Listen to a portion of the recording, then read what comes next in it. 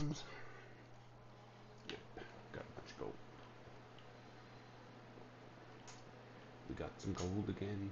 Do, do, do, do.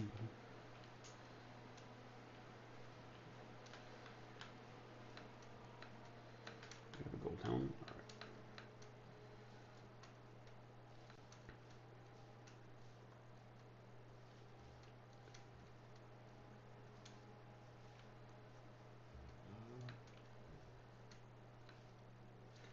Remembering the pillager patrol from yesterday, that was pretty funny.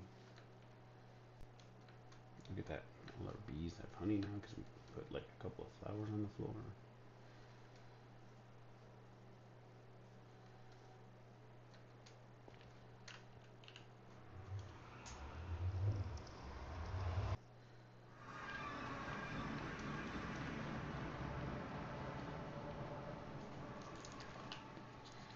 Second, yeah. Drink some water.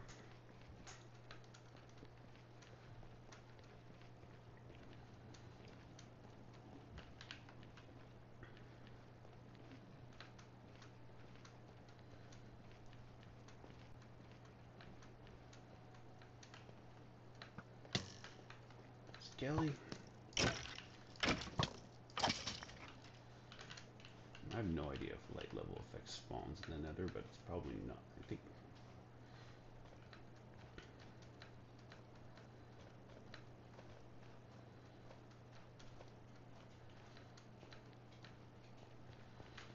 Even in my totem hardcore world, I never built a nether hub.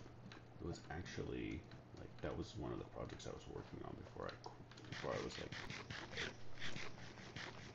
I was gonna be doing the nether hub, but then I was like, no, I need to build an item sorter first, and then I built that item sorter, and then trial chambers and such came out, and I don't know, I just didn't really, just kind of like lost the Minecraft spark or whatever, and you know, combined with the fact that, you know, totems just don't exactly feel like hardcore, at least with like my level of skill, I should say. I don't want to brag, but you know, I've spent a lot of my years gaming, so at least, you know, I know there's a lot of people that play Minecraft. Oh, what? What? What? Why would?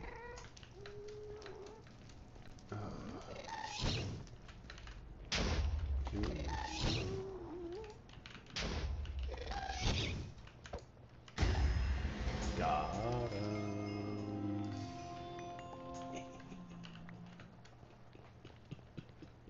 Oh, you know, we didn't bring fire resist. Yeah, you see, that's another one of those things where it's like, you know, preparation is so important, but totems really undo the preparation. Because, you know, but right now we're actually kind of in a little bit of danger. Not too much danger, but, you know.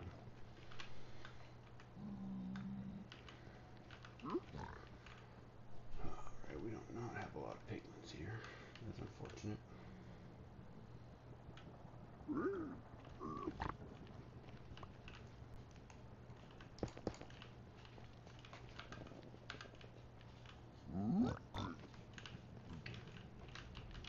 Pushing into the trading hole.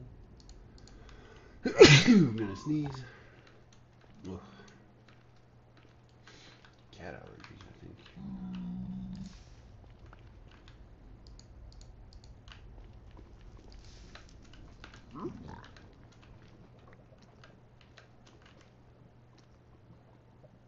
Well, that is adorable.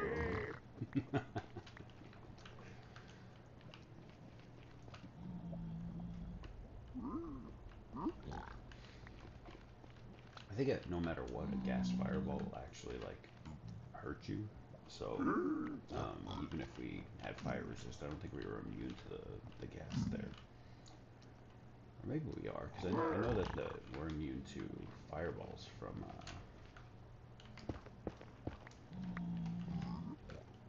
I'm not throwing my pick at you.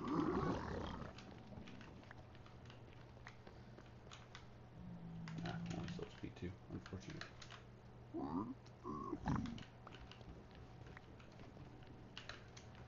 well, now we're just gonna take the we give up on that one and get these two.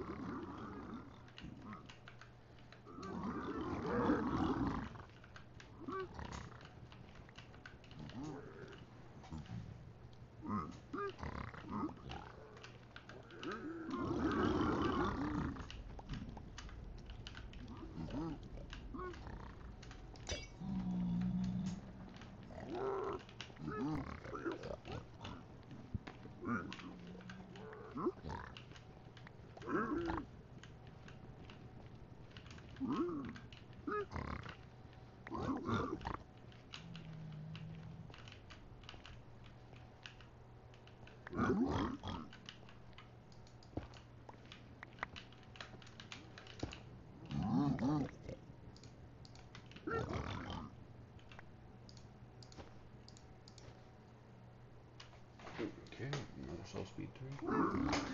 Tears is a really fun. I've never listened to it in game, but when the update came out, I saw it on YouTube and I listened to it. It was pretty nice.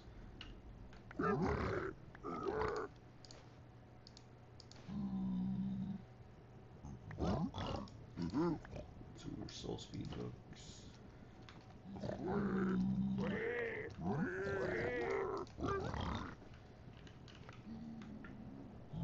Only 5 leather, that's unfortunate.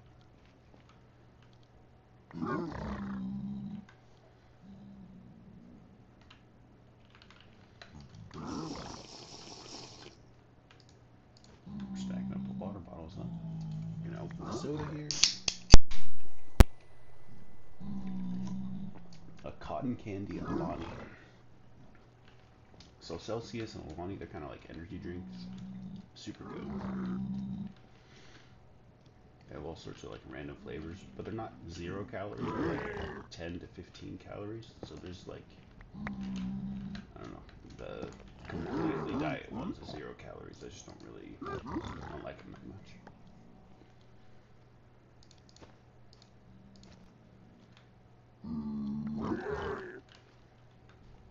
Okay, we have 8 leather now, so that's nice.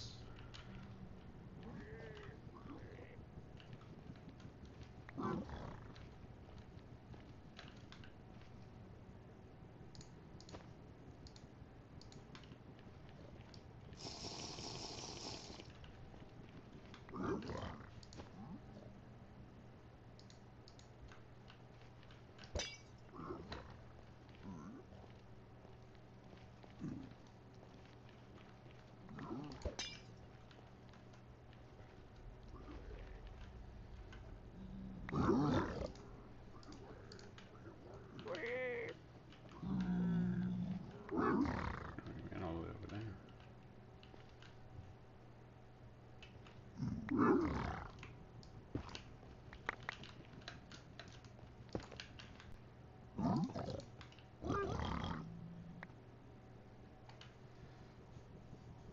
Yeah, we don't really need all these soul speed 2 books. Nor do we need all this fire resistance.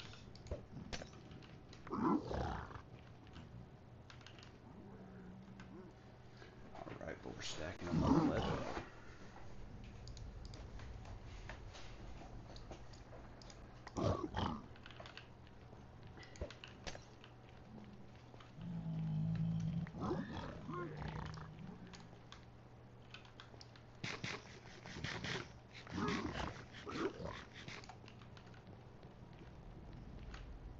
Oh man, spear, it's an enchanted spear piglin.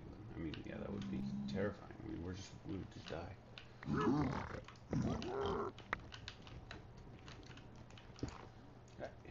Hey, you're not supposed to run? What the? Alright, that's just 5 more trades. We can just wait that out. I think we're actually going to be able to Finish our item frames and everything now. I heard a piglin fall. That didn't like that.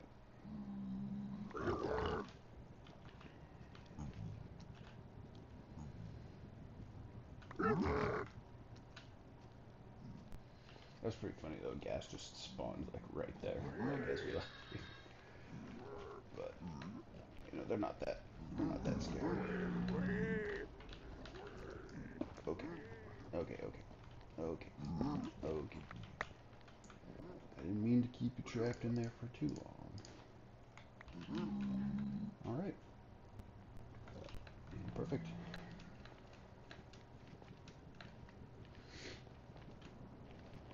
I think now we're gonna go do some tough gathering. I think we're gonna need quite a few stacks of tough. It's a shame because I think you can instant mine it with a beacon. I think in efficiency 5. I'm pretty sure you need the beacon though, and we don't even have looting or anything like that, so we're just gonna have to just okay, another gas. Ouch. Got him.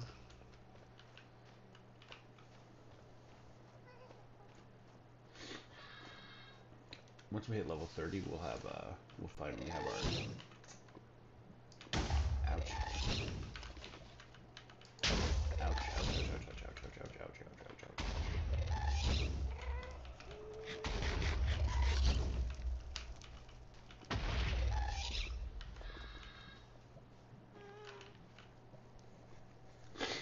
Can't always hit those, but I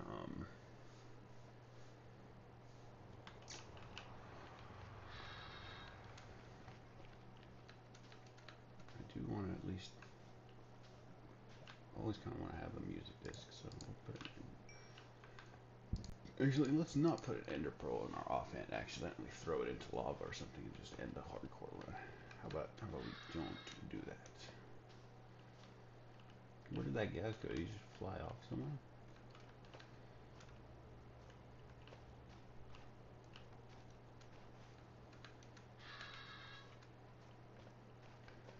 Sometimes mobs are weird.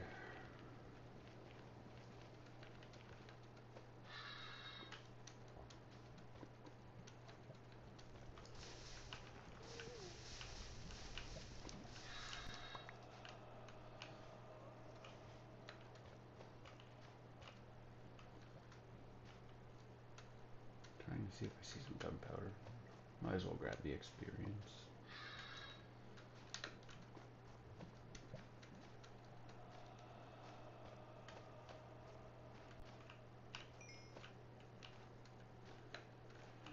No gunpowder, unfortunately.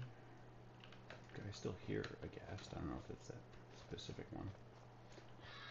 I think that the way that they work is they have like just a random flight path.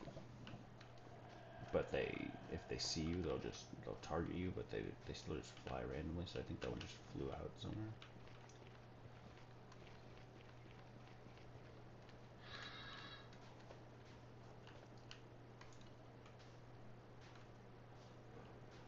Gonna sneeze again.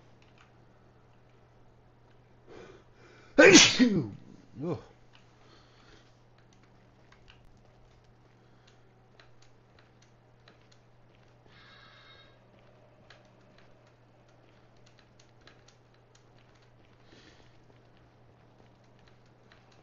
Whew.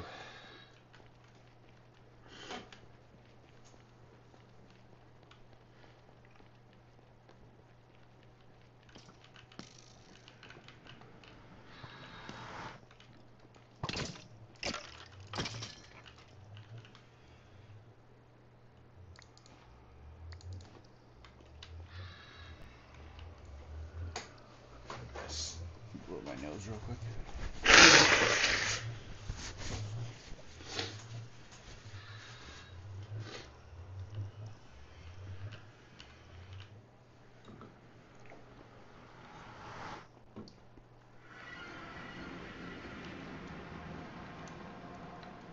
kind of silly to like have the bed so far away from the portal, because this also just kind of shows how lazy I am too. But it's part of this laziness or whatever, you know, that creates kind of, I guess, the slight intensity of hardcore. I mean, that's why I call it Zen, because mostly, like, you know, in comparison to, like, you know, Souls games, Doom, you know, most games that people like, popular games, like, you know, I know there's all the, like, um, what do people play now? Arc Raiders, Tarkov, all those, like, extraction shooters and things like that. There's always a lot more danger involved in something like Minecraft, but so I consider it Zen. But I'm also very lazy, which is kind of a Zen thing. Because, like, I could move that bed over there, but like I don't know, that requires. There's some things that I will do, and then there's some things that are like, might as well just leave it there, even though it would be like a slight fix to.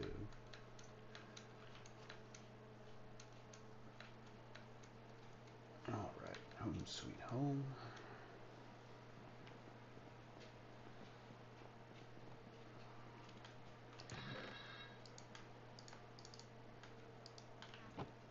That's some soul speed books.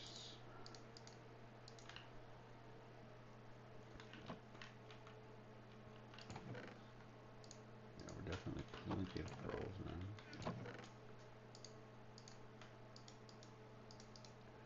We should just make a jukebox.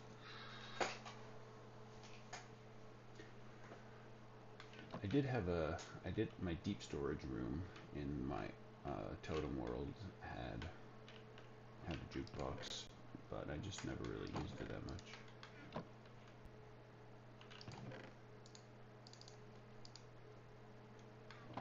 So I just don't really feel like the need to like make one or anything like that. I think that music discs are pretty cool, but you know, they're not exactly like super needed or anything like that.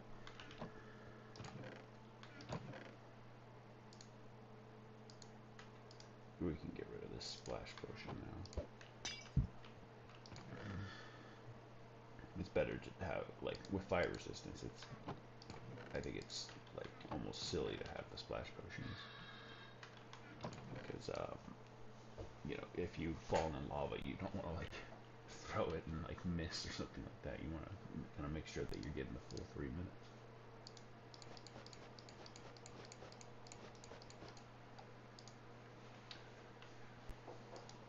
In a couple of levels, we're gonna have that spot dedicated completely to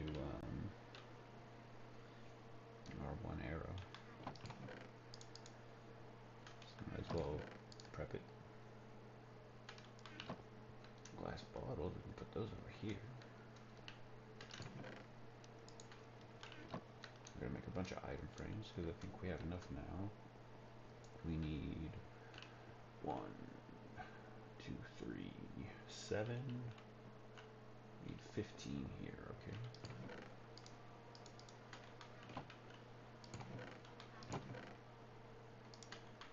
Just make a bunch of sticks.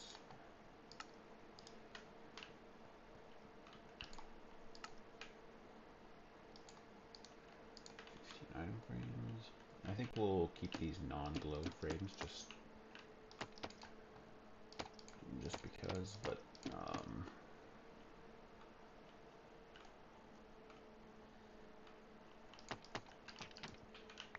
the ones in other spots I think we'll be using glow squid ink for. Look at that. Oh. What? What? Okay, well, I mean, we don't need to make, we could just leave that leather now for other things, so.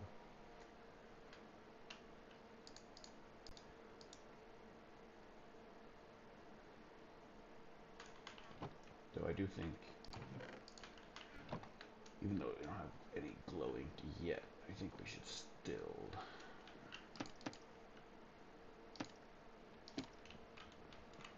down here. So in here we're gonna have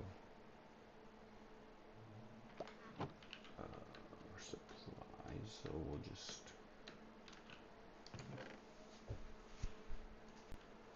I mean, mostly we need golden carrots, and I don't know why we don't have any magma cream for fire resistance. But redstone is absolutely necessary, so let's grab some redstone. Phantom membranes, our one blaze rod.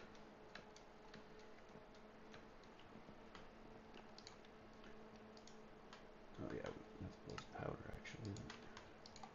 Cool, alright. Now, we'll just say redstone and,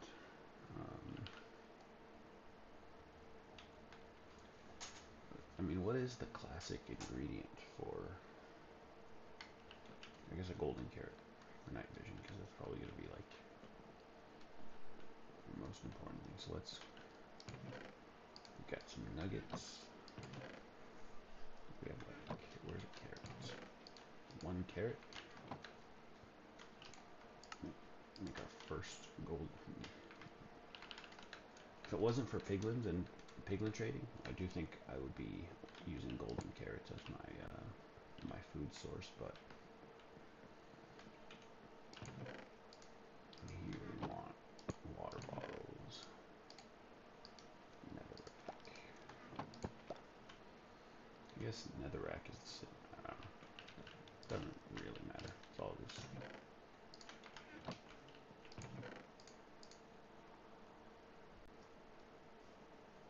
I guess gunpowder is part of it. Phantom membranes, cool.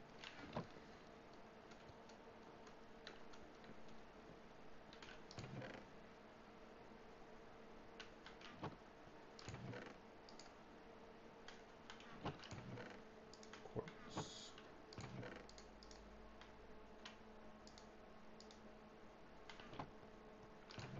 Fire charge. I guess we can put more redstone.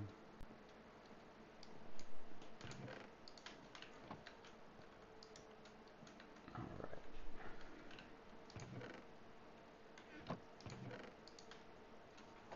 So now I think the goal is to head down to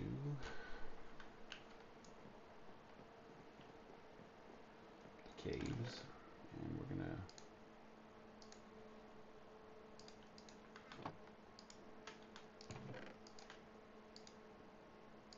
should probably bring this in case we think about the agency. We'll go caving for a little bit.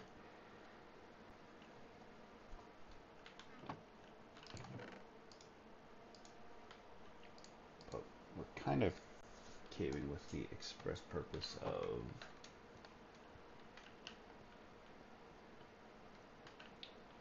getting some tough, because we're gonna be moving into the item sorter. Not item sorter, the furnace. So yeah, let's get that done. What are we forgetting for caves here? We can take that, put the nether brick back.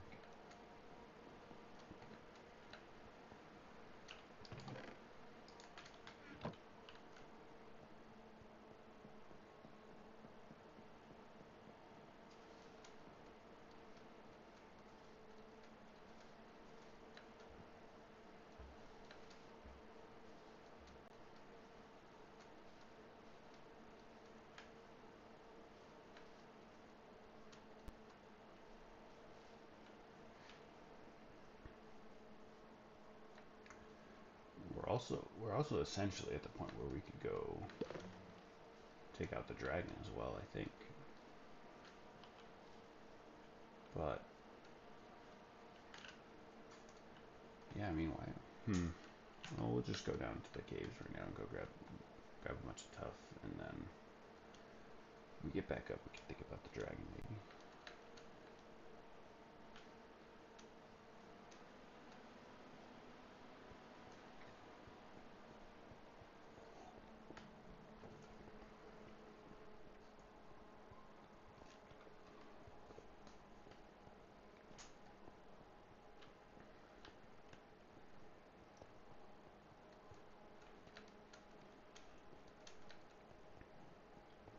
Yeah, I mean, we have fire. Yeah, that's actually, what am I thinking? Yeah, once we get Feather Falling 4, we can do the dragon. I keep thinking, like, yeah, why are we not going for the dragon? It's like, yeah, we don't have protection 4 on everything.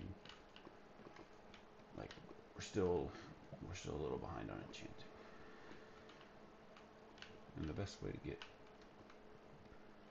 so I think we're gonna go this way. We're just gonna stay out here in relative safety. And we're just gonna start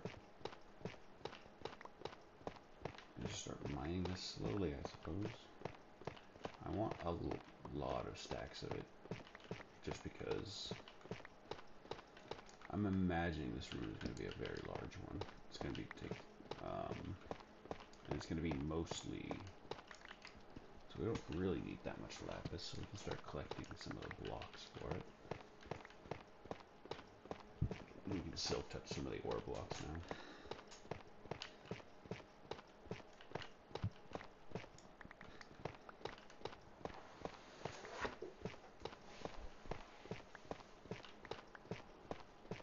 It's weird because normally I have like some aversion to mining like things at the top, on the top level of like in the like above ground, like around my base, but like at the bottom it's like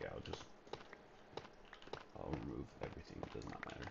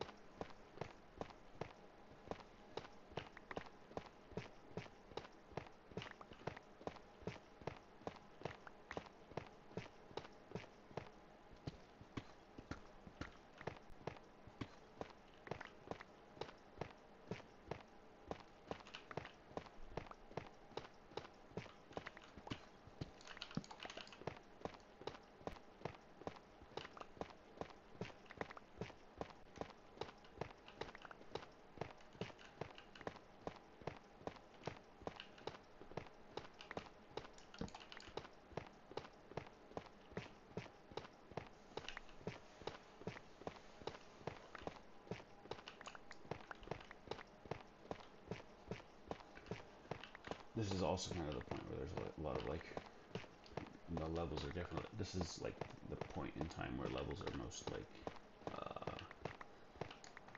unobtainable, and without like a mob farm or anything like that. Because yeah, we're actually not gonna, we'll probably need to switch to the silk touch one now, even though mine's slower.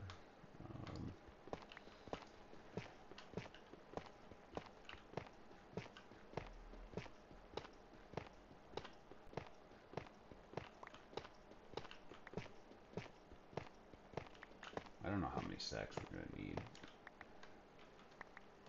There's just so many.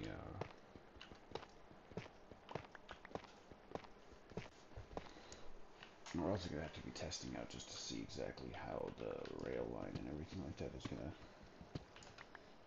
is gonna go, because there was a lot of manualness to the last smelter, but now that you can just turn the dry kelp into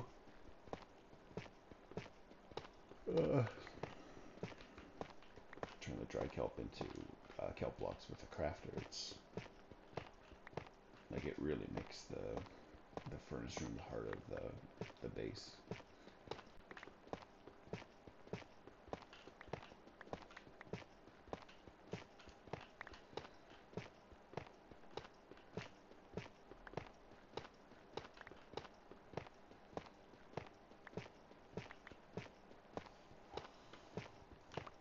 I think, yeah, if we mine this whole thing out and then just head back, that should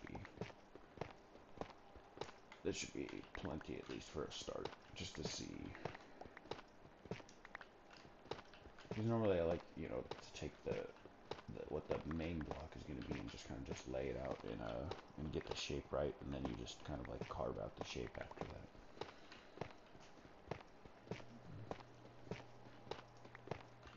But with a build like this, of course, we're going to want at least some space, because we're going to be putting a bunch of redstone and things like that behind things. We really don't want to like build something and then have like the redstone like intersect with some other part of our base or something like that.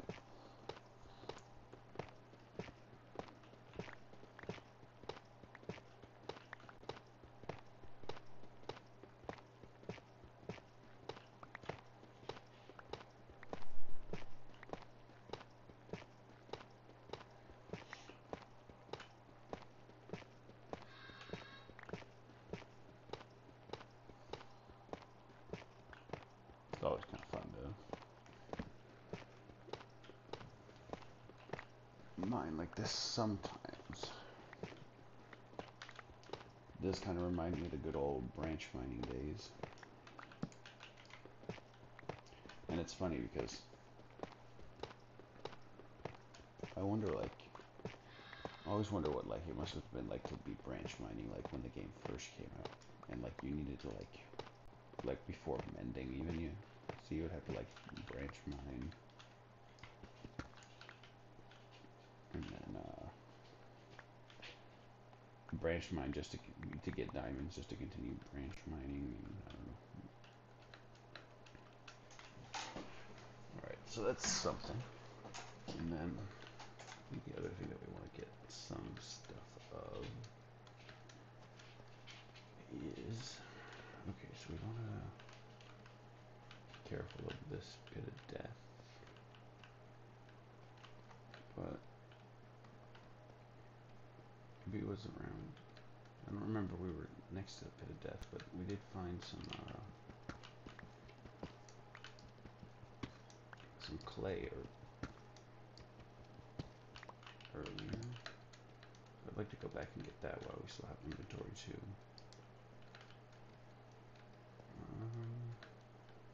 But it was actually up here, wasn't it?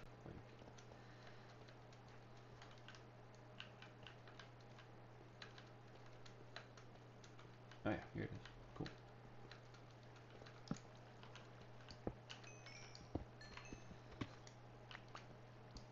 I'm not a huge fan of like stone lapis, but I really like the texture of deep slate lapis.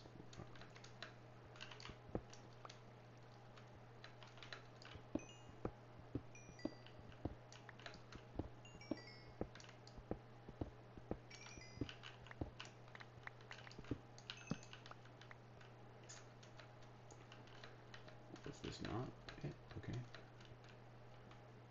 Let's go in here and see if the lush biome continues at all.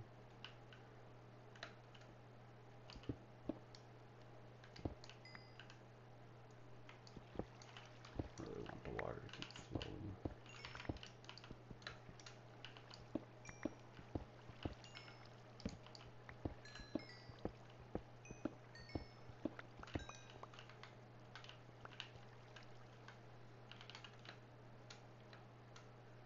Without depth strider, it's like the current will, you gotta fight against the current.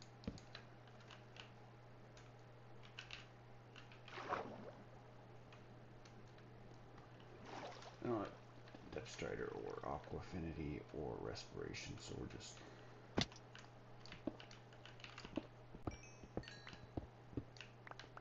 not in a spot at all to be.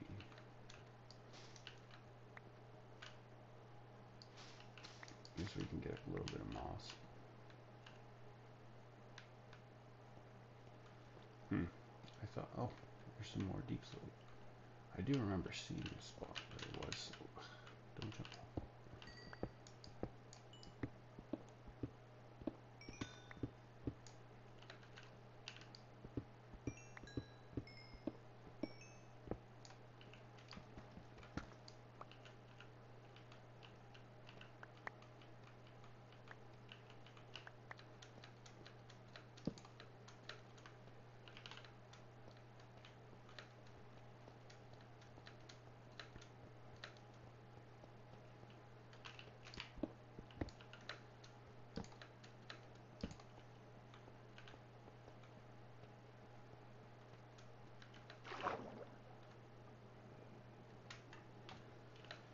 Hmm. I do want to take this rose squid out.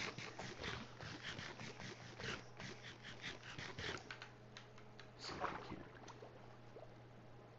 But yeah, we're fine. We're fine. We can. Oh.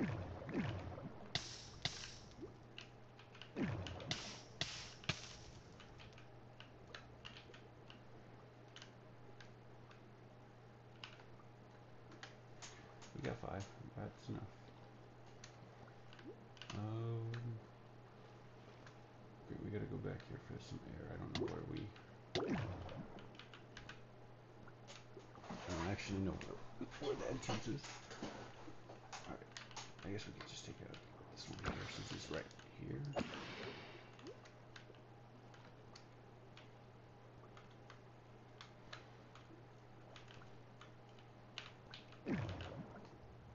Where did the ink go though? Are they not guaranteed an ink drop?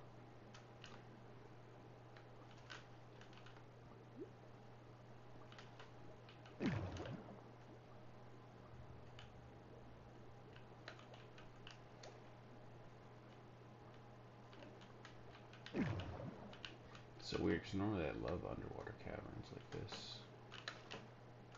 Oh, here it is. Okay.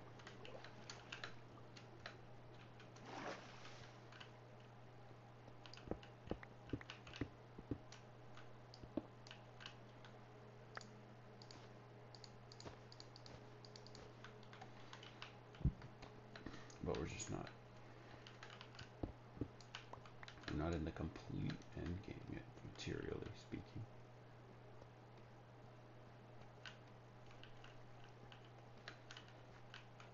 Oh, that's funny. We've actually been down there now. Hmm.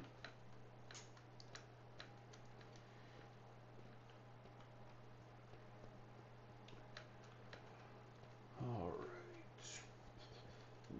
So we have tough. We didn't really get any clay because I'm just not sure what the rest of that. Was it over here that the lush biome was? We're gonna need plenty of redstone though.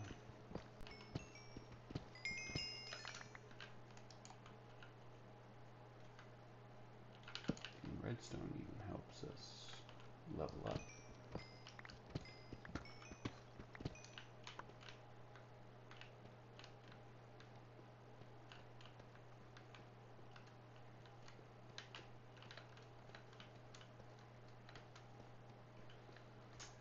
I'm trying to think if we need anything else, but I don't think so.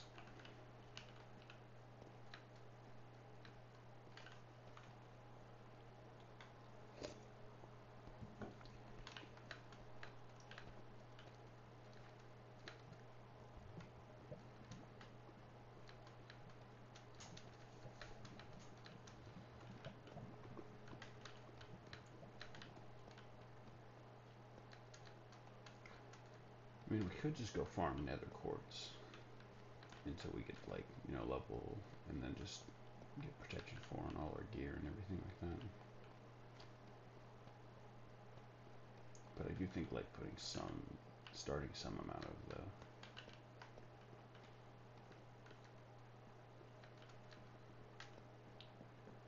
lost again.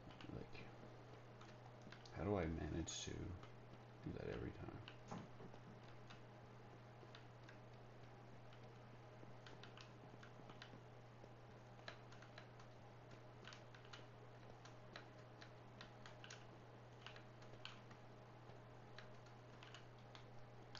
Just grab this copper too.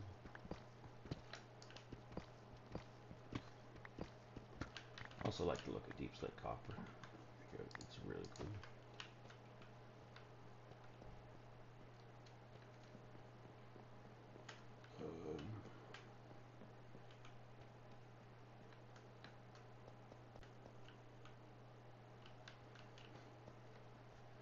Okay, go this way. Go up this way.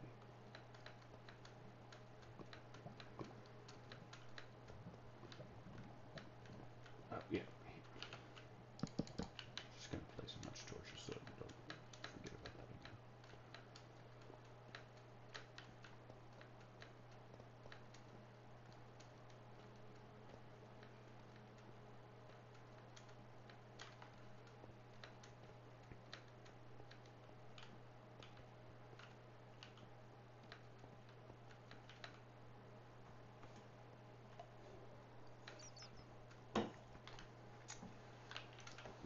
looks like our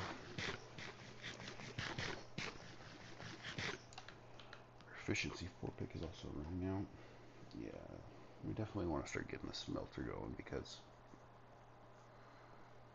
even in my totem hardcore world, I like, you know, and I probably like 50, more than 50 days in, like, you know, complete, like 50 times 24 hours or whatever.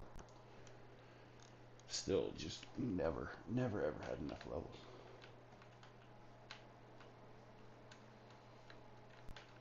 Because we got another pillager patrol, but it's not a big deal at all. Haven't seen a wandering trader in a while. But considering that the pillager patrol spawned on a tree, I would be guessing that the wandering trader is having a precarious time in this mountain.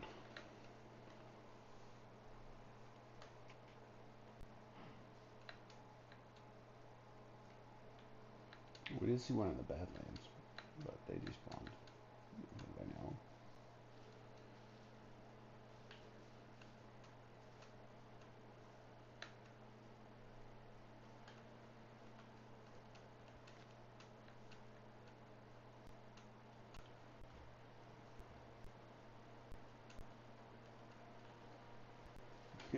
He just run entrance. Yeah, like,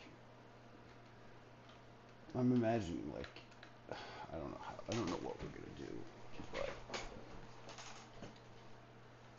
do something to, like, maybe like bring like a tower of copper block. Like, I have I have an idea with like copper, prismarine, and dark prismarine, maybe, like, you know, like shades of green, and then all the way, but kind of similar to what the totem world had for its front entrance or whatever, because you can put some lightning rods on top of it. It looks cool. But that was a diagonal entrance, and this one's not, so it'll be a little different.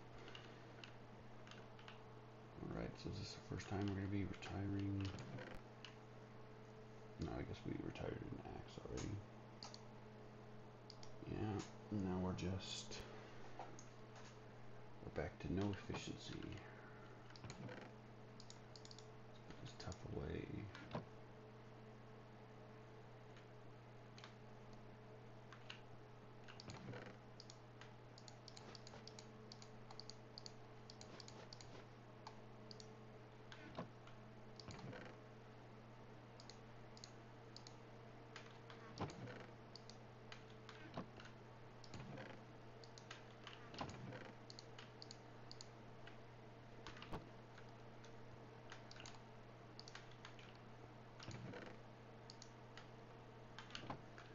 Smelt some more copper.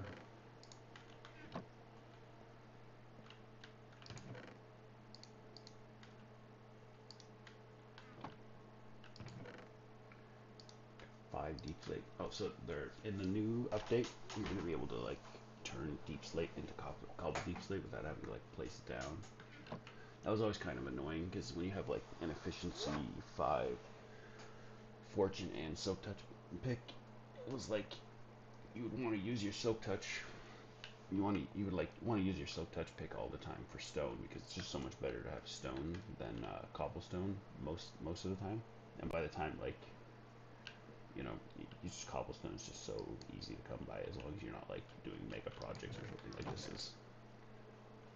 is like, you know, almost just more than we're gonna not ever need, but you know, you kind of like accumulate it pretty easily. So you just always want stone for like stone bricks and stuff like that. We're gonna need, you know, for the maintenance rooms and stuff like that. But then when you get down to deep slate, you actually wanted to switch. You didn't want to use your diamond silk touch pickaxe for deep slate, because it was only deep slate, like only this. You can't craft it or do anything with it. As you can see, you can't craft it into bricks or anything. So it's kind of weird that, like, you had to like switch to your fortune one. And it was also it was even more annoying for just a specific um, branch mining stat for emeralds, deep slate emeralds. So you go into a mountain, and then, you know, you stay around like the deep slate stone layer, maybe a little bit lower than so you're not always seeing a lot of stone, and so you got a pretty good. That's like your best chance of getting um, an emerald without doing like the fly around technique. But you know the fly around technique doesn't work for every mountain because not every mountain has like large caves that are generating at that level that you can like fly into and find. So sometimes you just have to like mine yourself down to that level and then like manually check. But if you had your fortune pick, if you weren't paying attention, you could accidentally mine the deep slate emerald instead of just picking it up. So it was so you had you had to choose between being careful and just mining a bunch of useless, not useless deep slate, but I mean like this is just one specific texture, so you got to use that one or you have to mean it. While cobble deep slate can be turned into so much stuff. So now they kind of fixed that because you can. So I think that um, branch mining for a deep slate emerald might be something that we'll do now because it doesn't feel as annoying or wasteful to just sit there and mine deep slate for so long. You're just never really gonna outside of like your first like 100 I don't know 10 or so stacks of deep slate. What are you ever gonna use that for unless you're like doing some crazy mega build? And even then, like you're probably using some of the other deep slate textures anyway. So that's a cut. That's a nice little exploration convenience.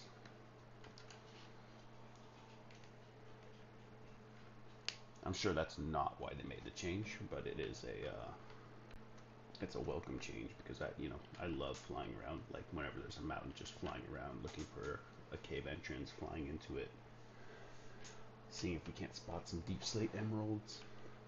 And I don't want to say they're, you definitely don't find one per mountain range or anything like that. But if you just do that flying technique, if you go to a few mountains, you'll find one or two eventually.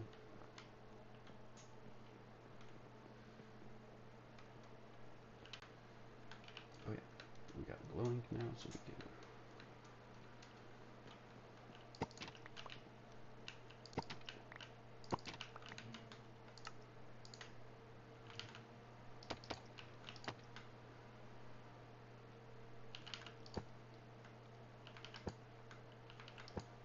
Cool.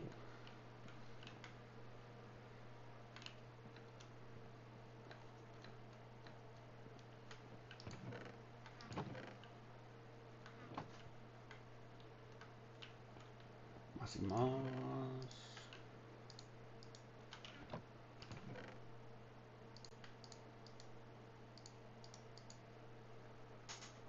All right. Let's grab some tough here. Okay, so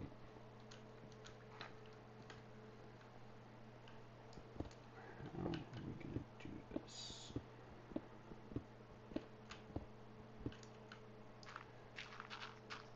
Now, I do remember that I started to build my smelter, and then I remember it was getting a little annoying to have all of this because this was like a massive project, and I just remember that it was so much easier to just get some ender chests before. But in the totem world, I actually also I kind of like copied it 1-to-1 from my previous world that I just died to an enderman or whatever. So I got through quite a bit of it just by just exiting this world and going into the other one. I didn't download like Matigo or anything like that because I don't know. It's like more fun to play vanilla, I guess, and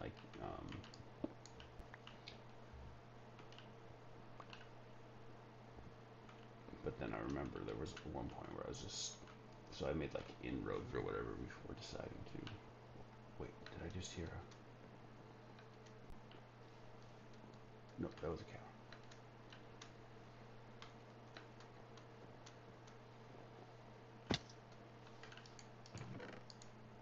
I guess what I'm saying is that if we're gonna like do some work on it, and then if we decide that like it's better just go get like shulker boxes or something like that, and get everything completely level. Because what it was is, now that I remember, when I was building the tanks or whatever for the kelp, it was getting really annoying having to like jump down and then jump up and everything like that. So like having an elytra like fly was making building a little bit easier, because most of these builds here are like there's no height difference or anything like that right now. In fact, I'm not exactly annoyed that all of this is flat, but normally I like to do some elevation change like here.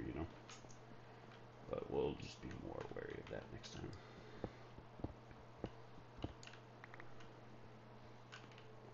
Okay, but actually I did also say that we were going to start the roof. I'm like procrastinating because yeah, this smelter will actually be a new design. I mean, mechanically it's going to be the same, but like the way that it all comes together or whatever. Because I'm going to make it a little bit bigger. Because we're going to have a crafter in there. We're going to have to like figure out how to like the fuel lines would be a little different and things like that. It's going to be a little bit, well, more automatic, like fully automatic essentially. So yeah, I'm actually really excited about it. But it's like right now this is what it, like, only thing I know is that I want to have it go down a little bit and then curve to the side, and then we'll start having our stuff right there. Hopefully we will have enough space and everything like that it's, yeah.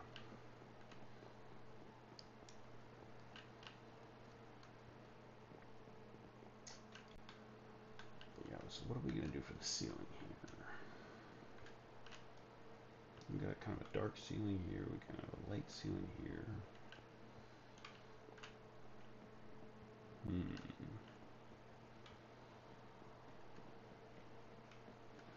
Well, it's kind of like, yeah.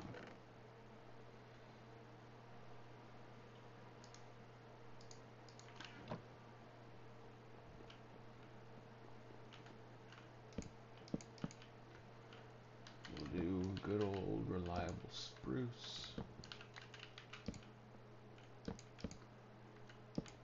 That's just the number one way for me to do ceilings. It's just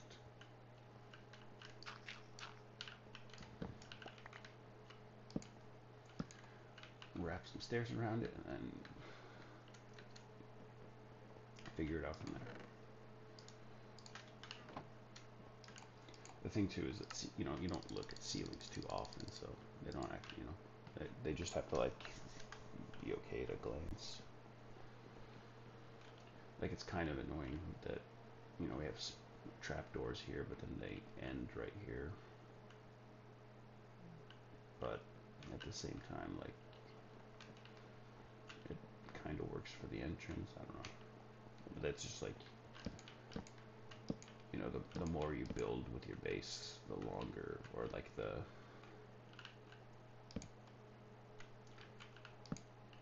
do that for now. But yeah, I don't know how. We might have to change that specific spot. But yeah, the more that you like build with the base and connect things, when you get to like errors like that, it's like, to move something like a block over would like require upending this whole thing, and it's like, I'm not going to do that. I'm just going to build around it.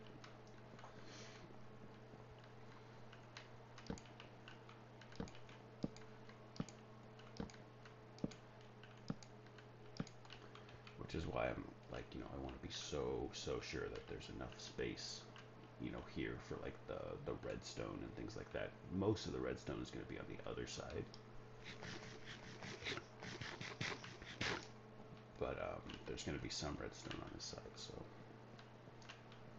okay, so now we got a spruce ceiling.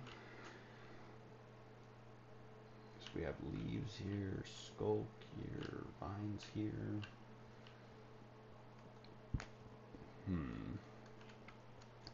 What else could we use for a roof?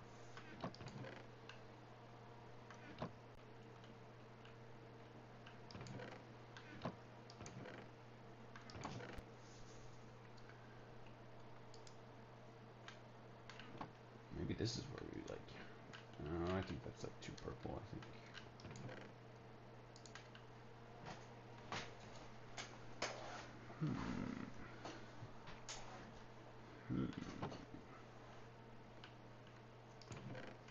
I'm not even close to doing it, being able to do anything with wool.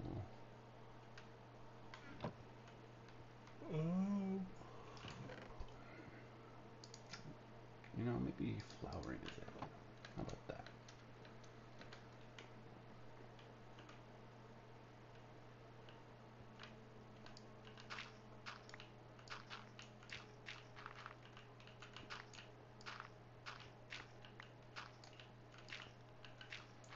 Give some green, but also some purple, which will be, I don't know.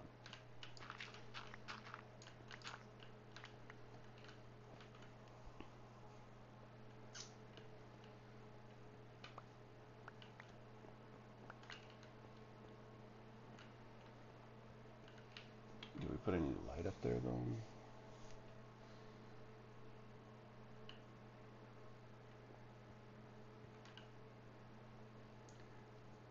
And we probably want to do.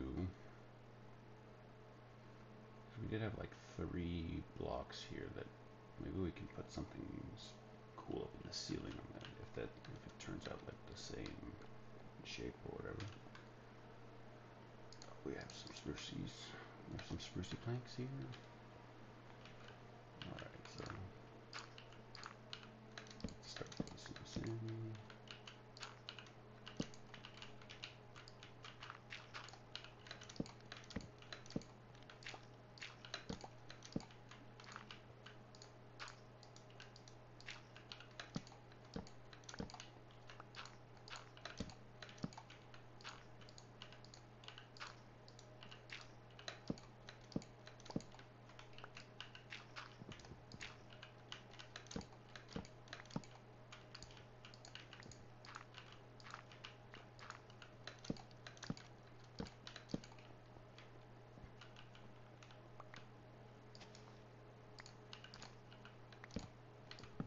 Alright.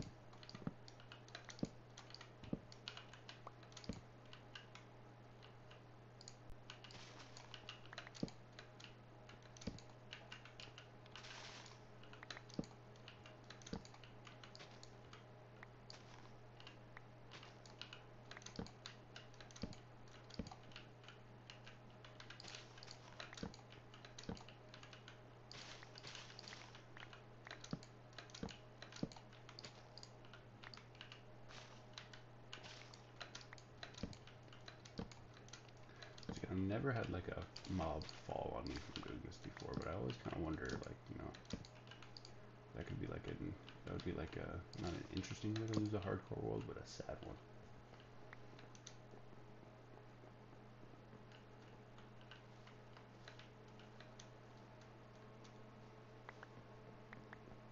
And yeah, we're definitely gonna have to do something about all of this. Like we're gonna have to like make all of this back here kind of like into not like a walkable area because we got so much stuff sticking out, and, you know, like terraform over it.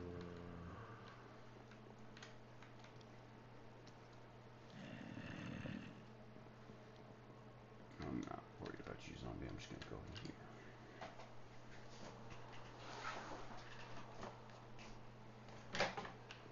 But yeah, if you look at my like totem hardcore world, like there's just stone bricks and stuff like that just coming out of the ceiling or like ground and stuff like that. But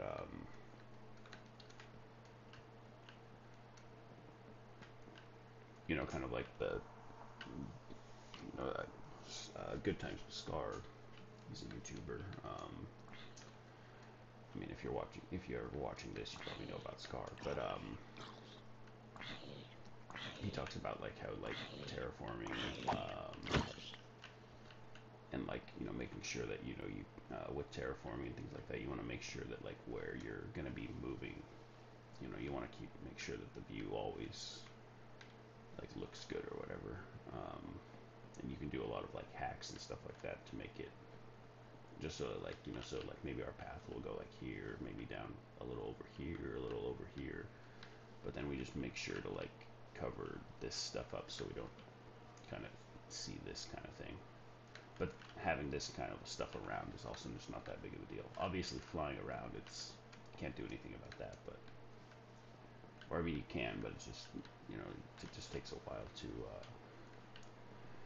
terraform all that stuff, and I'm not like that great at it, which is why I like to like go underground or whatever, because that's basically the biggest reason to like build an underground base, because you completely control the sight lines or whatever. There, you don't ever have to worry about like seeing outside or whatever, unless it's like specific things like this. But that's why we raised the roof 2 blocks, because no matter where we are here, it looks nice to kind of see like the tree line and things like that, but we can't see like the even if we jump here, yeah, we can't see the lapis lazuli blocks or anything like that up there, even though those are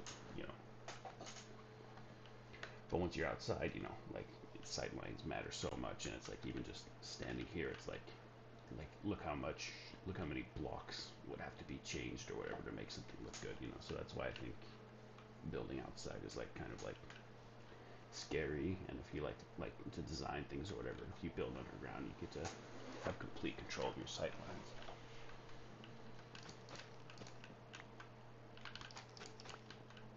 Which is why like Hermitcraft and Hermits are like so impressive with their builds, because they look so good, and like they're really good with their sight lines and things like that. They spend so much time like terraforming and yeah. And you've got like non-builders, I guess, that are just kind of like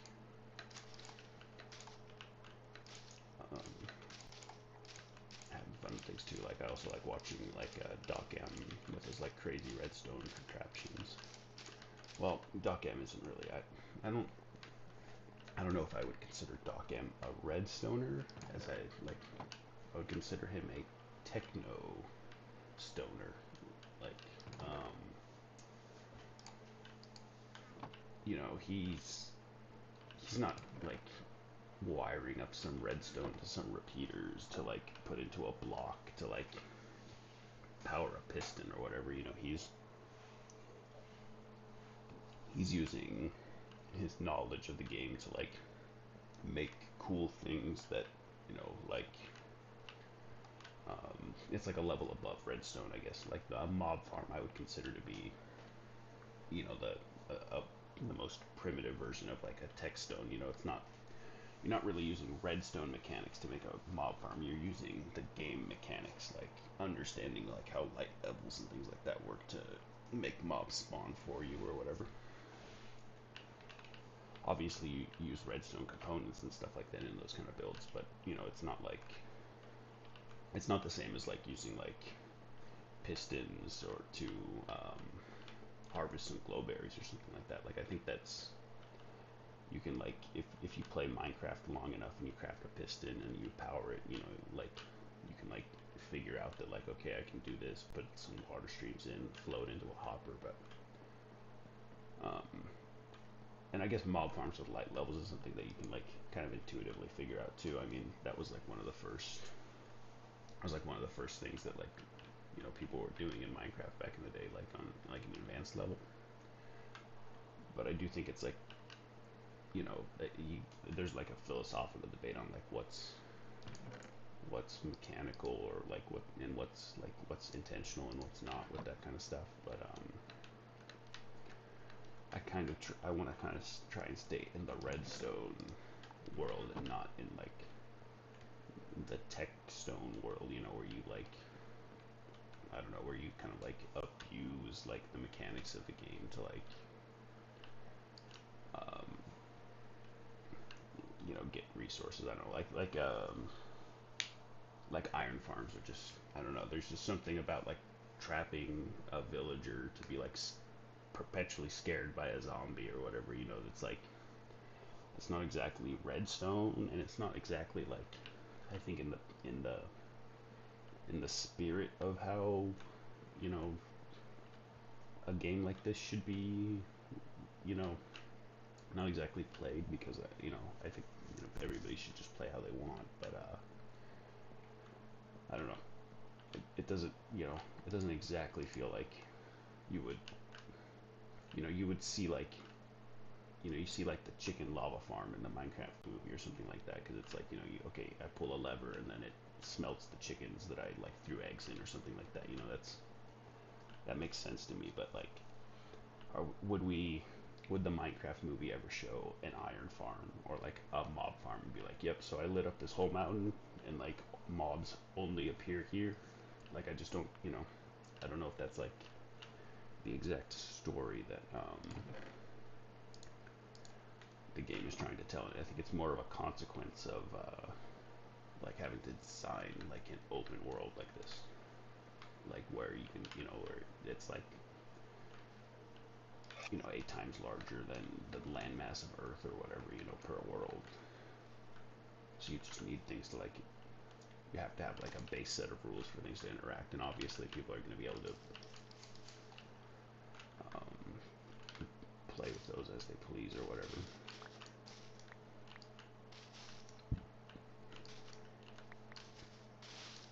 But like I said, I don't have anything against them to some degree.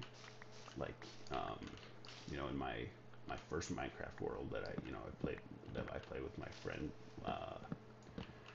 when he got me into it, we built a Guardian farm.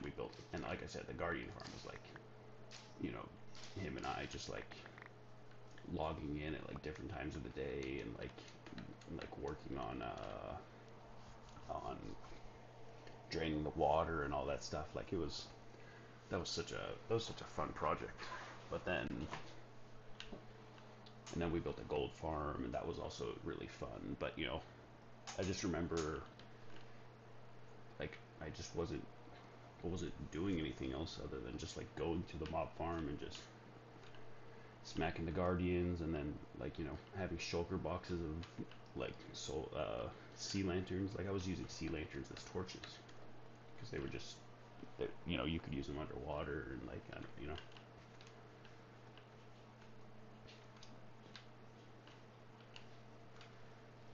So I think that mob farms and stuff like that are really fun to build, and they're really like large projects that, like, um, I kind of consider it. I kind of consider like, redstone contraptions and stuff like that that you build on like YouTube to be kind of like Lego sets.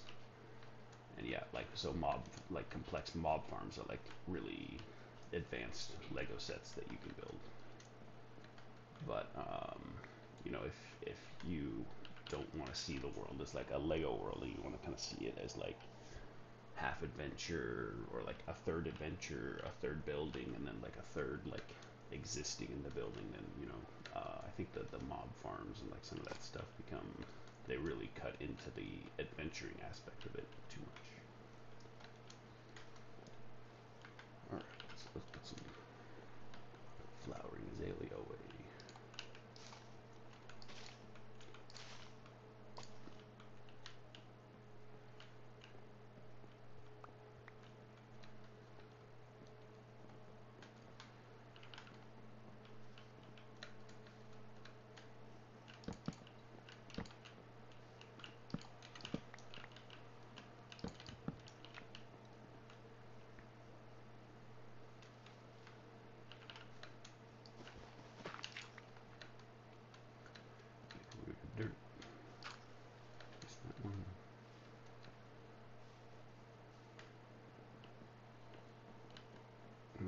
we do up here? This is pretty lit up, but maybe...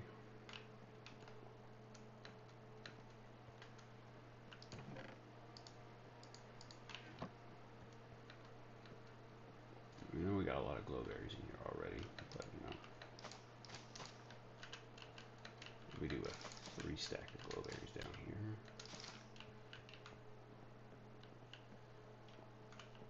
Of course, that one already grew. I think 4 is too much.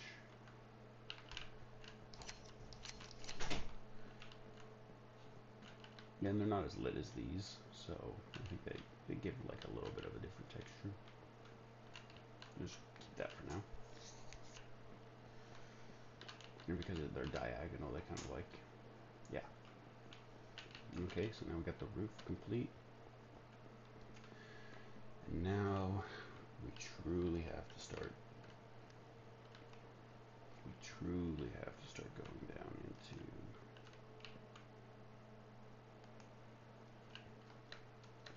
get into this whole business here.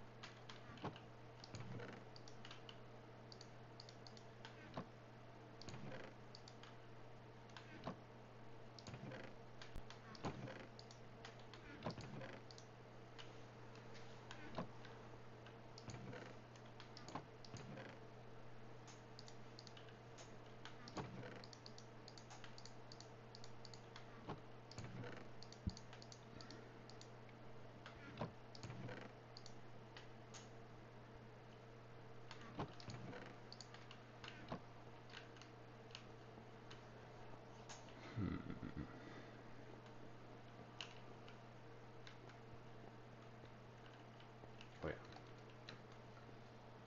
payload vacation bin.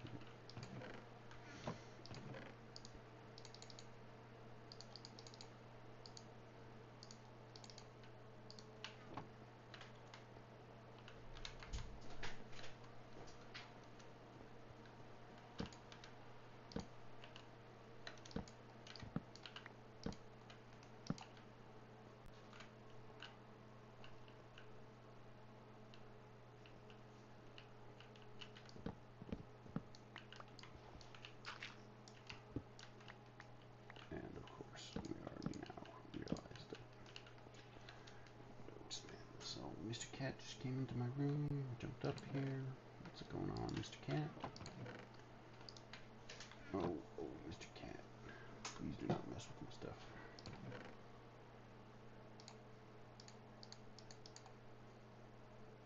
Mr. Kitty. Mr. Kitty. Mr. Good. Mr. Kitty. How are you? Mr. Kitty. Mr. Boo. Mr. Kitty, kitty, kitty, kitty, coo.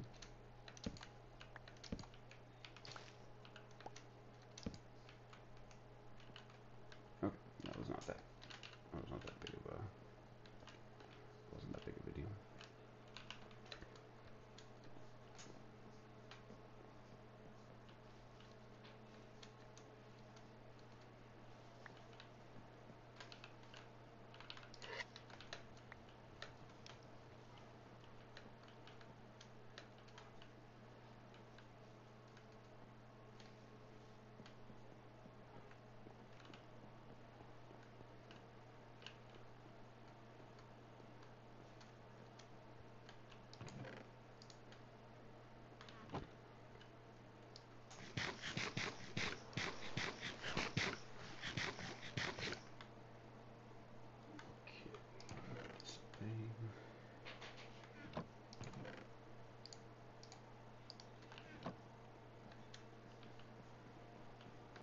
Oh no, oh no, no, no, no, no, no, you cannot. He's like laying on top. He's like laying on my desk where my monitor is, and then I've got a little like roll out area for my keyboard. So he likes to like rest his leg down on my keyboard, but like I can't have him just pressing random buttons because I don't know. That would just not a smart idea to do. No. Okay.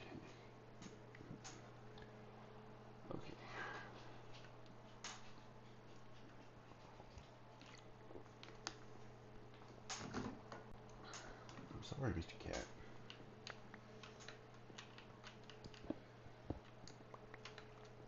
But I am working. So this is actually like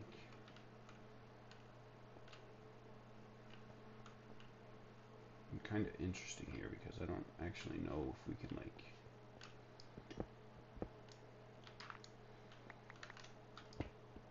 this might be like too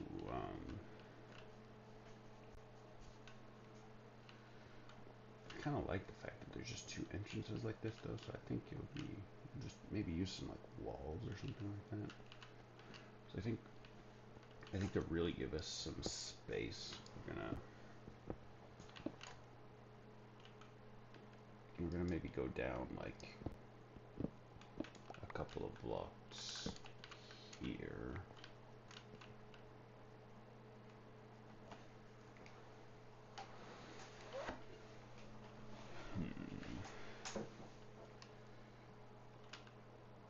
Cause I don't want the build to start right here, so we probably want to like just to have like a little hallway or something like that.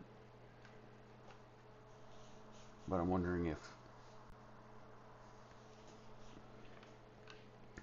but since we only have one wall here, it has to be shared by both of these.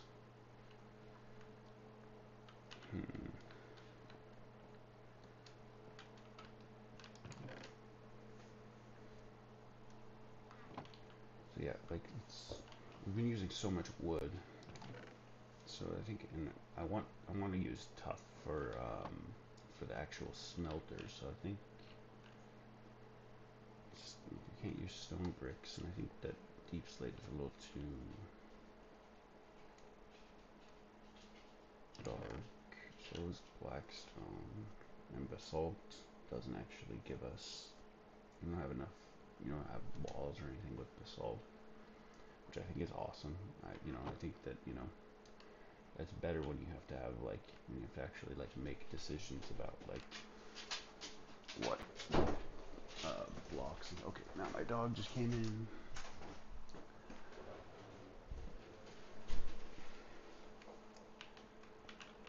All right. I'm not using wood. Okay, so what is it you can make with copper? Can you make copper walls? No, I don't think you can.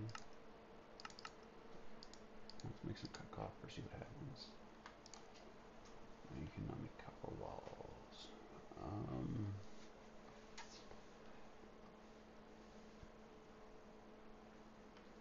So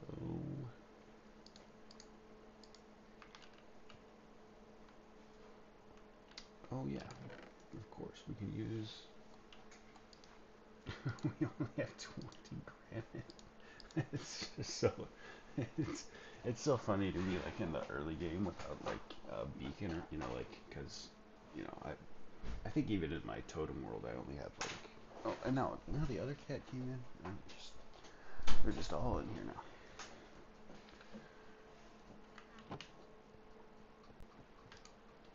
I also think it's time that we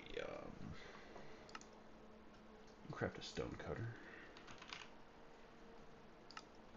What are stone cutters made of?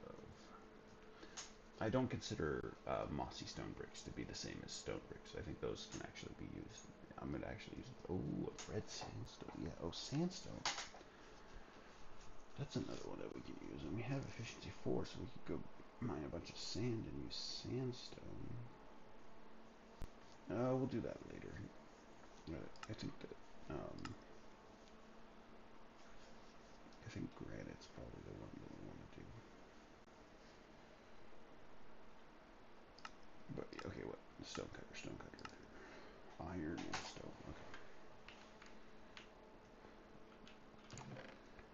1 iron, please.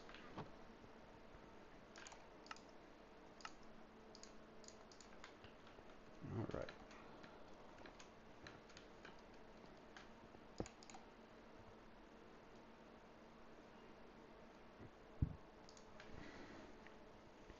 You can't make polished walls though. You can't. You can only have granite walls.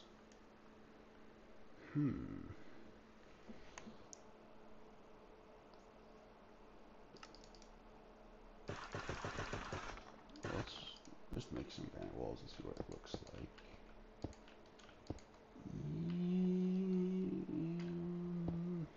It's a busy texture, that's for sure.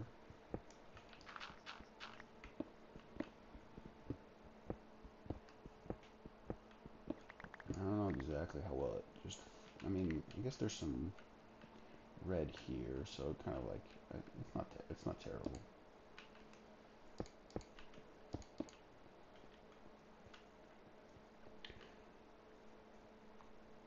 Heck, we could even do something fun here by just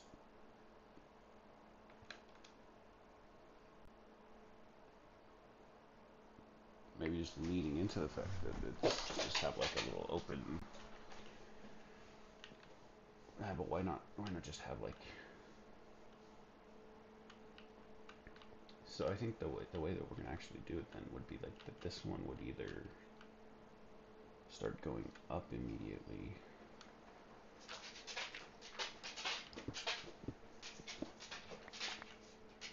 or that it starts turning immediately.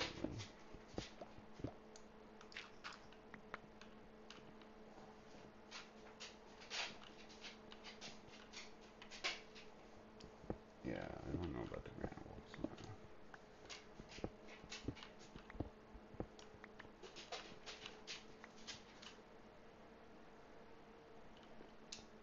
Okay, this looks like maybe we just have to take this pillar out and like have it be like no, I think it's cool to just have two entrances and one goes off this way and the other one goes off that way. But to really, we're gonna need one more.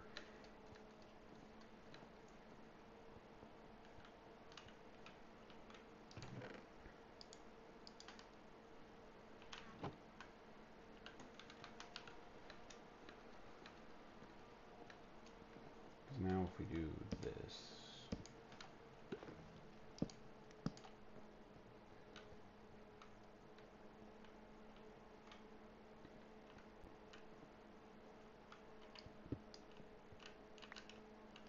unfortunately we have that bamboo right there, so we're gonna have to.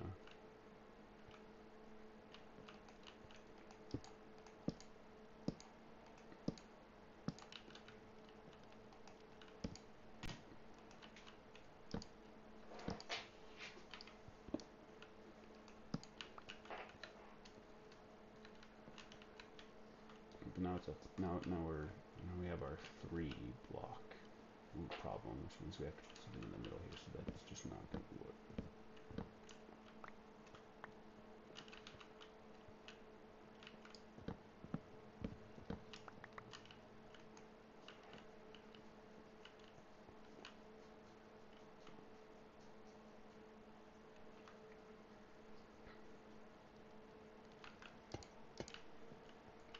Yeah, we can't just.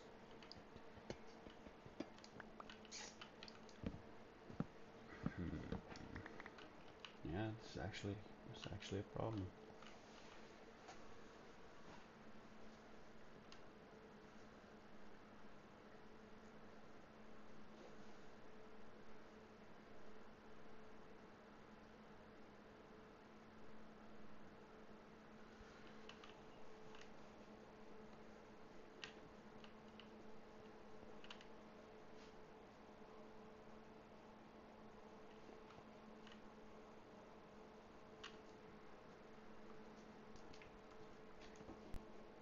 A problem that will need to be solved.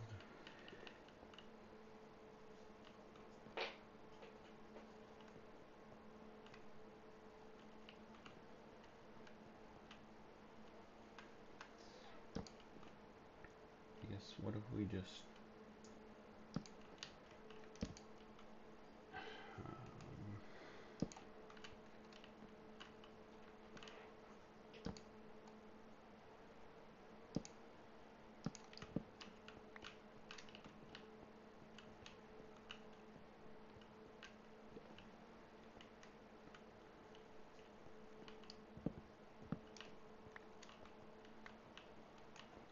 I do think that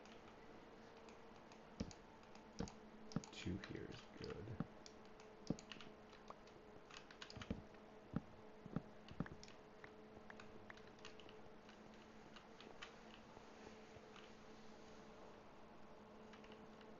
Then this is going to have to change into a different kind of wall or something like that.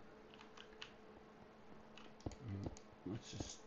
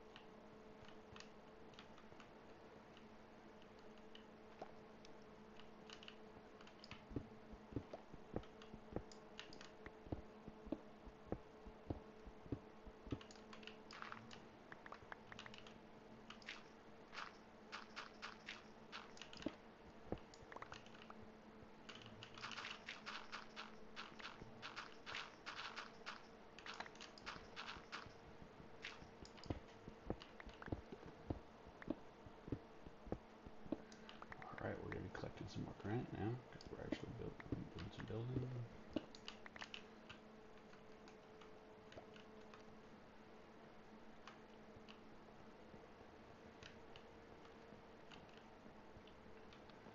I'm not sure how good that is.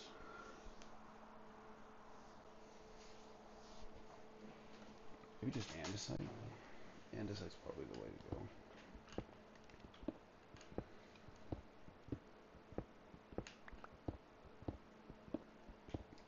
It's a little gray, but you know, and then it'll help go into the tough, and it kind of looks decent with that.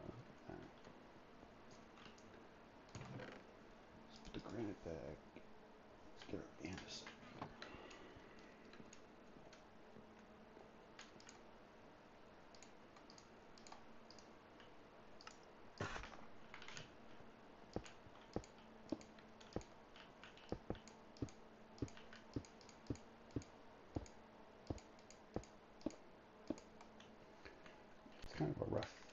It's kind of a rough texture, somewhat.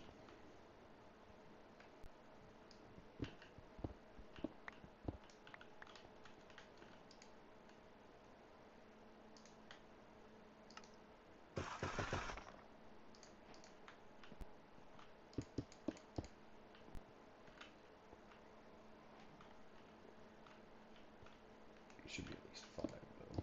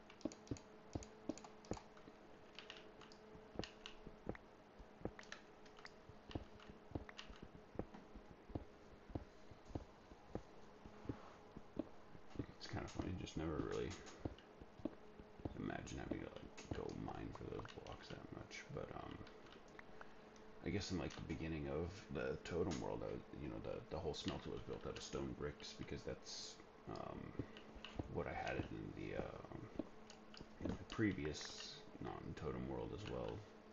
But I hadn't really, at that point, I hadn't like figured out the idea of like the maintenance area, and that would be the only place that has stone bricks. So by the time I was starting to use blocks like this, I had mined out enough areas that I essentially had. Maybe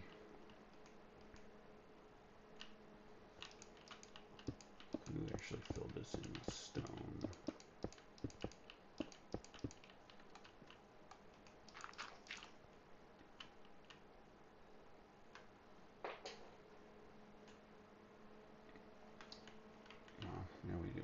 We're actually just, we need to actually go mine some andesite. Pretty funny.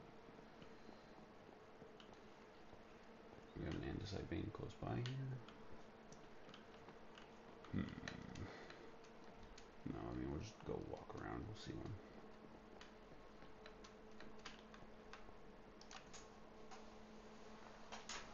Mine like a stack of it. That should be good.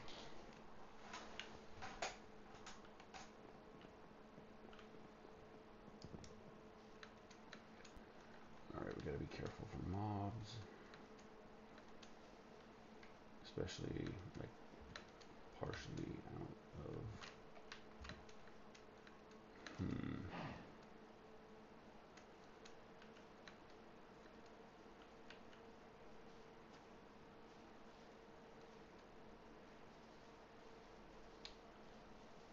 No.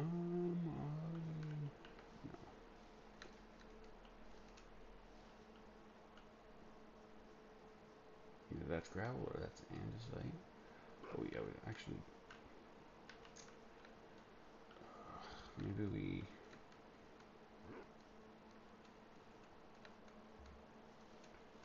we go mining for gold and coal and such, and like try and level up, get 5 levels for... No, but we have to go down to deep slate for that, so we won't actually find any andesite. But I don't want to like mine the andesite like right around here, so maybe we'll just take a boat trip for a little bit. That seems like it could be fun. Let's put everything away here. Just put this in a bundle. This away. Okay, we're starting to get some gravel.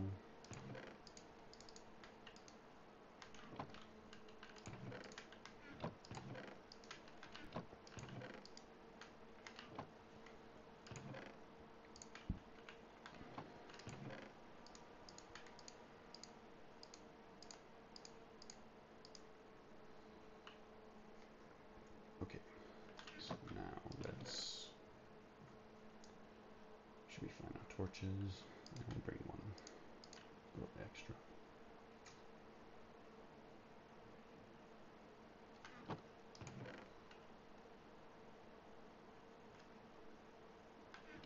That's right.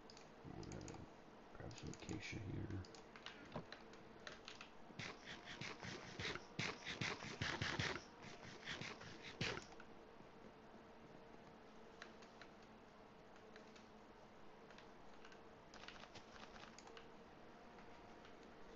All right. Okay, let's get that. We'll take the...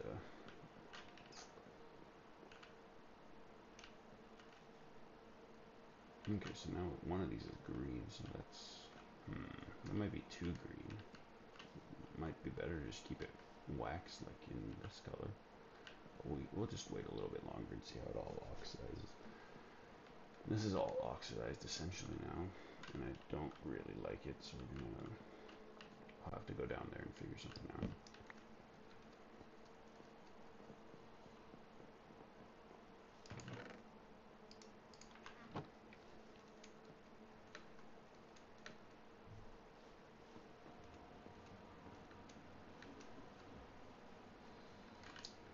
Mr. Cat. You can lay right there, but you cannot put your paw down, because or if you do that, you can press a button. Like if you literally hit my space bar at the opportune moment, well, yeah, it would be an opportune moment for you, Mr. Cat, but not for me. I could just die.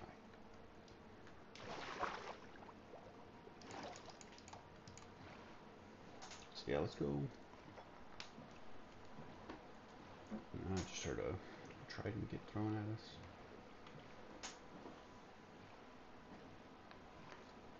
It's interesting. I'd love to go find like a trial chamber or something like that, but I think that with the armor that we have now, that would actually be kind of challenging, but I don't know. I also, I mean, we do have enough paper to just trade with a cartographer, but oh yeah, we can go. This thing was covered in sand. I remember last time we were there, so we now have efficiency, so we can uncover this buried treasure. I'm pretty sure this one will lead to that buried treasure or whatever that we found over here. The last time I said that, it took us somewhere new. We found spruce and dark oak and pale oak. That was a very fruitful exploration. But yeah, let's not forget that we're here for essentially andesite. We want to like just go a little bit further out so that, you know, when we find an andesite pocket, we don't feel bad about. And you know, until we have aqua affinity, I'm not and respiration, I don't really want to go down and like mine those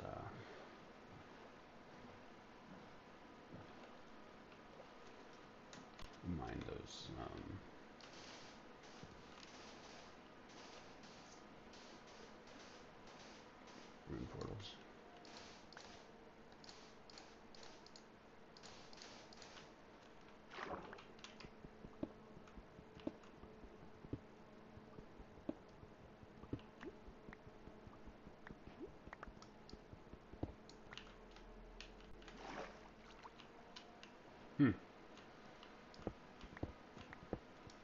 Interesting.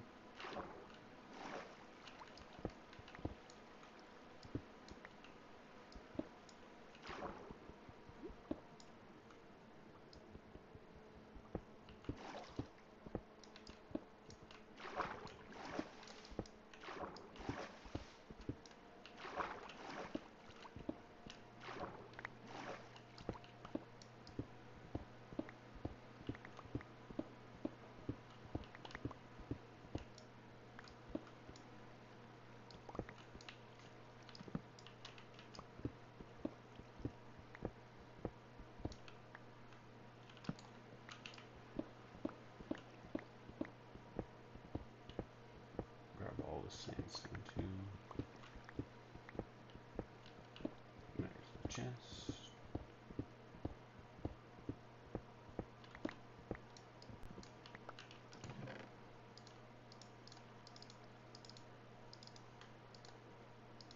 Nice treasure.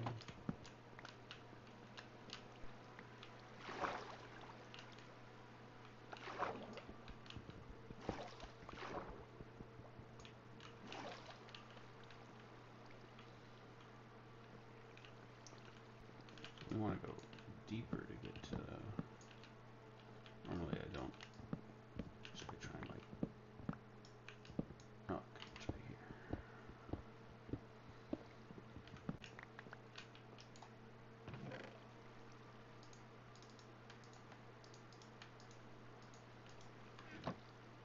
Glitched buried treasure map. Those happen sometimes. We'll just leave it in there. I guess we'll take the first one with us.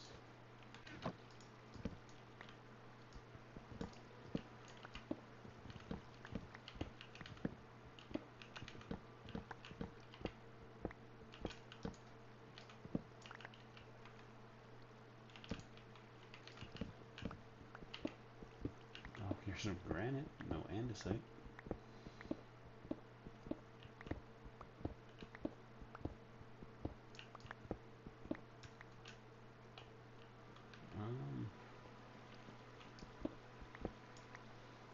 possible that like that the ship didn't generate the? Here's the door. So that means that it should be like right here. It would be right here.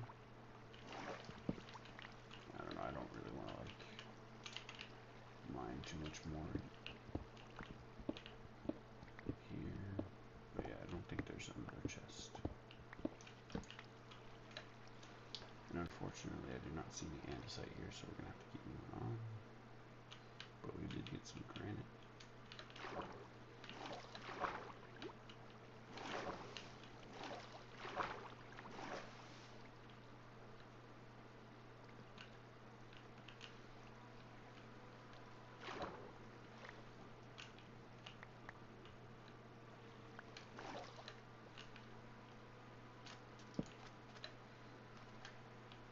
I like to kind of put torches on things that I've already explored, so I just know to. Turtle.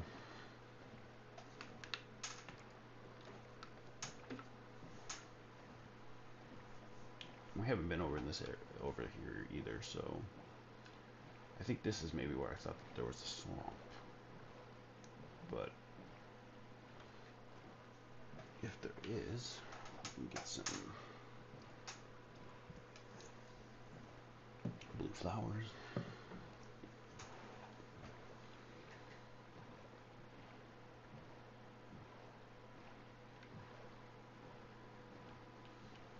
I'm really interested to see what they're going to be doing with the Vulcan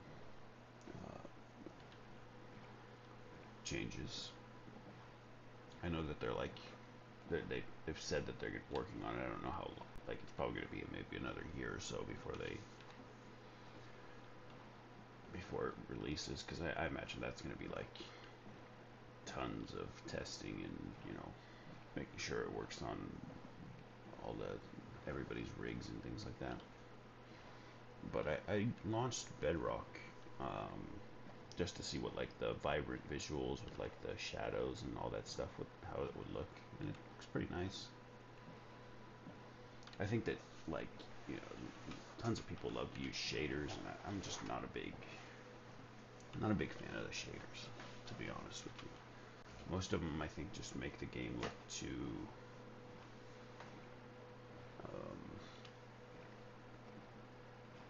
I don't know, like lighting can do so much for a game, but I think it's like it just I don't know exactly what word I want to use, like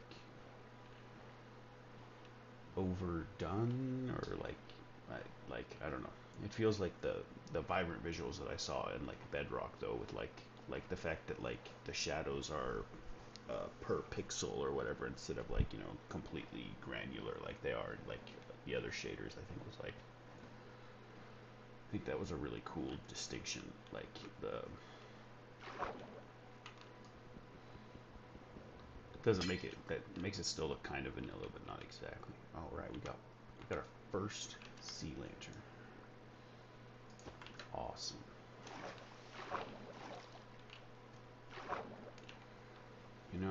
The other thing too is that there's suspicious sand. So actually, I think we're gonna wait until we have like aqua affinity. So we're gonna put this back, just so that we know. Like I would like to explore those areas and then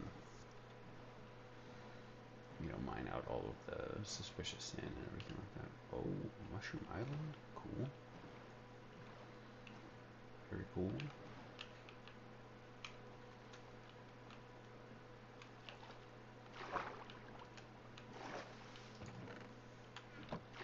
Huh? Nothing in here? That.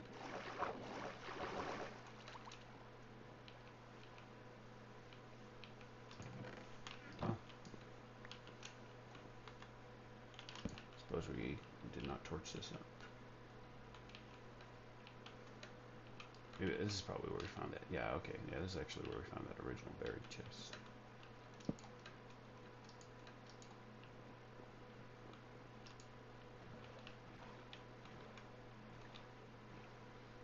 So let's head a little past the mushroom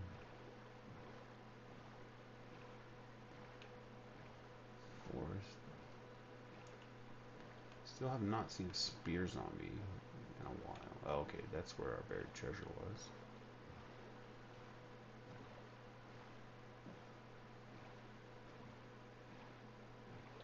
So spear zombies seem pretty uncommon, I guess. Okay, so yeah, this is where maybe I thought I saw. I'm not soaked. There's no reason to grab mycelium right now.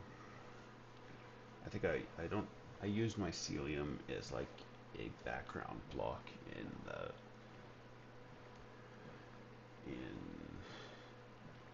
my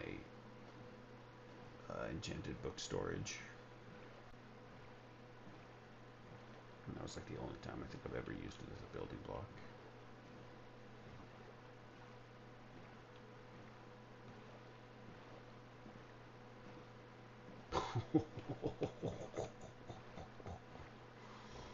Okay.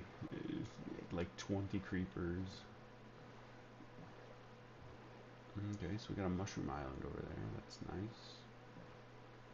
This is another coral forest. Okay. Coral reef.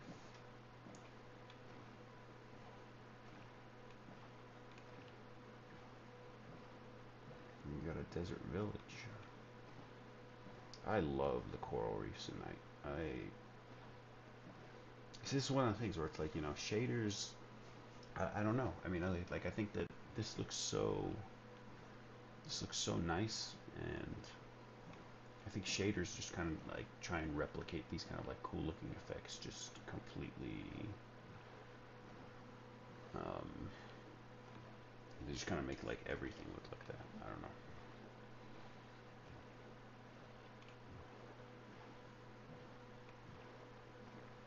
Oh, wow, look at that. That's like an above ground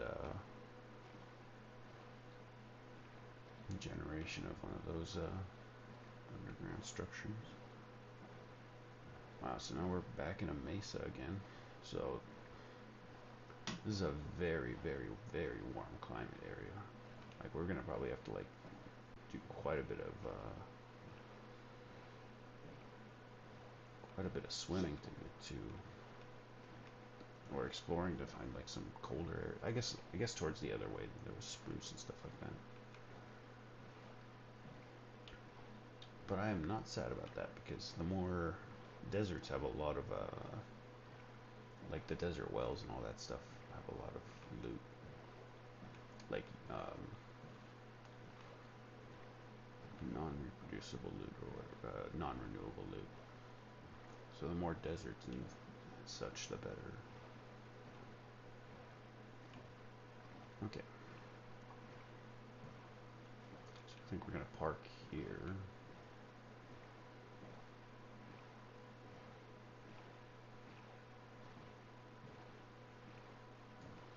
I don't see any mobs over the horizon.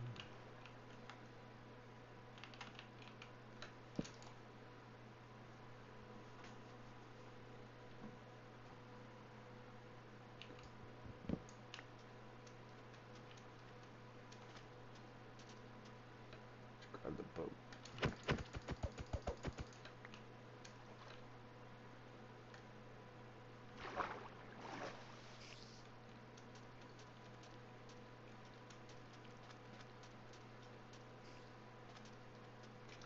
So not a huge desert. Pit of death. Come on. Come on.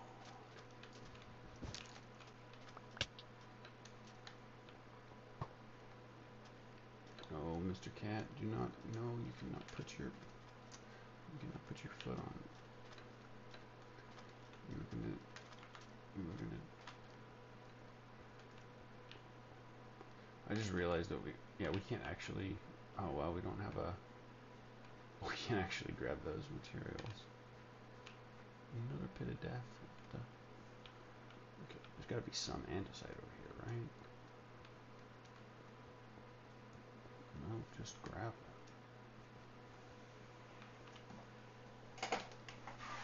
I was kind of hoping to see like a desert well, but it doesn't actually look like that big, large of a desert. Oh, okay. Cat's moving. No, we just switch spots. And if we mine one of these out, we would actually fall to our death, so we gotta be careful about that. But I do not see any andesite down there.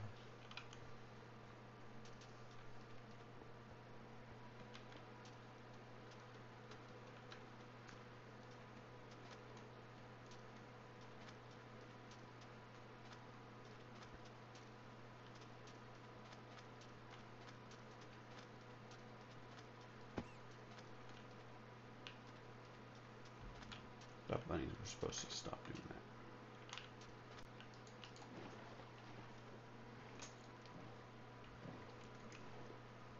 Alright, whatever. We'll just explore the shipwreck here.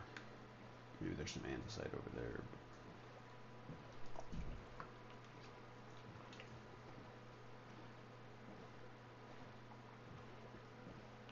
Nothing in desert villages that we would really want.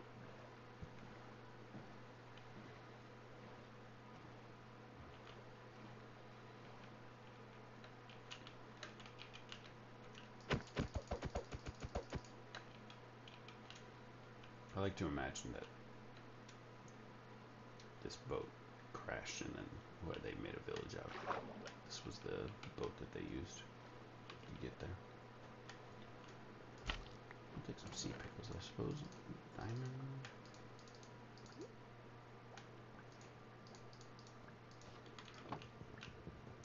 Oh no, oh no. Oh boy, oh boy.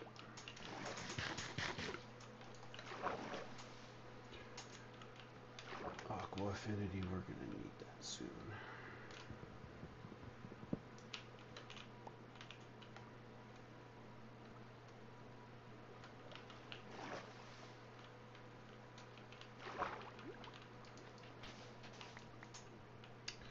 Diorite.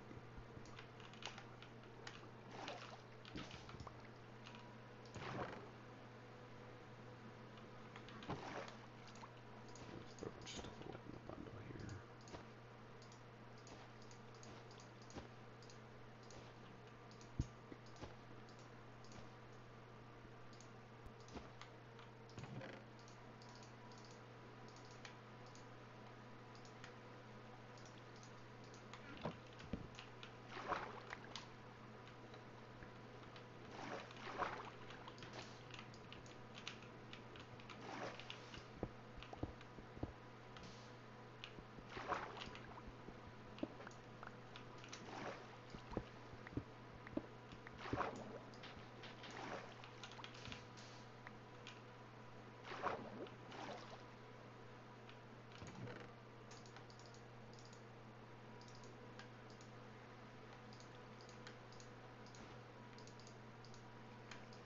I'm breaking 3.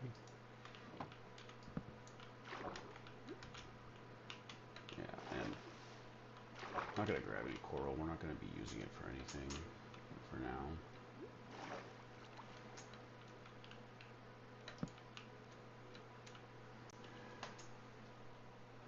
Okay, I've given you snacks like 5 times today, Mr. Cat. I think we're gonna put you on a...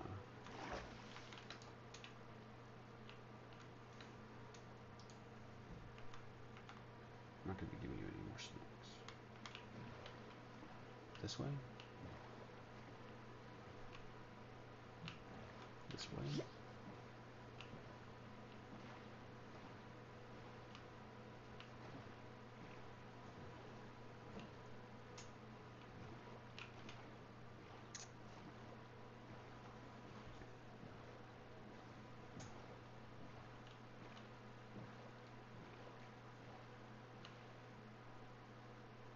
Here we go. Well, we did the good old going out to explore for one thing, but didn't actually explore at all for it. You just went and grabbed other stuff instead.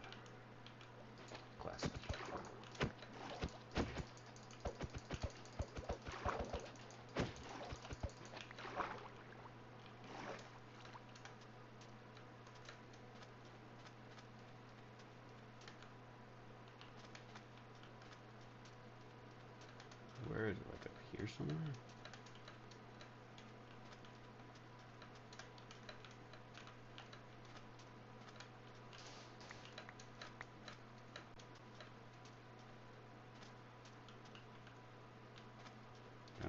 Weird spot for a buried treasure.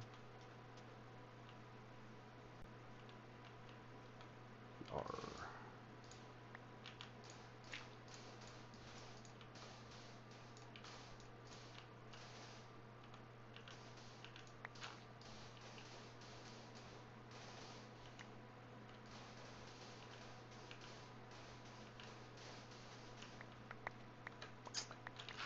Can buried treasure be under dirt? Yes, it can.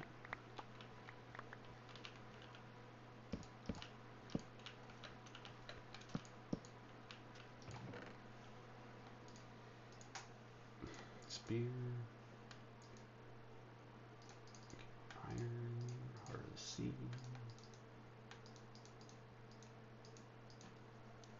Gold.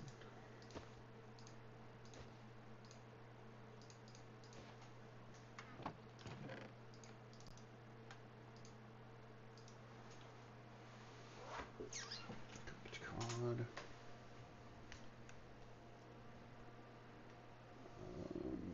I don't care about any of that stuff. Oh, there we go. You can drop the potatoes probably.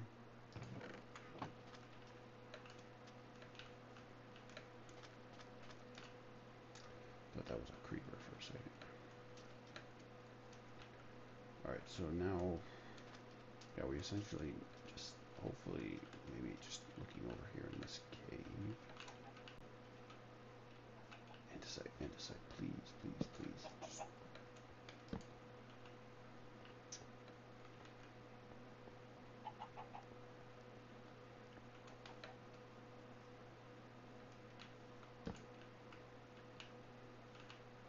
ow, ow, ow.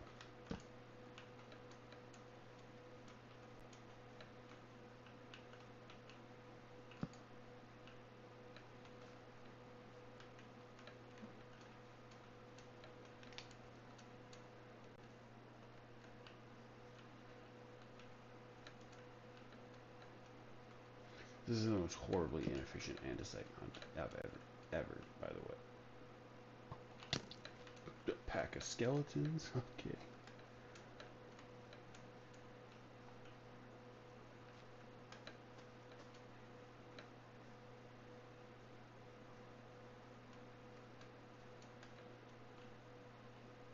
Yeah, we just don't have enough room for all that rooted dirt there.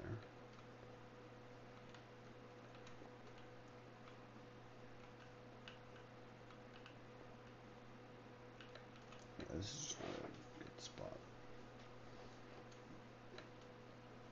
I always imagine the jungles will have so many pits of death. And, oh, now we're here at another portal. Oh, man. We just...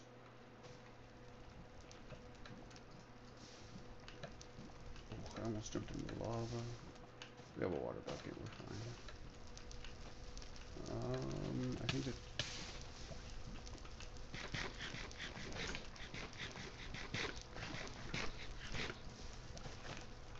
the chest burn up? No, it's right here.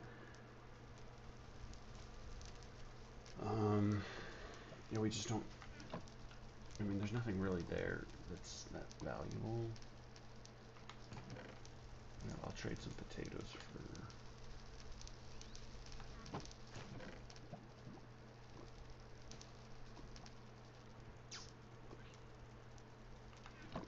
Well, we can move these into the offhand. Take the obsidian. I'd actually rather have a shovel just from collection purposes. Ow, we just... Oh, and now it's night. Okay, we're just gonna have to leave. And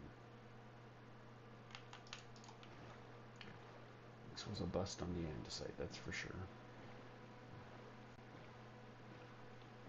Honestly, just kind of like, I don't know. I think I just wanted to go out and like just explore a little bit.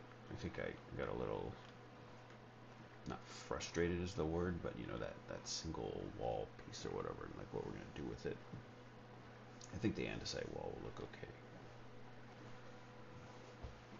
But yeah, let's just head back home now.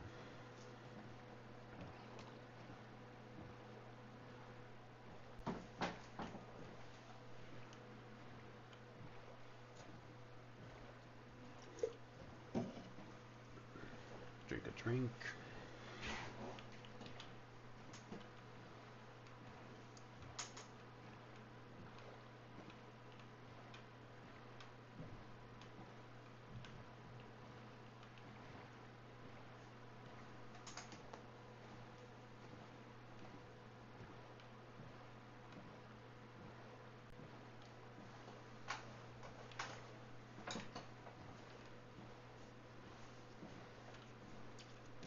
Mushrooms would be an interesting biome too to build on. Because the grass looks really nice and there's just no mobs. But, you know, mobs really aren't that big of a deal once you start getting some diamond armor and things like that. But if we had like spawned on a mushroom island, yeah, that'd be an awesome base.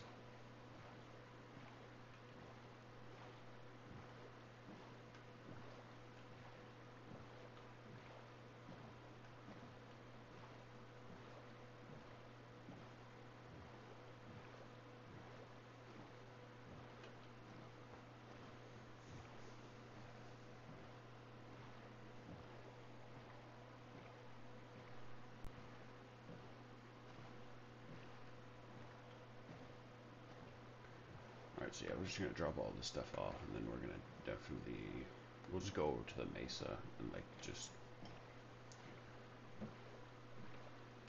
haven't explored it that much, so.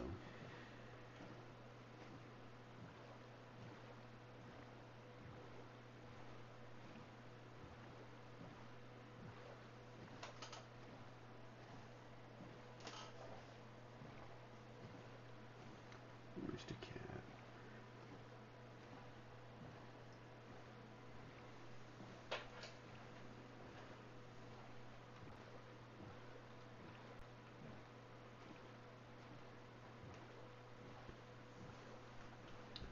Just nice and peaceful, just doing some exploring.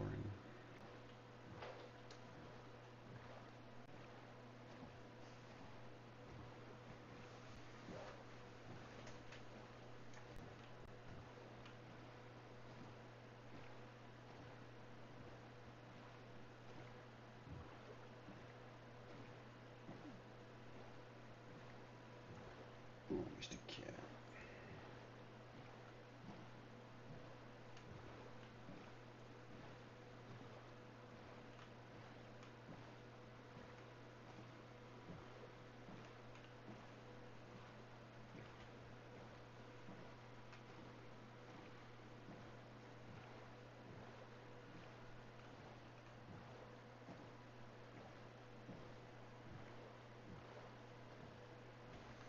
Is that a zombie Nautilus?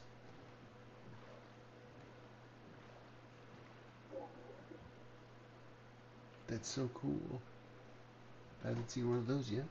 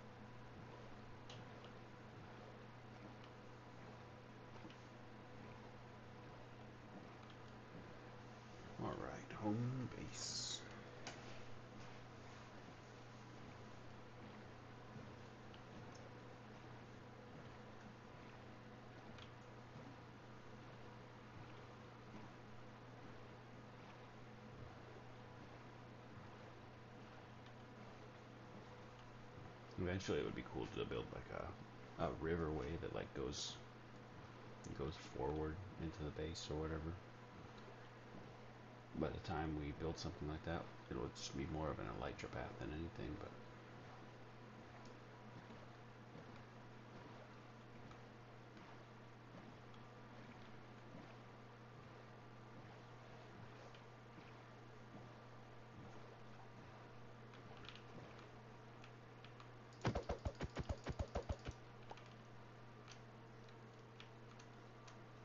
just make sure there's no mobs here. I bet you there's going to be an andesite vein right here, even though we're not going to be grabbing it, but okay, no, never mind. Zombie horseman with a spear. I mean, look at that. I mean, like look at. I mean, that is. As somebody who's played Minecraft for so many years, that is a terrifying sight. I mean, like I mean, just wow. Like a mob that can actually run and catch up to you. That's wild. Okay, we're gonna sleep on this little island here.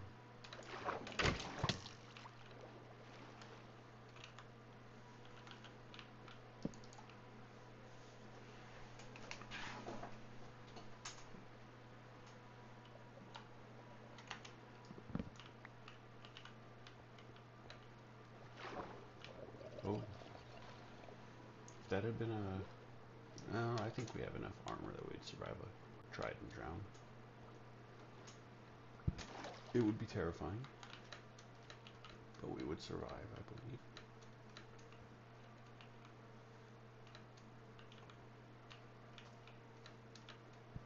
Okay, drop it up here. I love that, like, once you spend enough time inside of a jungle biome, like, you can just scaffold your way up everything because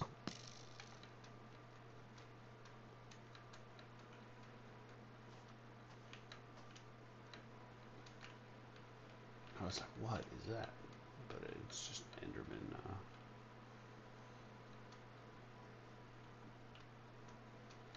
transformations.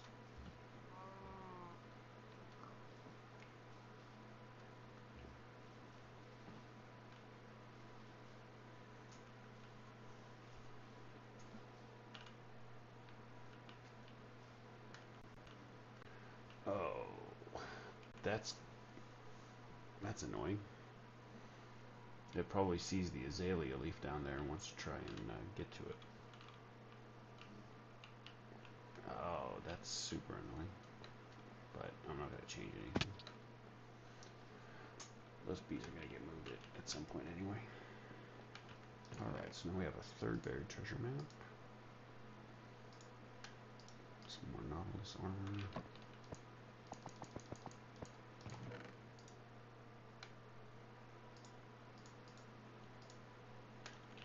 A bit more moss. Some diorite, some granite.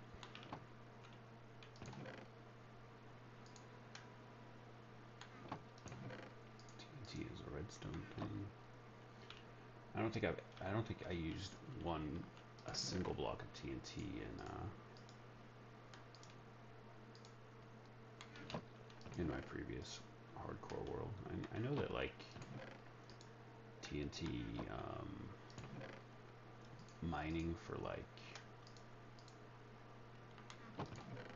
sand and stuff like that, it's better to use sand TNT than it is to use just your shovel, but I think that it's kind of relaxing to use the shovel. Which I know that's, I think the Etho is probably the one that I know who uses the TNT method the most. He like kind of swears by it, but I don't know. It just doesn't. It is more efficient, I'm sure, but it just doesn't. It doesn't seem more efficient.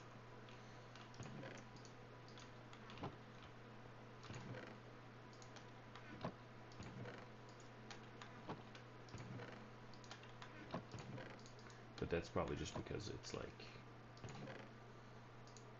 okay, let's put that inside there. Yeah, actually, we'll keep we'll, we'll keep one empty buried treasure map, and then if we ever find another one that's glitched like that, we're just gonna leave it. Don't need it.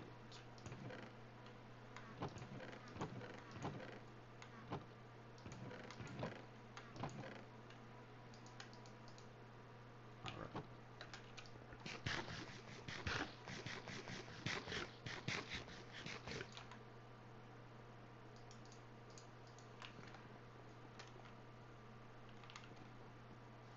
Okay, let's head back out. This time we're gonna go to the mesa, but of course to go this way because there's a giant ravine.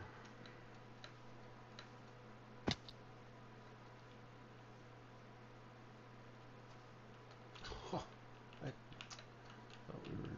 Oh, here's our creeper explosion. I'm telling you, like we are gonna have to go. We're gonna have to go fight that dragon sooner than later. Like I'm starting the smelter. I'm assuming that we're gonna beat the dragon and get shulker boxes and stuff before we're done with it, because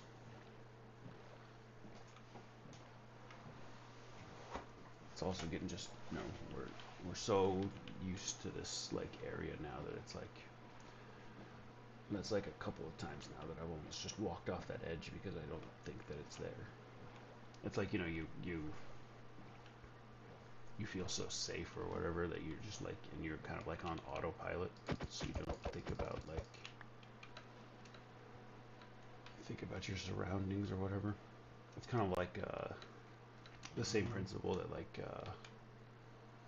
um, you're more likely to get into a car accident or something like that closer to your home. I mean, obviously it's because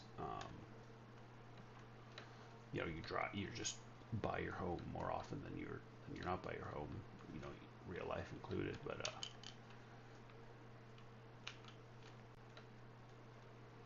I think it also means something for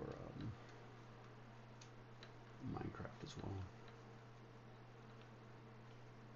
Well, I mean, like it, the likely you just have more chances or whatever because like you're where you are, just more chances of things happening or whatever. But I also think that like the closer you are to home, the more things are kind of like autopiloty.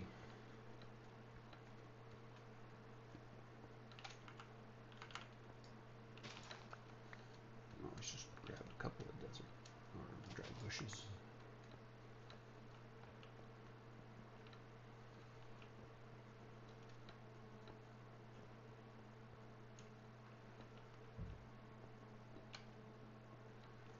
Alright, so let's go over this hill. Let's find a mine.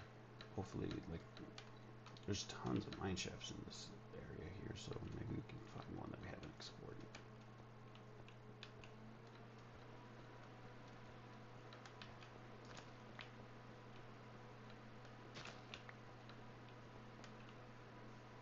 Oh, it's raining.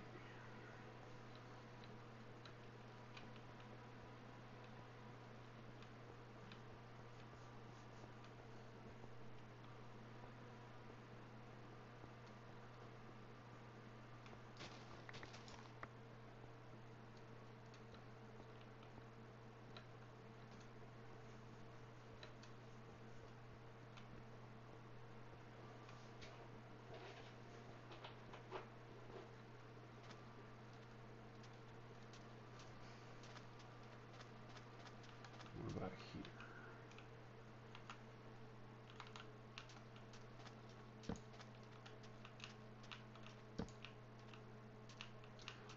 Oh, look at that. We got some andesite. Right next to a pit of death, though. It's not that bad of a fall. But yeah, let's grab a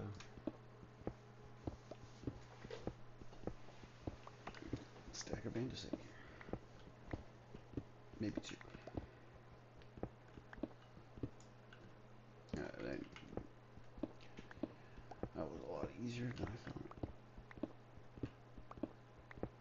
But I mean, andesite is so common. I mean, it's not a rare block at all.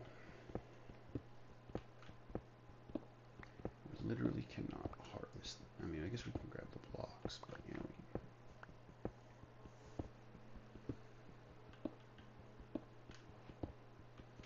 you can actually just smelt these into copper. I mean, I know that's how it used to be, but it's just so much better to mine the ingots.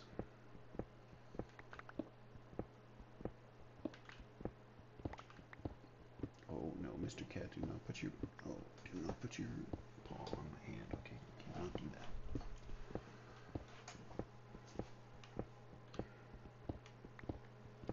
If we were not playing hardcore, you could. But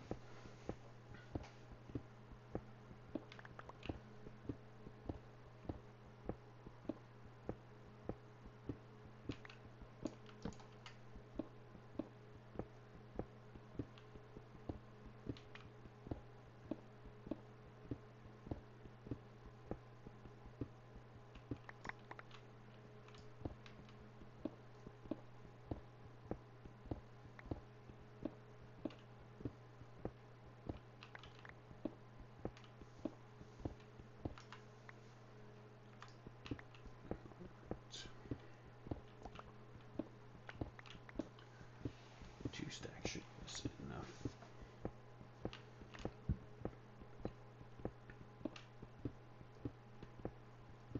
I'm not gonna mine any of this granite or diorite. We just cannot be bothered. Only if we need it. So we'll mine out enough of it, just like hanging around the base and stuff like that.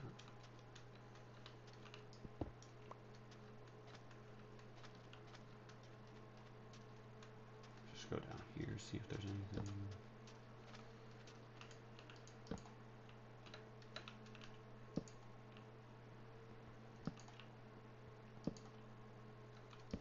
Nope. Oh, Mr. Cat, no, no, no, no.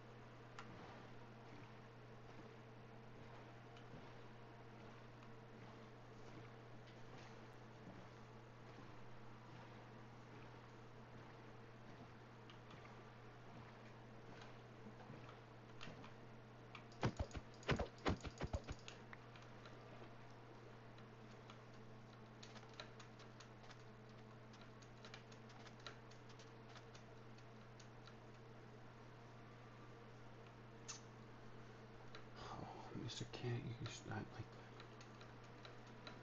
you're being so adorable, just laying here, but you can't put your.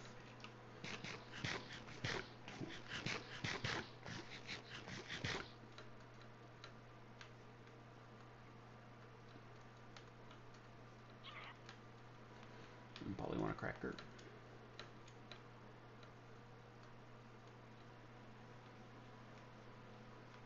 All right, so we're coming in through this way, which means we're gonna have to cross that ravine, but.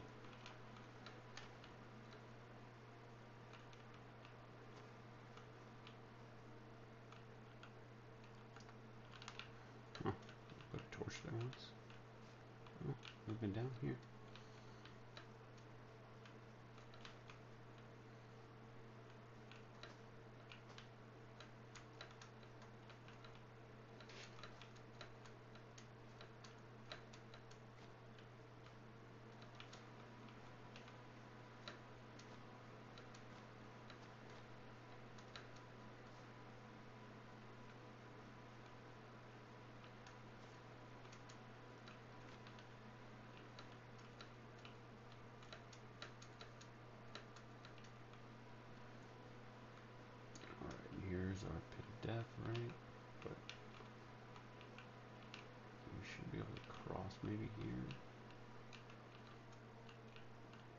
that was actually a tree crossing.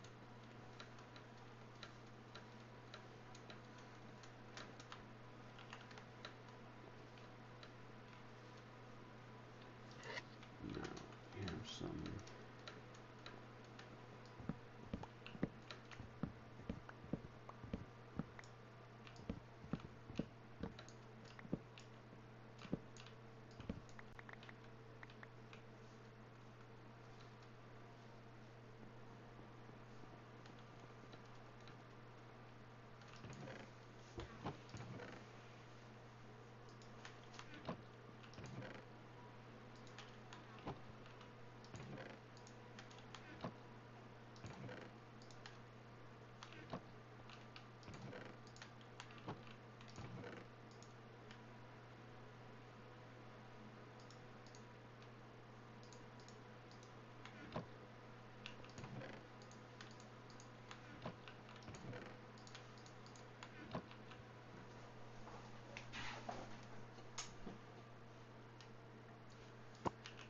Replace this one with diorite, just so that it seems more easy to see at a glance. Okay.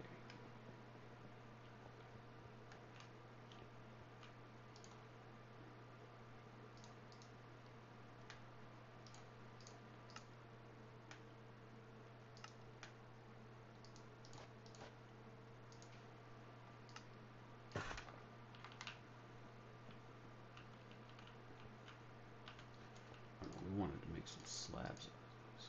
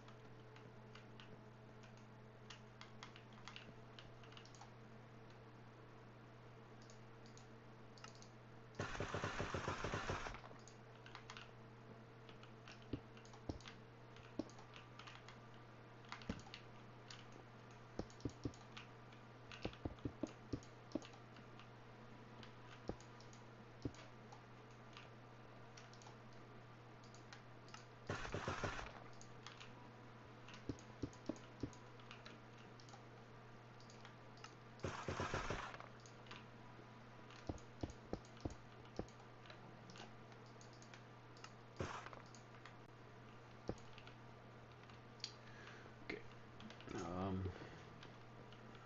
In order, we're safe from mobs here, so I'm just gonna pause. I gotta go to the bathroom real quick.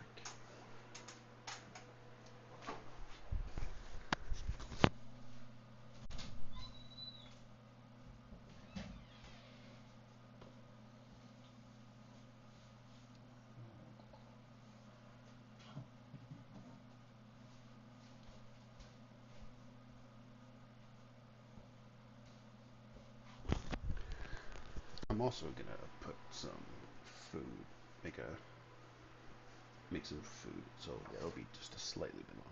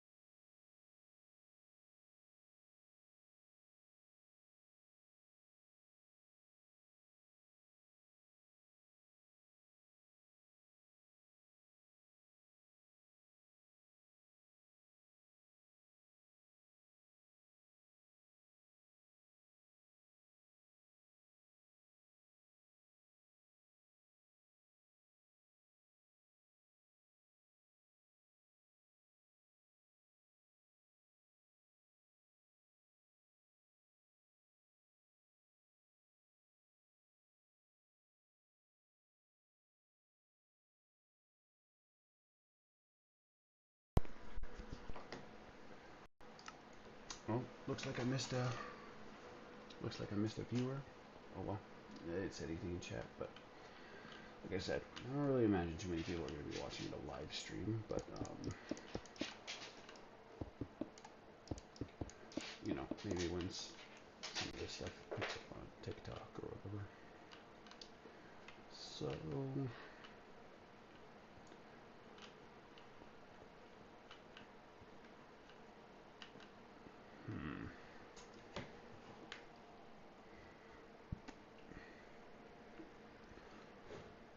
ooh,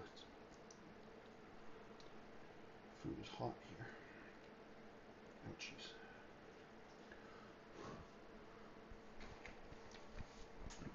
All right. So,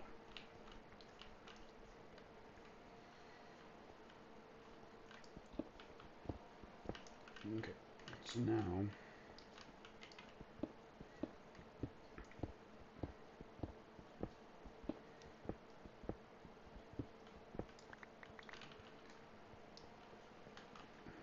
I think we can start with some tough blocks.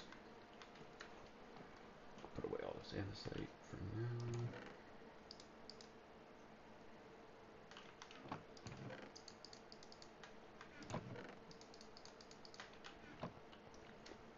These guys are tough. Oh. Whoops. So let's make a bunch of polished tough. Let's make some tough bricks, right?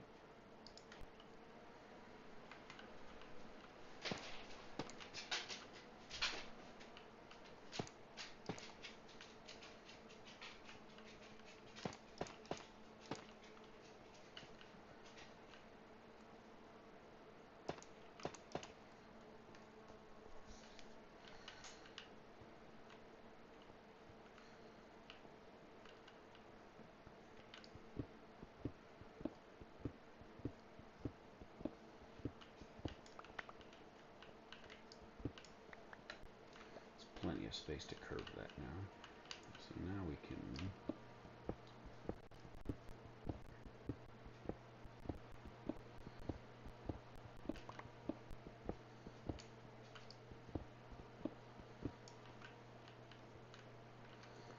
just get that those last 5 andesites there real quick.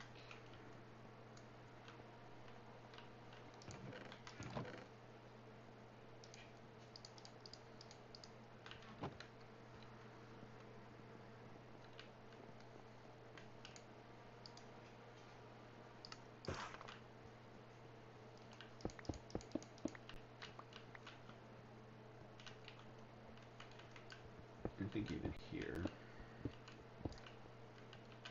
because if we take this torch out, I think light bleeds through.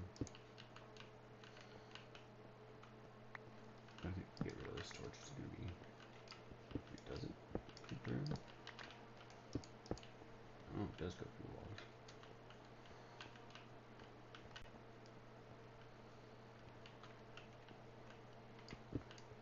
But we do actually need to like make sure that there's no mobs that spawn here, so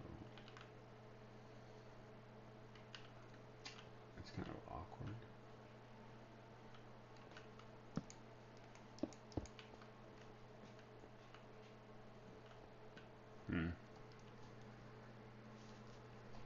I guess we'll just put some.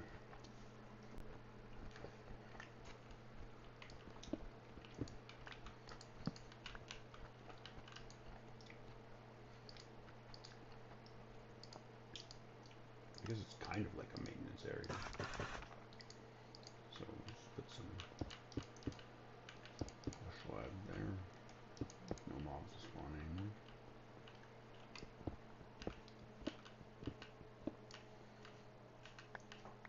And down here, we can.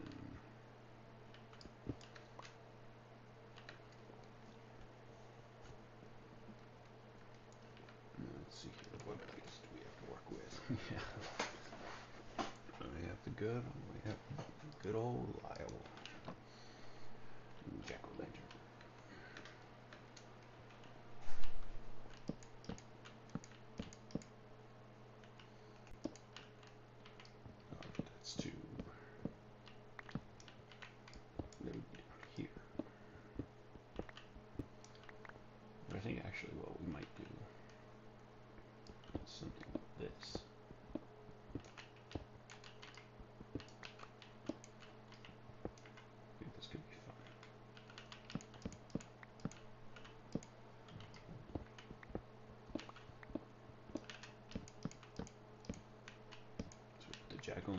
side.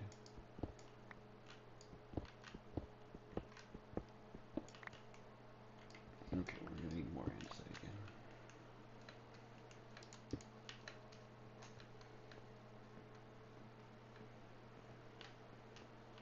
I'm gonna need some.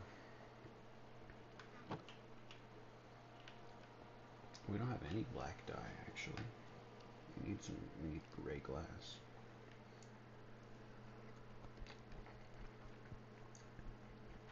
Have to go hunt for some squid real quick.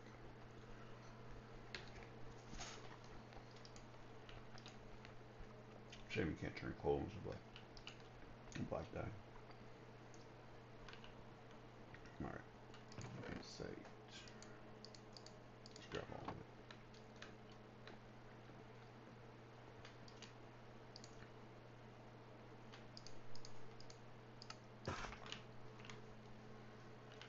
All this andesite.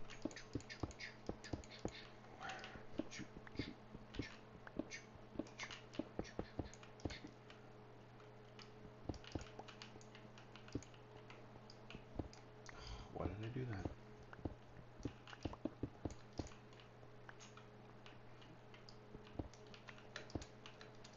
Okay, and then now if we put some.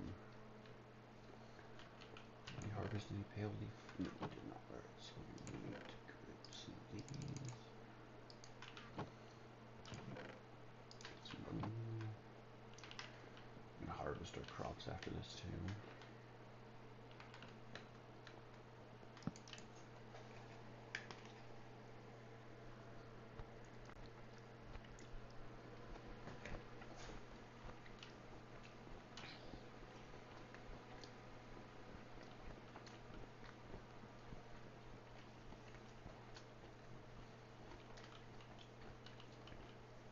Alright.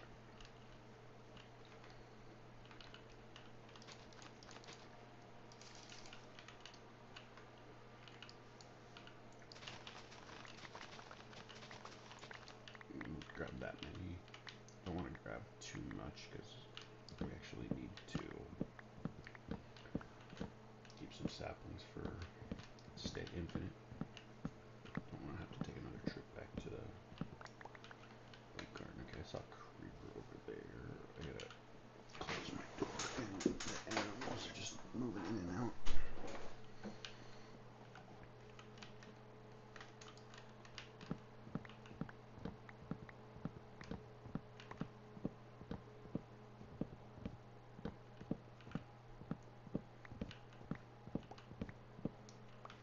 Alright.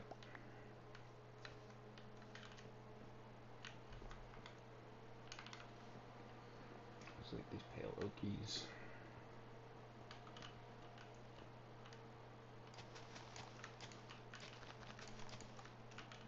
So now it's kind of like a little orange, but not too much. And then if we get some gray glass.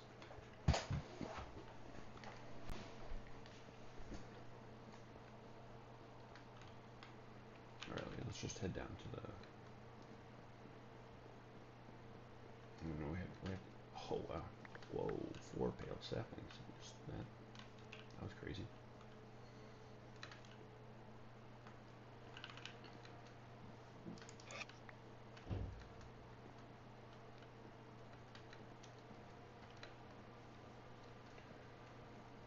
Alright, so yeah, we gotta head over to.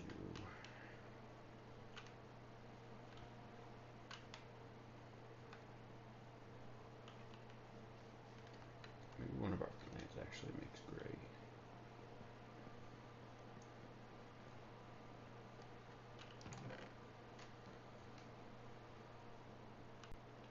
Maybe closed eye blossoms?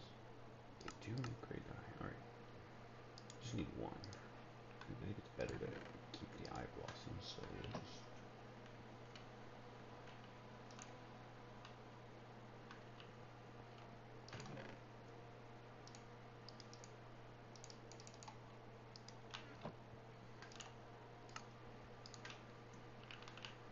It's funny because normally gray stained glass is what like was my default or whatever because we're using so much wood. Actually, they needed to use brown glass, but now we're back to the goat.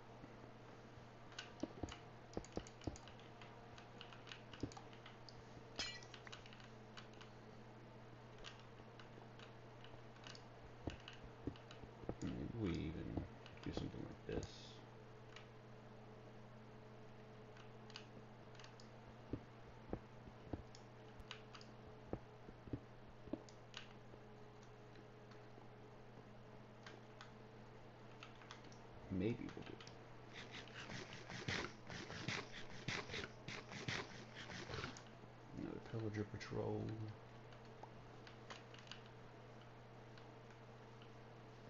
Where is your leader? But I don't care about them right now.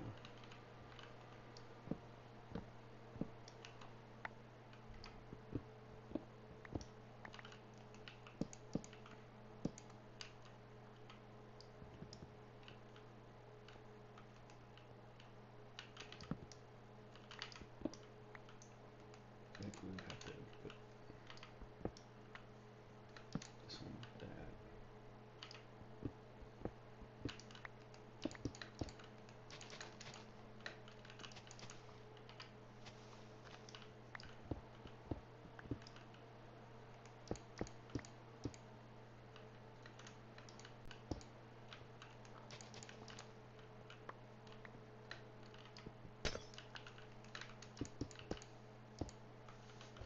Okay, we're gonna need more gray glass, but I think that looks fine.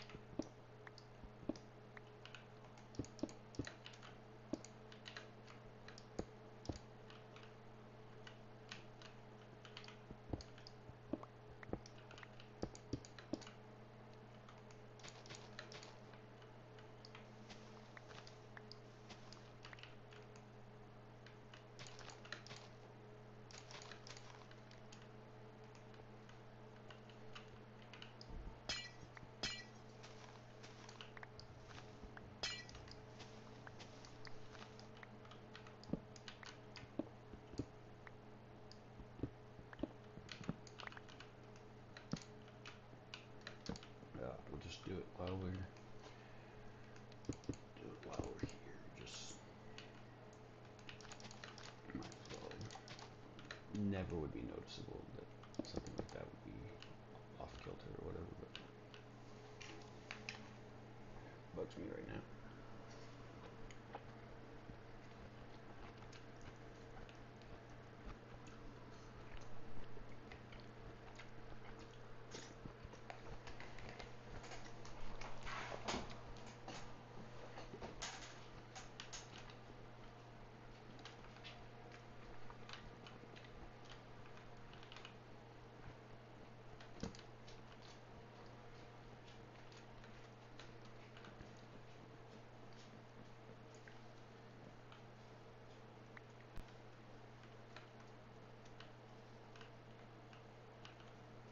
Well,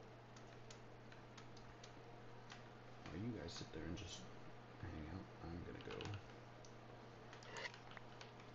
hunt some squid because I do not want to use anymore. Eye blossoms are kind of rare, so I'm gonna keep those. Just gonna go down here real quick. We're sunset in a second, so hopefully there's just. And we didn't even bring up. We did bring the boat. Oh, there's already a squid over there.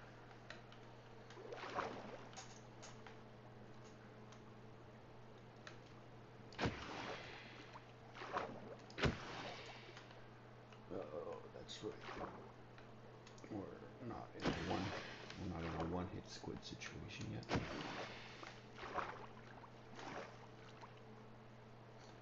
The first time that I played Minecraft, I was terrified of the squids. Like, look at those. If you don't know that they're not hostile, these things are terrifying. Like look at their faces. They're like little Cthulhu monsters.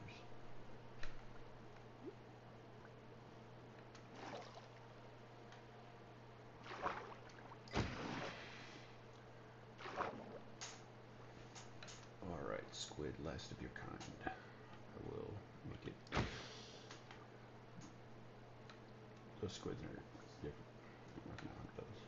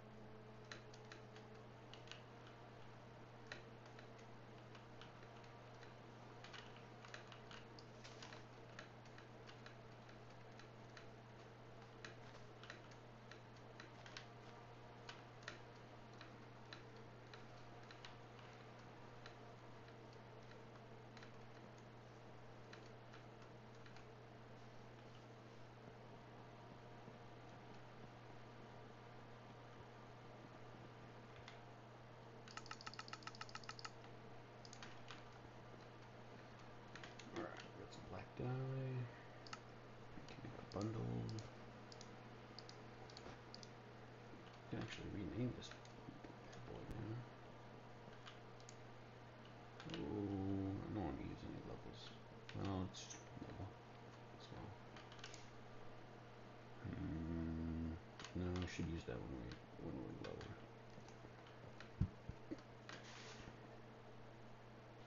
Because we have black dye, we have white dye, we have now gray dye.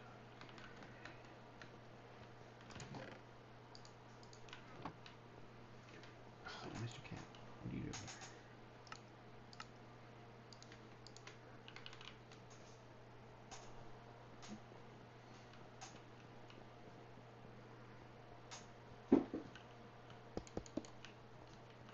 Alright, so now that floor looks nice. So now we start to head down.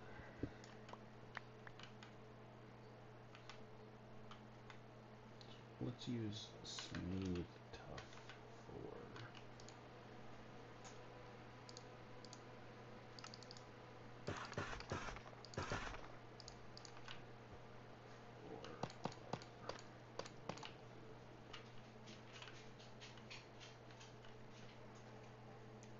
way down.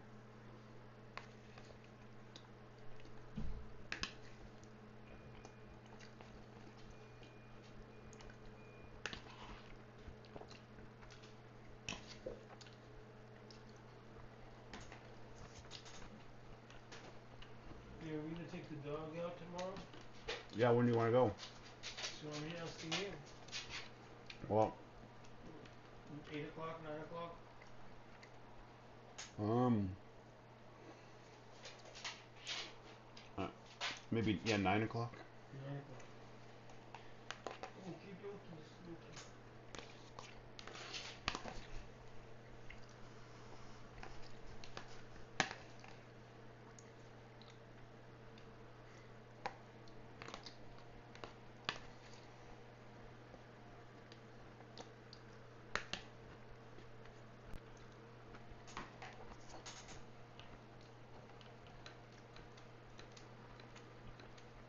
All right.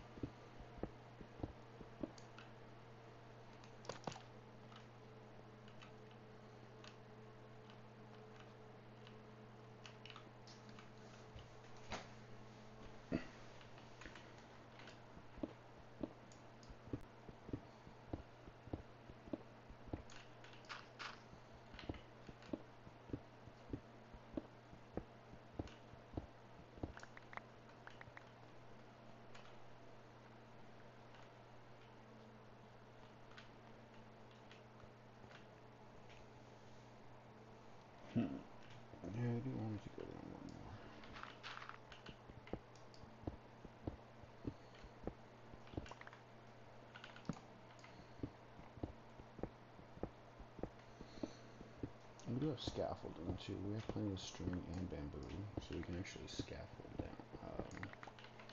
So we might be able to just do this without having to really worry about making a ledge or anything like that. Because I didn't have scaffolding when I did this before. Yeah, it's interesting because maybe you do it like this. Like the first step is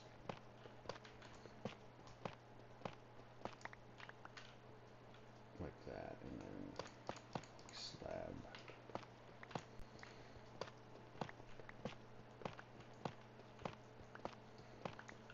Slab things like this, and then this layer can be.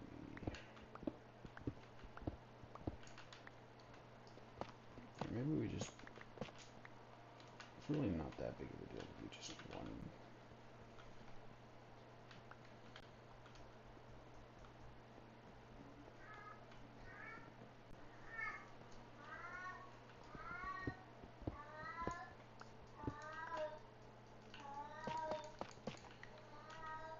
Oh, you hear my cat? Wow, yeah, he sounds so sad and forlorn, but he really just wants snacks.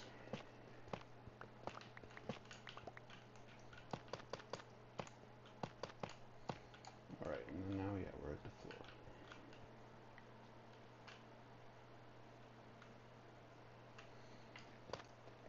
Like I said, maybe we do, no, I'm just gonna keep it like this.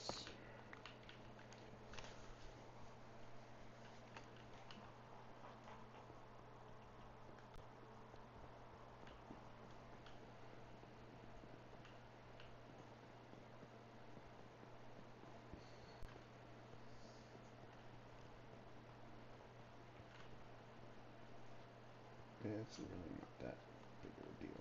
I think when we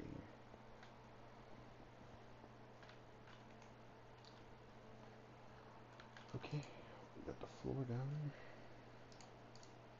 or part of the floor.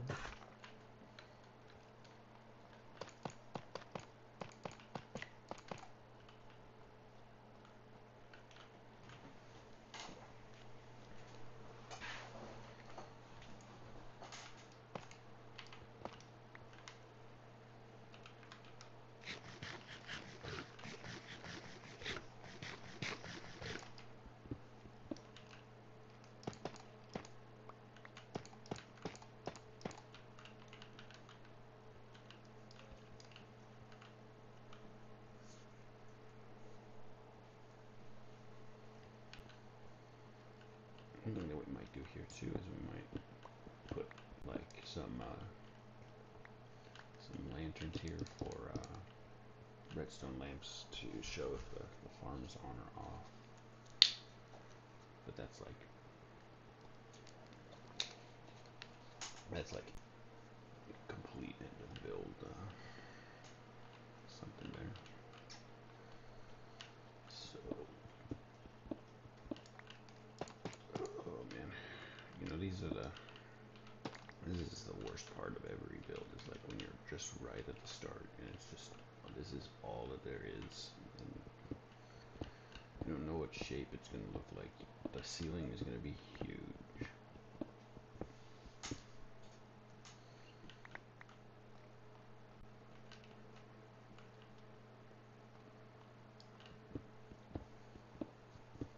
Alright, so let's just carve our way.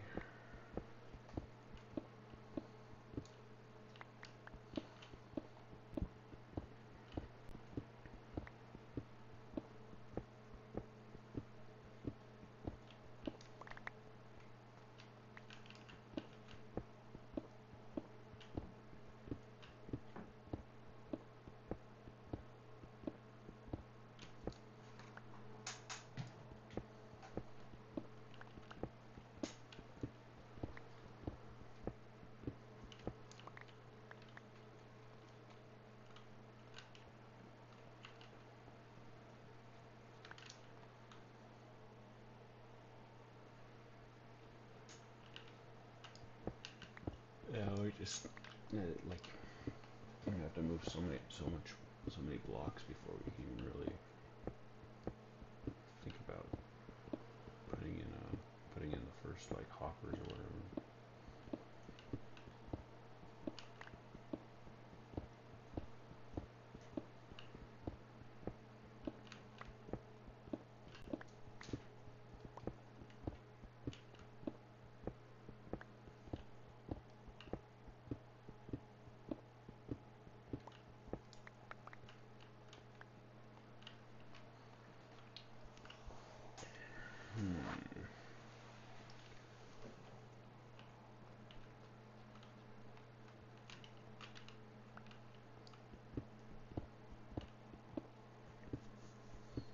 Because I know exactly how the layout. Well, not exactly.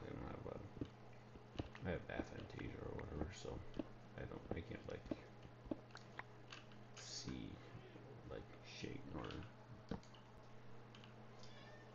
see things, but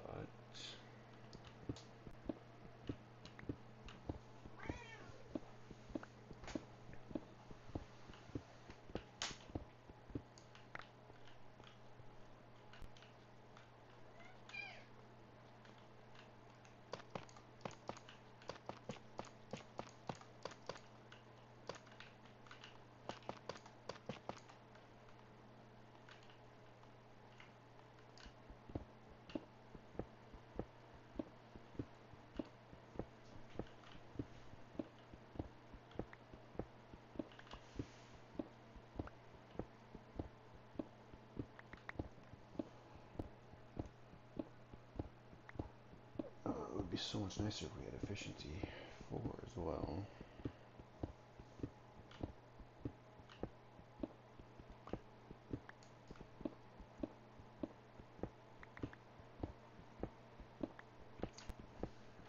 Yeah, maybe, you know, maybe just going and just mining a bunch of nether quartz, leveling up, and then like, you know, we can just do a bunch of end busting.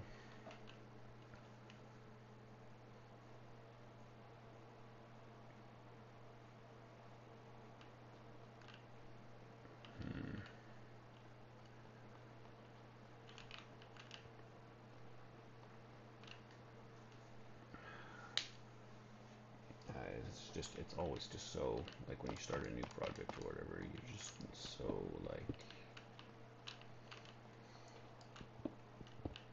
we just gotta place the first smelter, hopper or whatever, and then everything else from there will be good.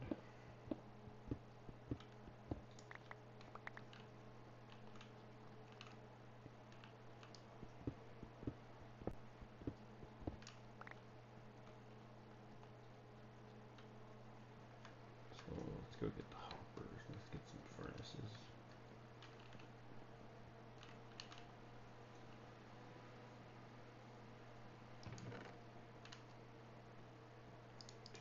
Four.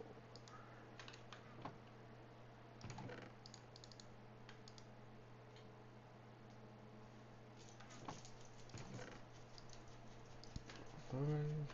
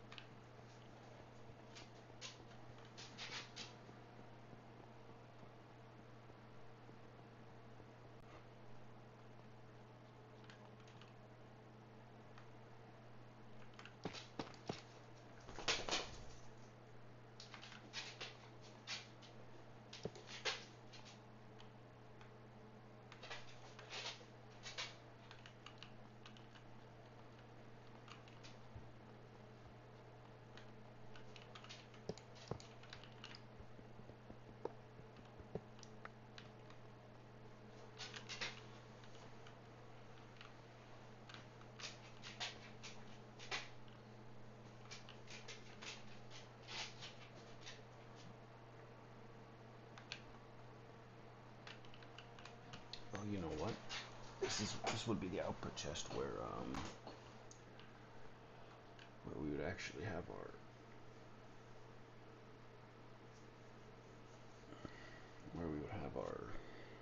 dry kelp, but we're actually going to be funneling that.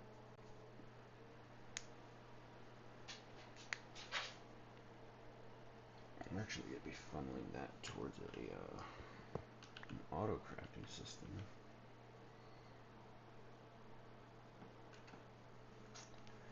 But we also want an area to store the dried kelp, I suppose, right? Because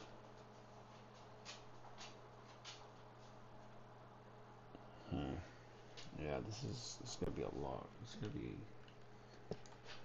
be a lot of building stuff going on here. But I still want all of the smelters to be like visible so that we can grab the experience from them.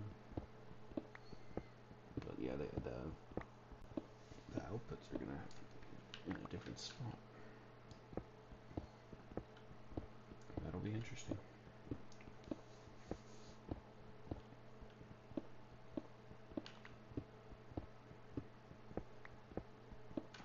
Yeah, we're just gonna keep plugging at it. It's like right now my brain is just like, oh, this is so overwhelming. Like not only because it's a huge build. Like I don't, like with these kind of builds, it's just like you just place some blocks, you just put things around it or whatever. Like these are all small buildings, or then something like this is just like oh yeah, we need to harvest that stuff actually. It's all a lot easier to like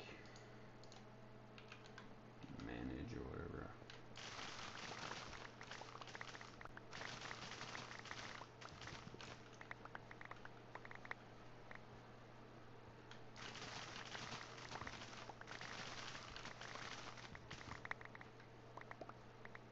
This build is going to be like tall. It's going to be tall, and there's going to be a ton of redstone. And we're going to need an output chest for just the kelp itself. Then we need one for the dried kelp, and then we also probably want one for kelp blocks as well, because just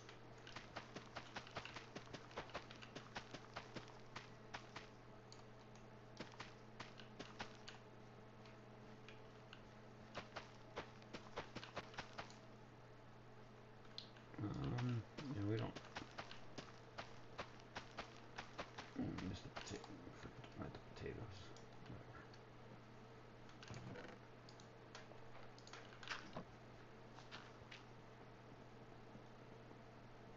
We got plenty of potatoes right now.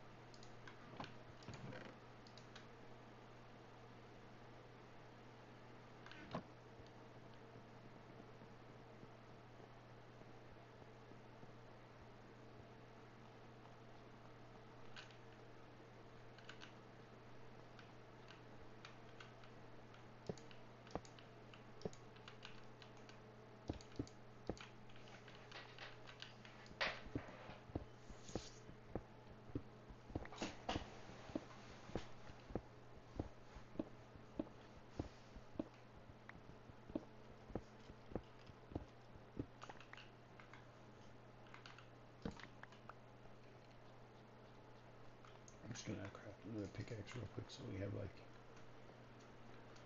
something that can harvest the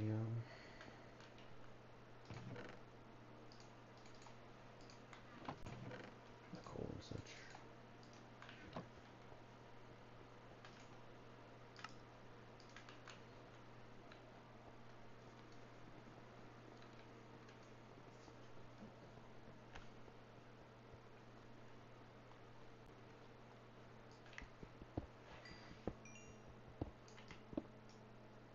Just one iron, alright. Can't be real. No.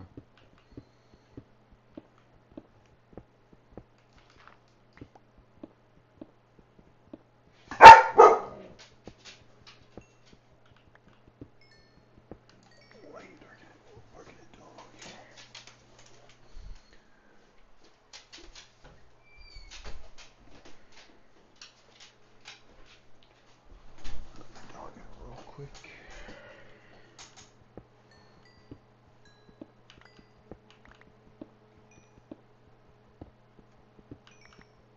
Never mind, here's all the iron.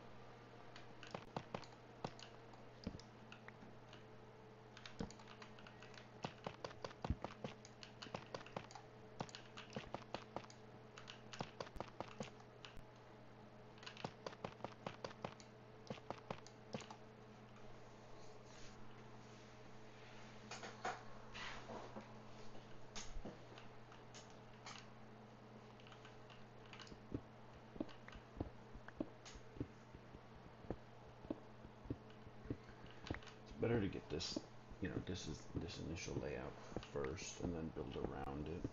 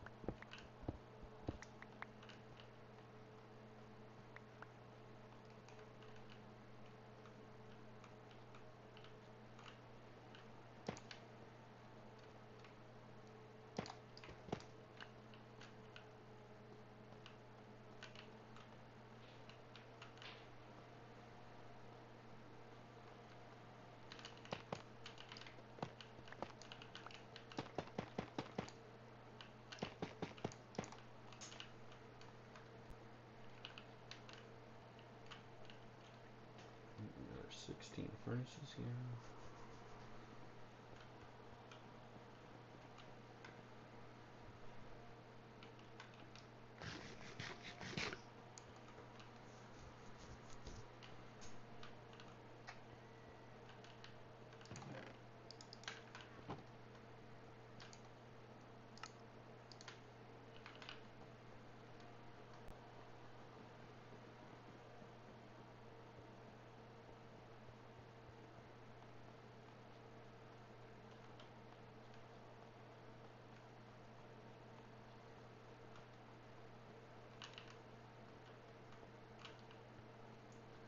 Almost feels like one too many blocks already, but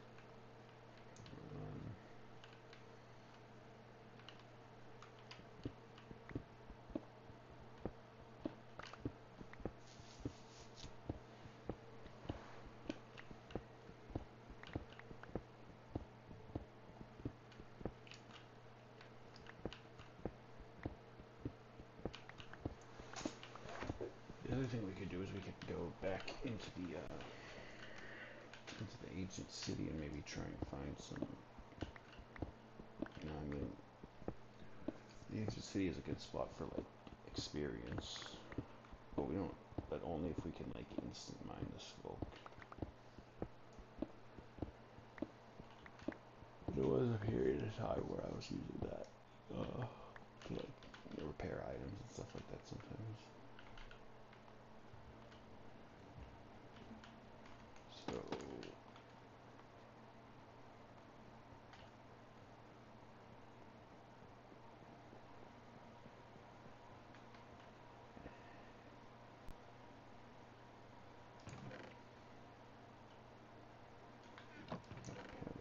we actually have chests.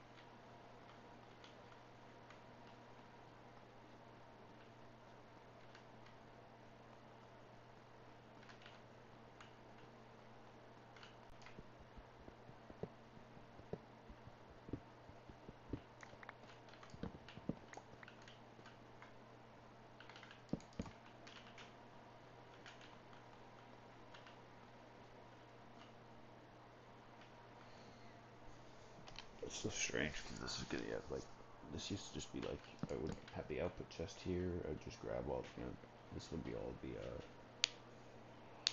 all the dried kelp. I would just craft it right there. But now we're gonna have to send that into a crafting system to figure that out.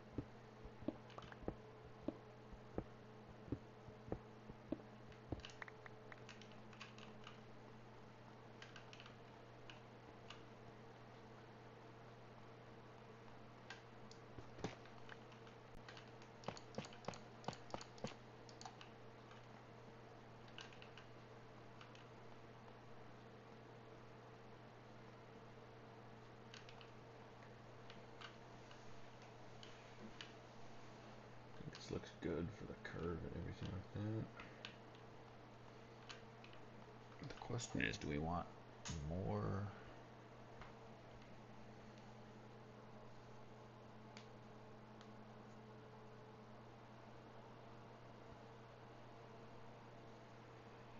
We want more than 16 chests here because that would be like.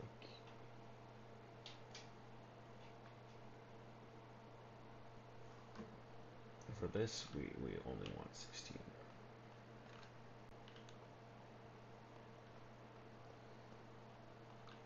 But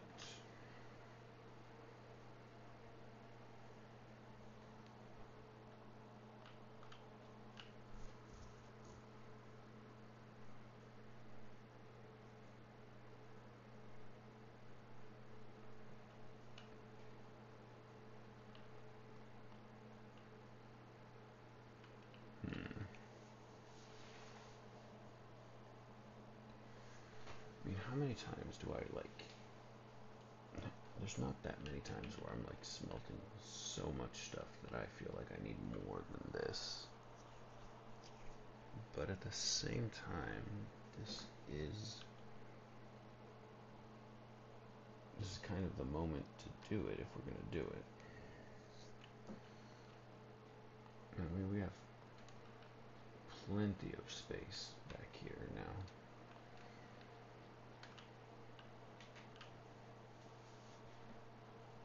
But the thing is, that means we would have to do.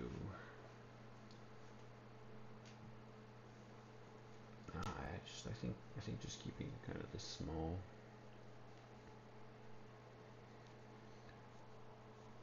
Yeah, and even if there is a moment where we need to like craft multiple shulker boxes, I mean, I think that's gonna happen like maybe just a couple of times, and even then they'll just be novel enough that it's really only for like something like glass, I would assume, that is really like super necessary. Maybe yeah, keeping like the same style of like front end here. Oh, my cat was hanging out behind the computer.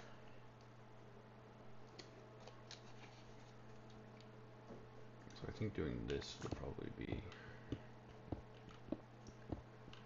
yeah, kind of keeping the smelting setup sort of the same.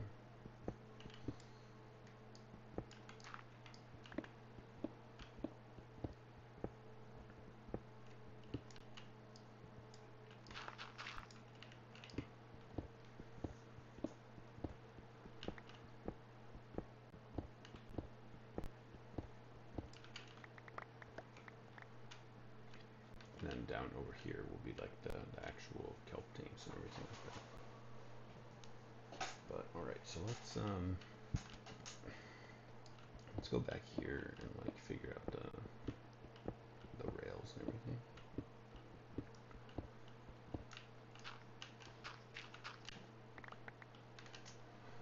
We're actually gonna need to craft a bunch of powered rails, so a lucky perspective, that means that,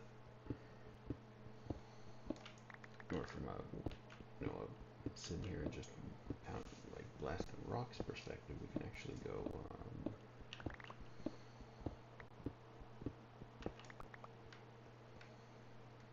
yeah, actually, I think what we're gonna do is we're gonna repair that, repair this fortune toothpick. How many diamonds does it take to repair things?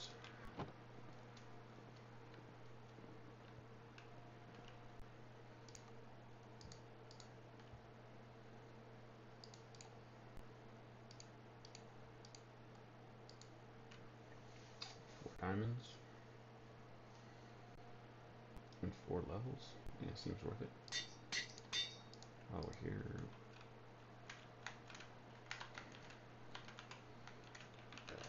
holding.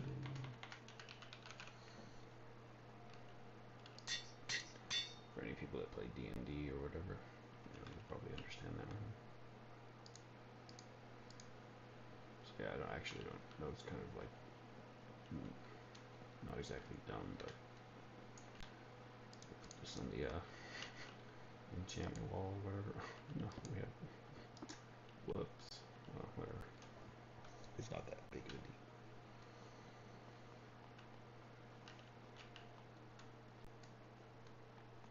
Yeah, because we're gonna need to craft a bunch of power rails, so we're gonna need more.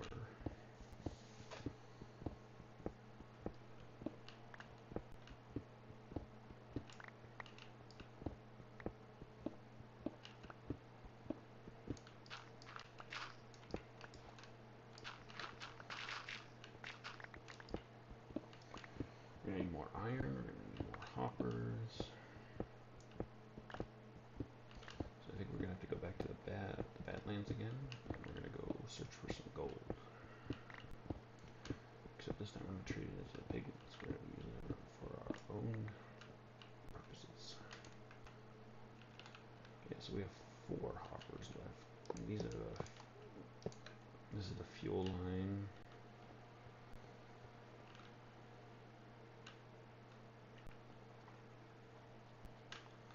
Alright. Well, we do have a chest here, so let's put everything that we're using in here. Maybe a little bit of stone.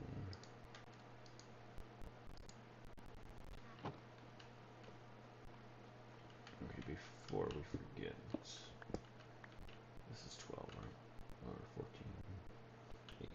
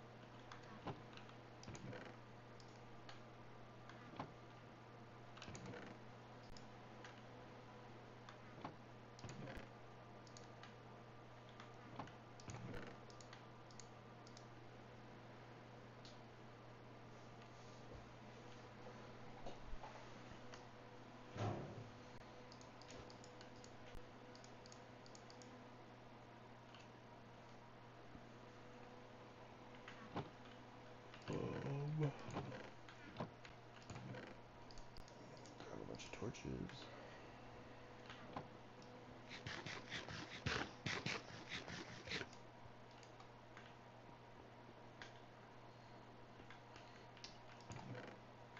What's the recipe for power rails?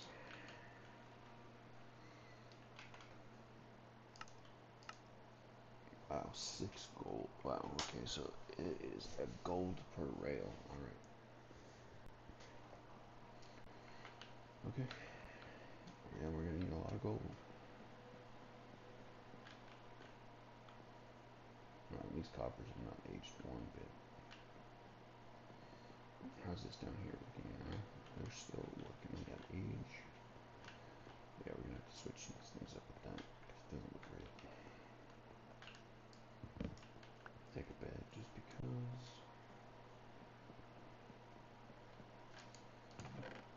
Take a boat.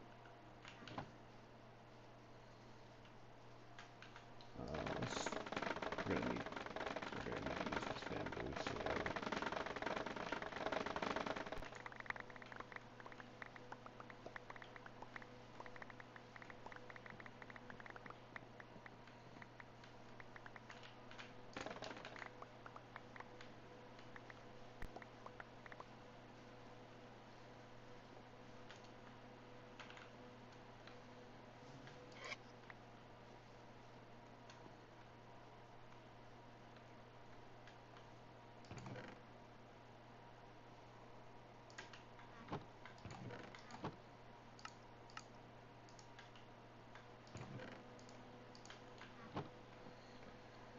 alright, let's go. Wow, so more egg.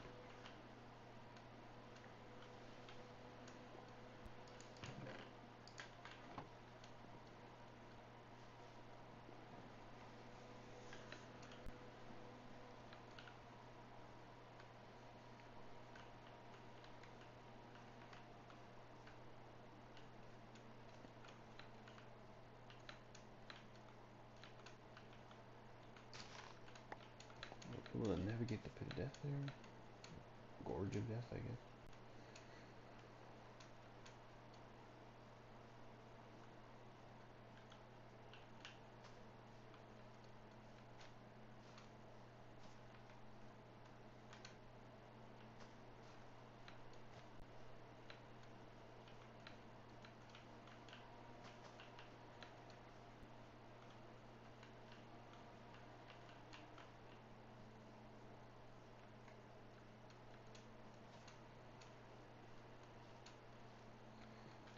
Now that we got the furnaces in there, it feels already pretty nice. But once again, I've never used the crafter, so I don't know how hard or how easy it is to craft something, because I'll probably have to just look that up. Because, you know, if you power the crafter when there's only two bamboo in the slots or whatever, I think it'll make it's or oh yeah, no, we're not crafting bamboo, we're crafting, never mind, it actually can't no, we're actually gonna be fine.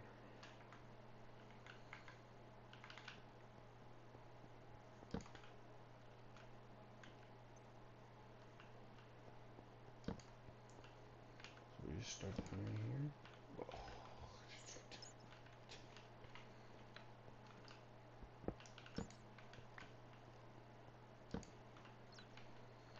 You know, I don't really need any coal. Like, it feels like we're at the end of having to grab every piece of coal.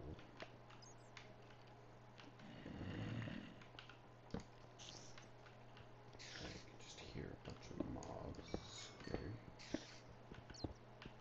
But still, we should just grab the coal while we're here.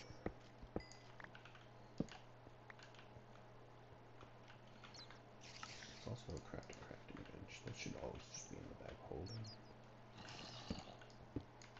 And we also need copper.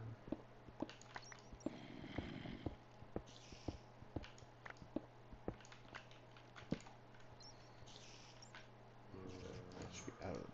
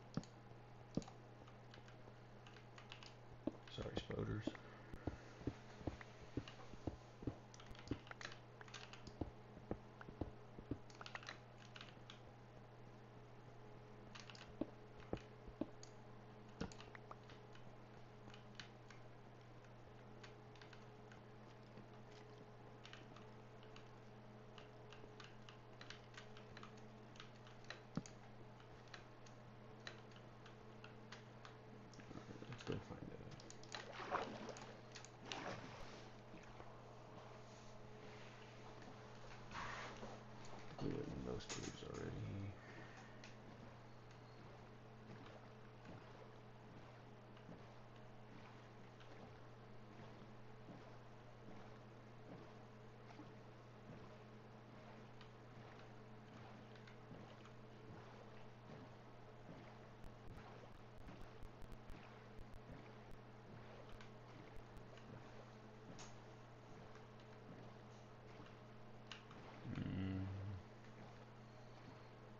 Hmm. Okay.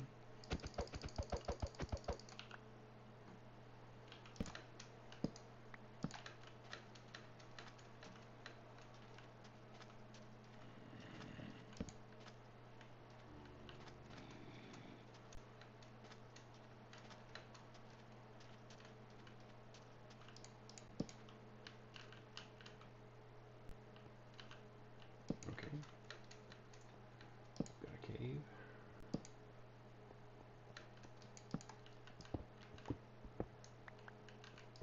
A little bit of gold. Suppose grabbing the coal is still just some amount of levels, so we should probably be. Oh, cool.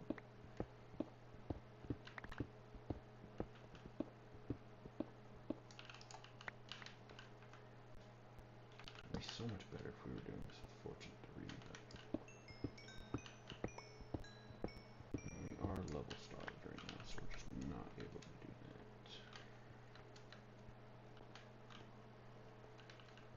Alright, let's make our way out of here. This is not a big cave at all, unfortunately.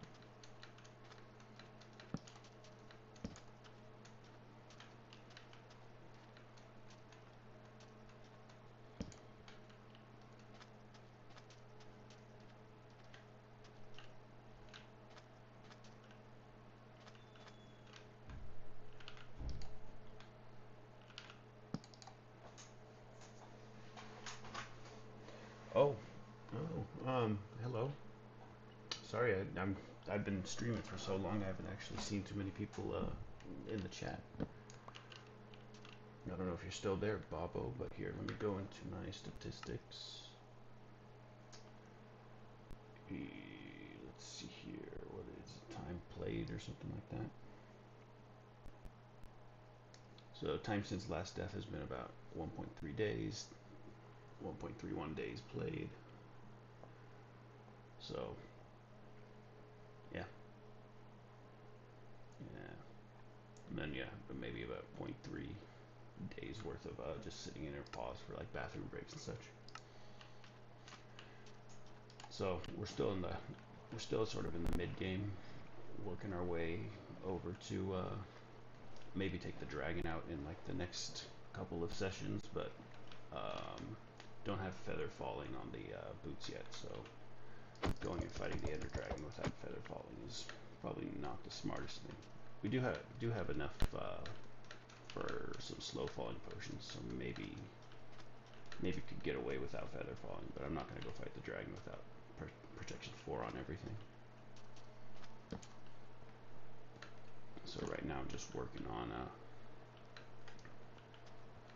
collecting some resources for us currently working on a smelter.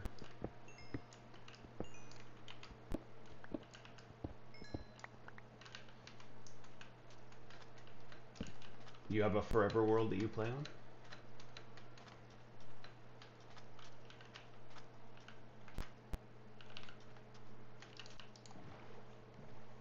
Or anything similar? You just play multiplayer or?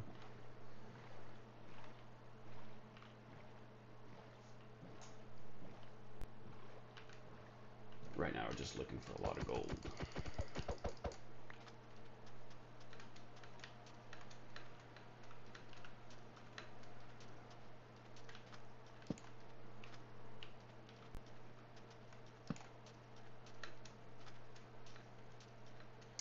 That looks like a cave that will have some gold in it.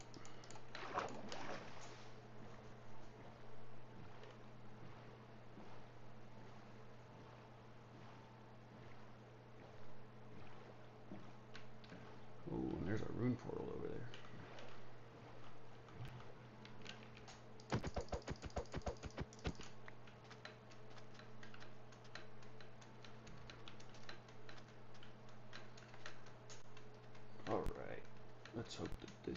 doesn't just...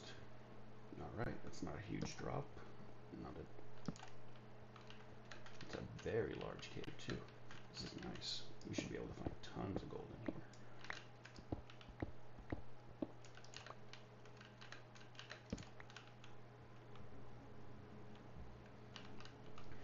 here. Yeah, I've been, I took a quite a large break from Minecraft for a while because I had another hardcore world that I have with that I use totems in, but I just kind of like it feels a little too totems feel a little too, I don't know, easy.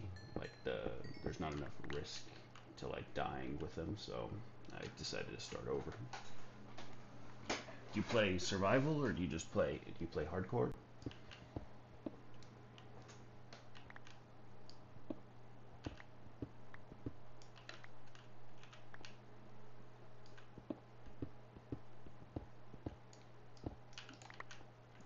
Nice. All right.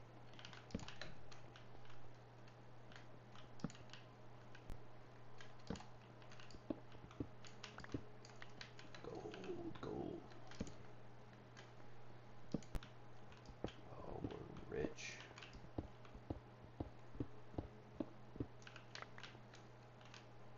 Crazy, no mobs are spawning in here though.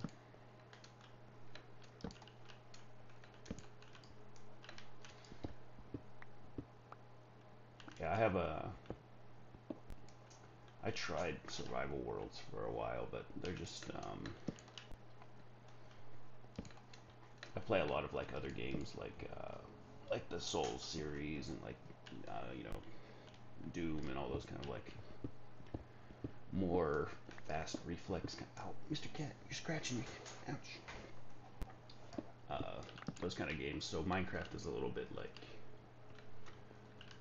whoa, that is a cave.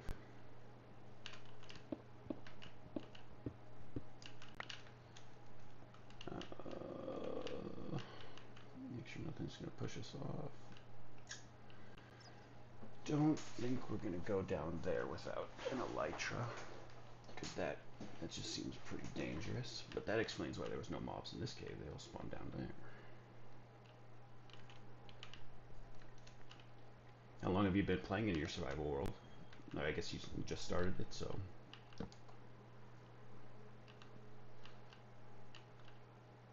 What biome is your base in? Yeah, I think we're gonna just have to abandon this, and we need to find smaller caves than that. Oh, more gold.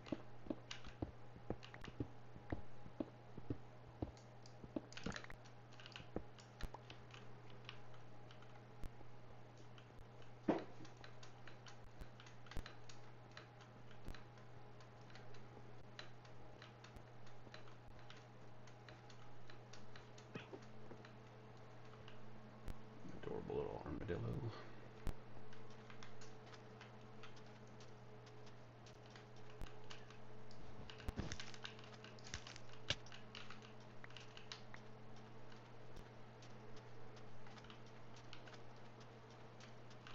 Oh, cool. We can walk down into this one.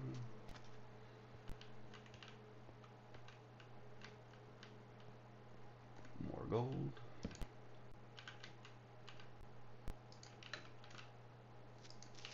Whoa, whoa, whoa, whoa, whoa, whoa, whoa,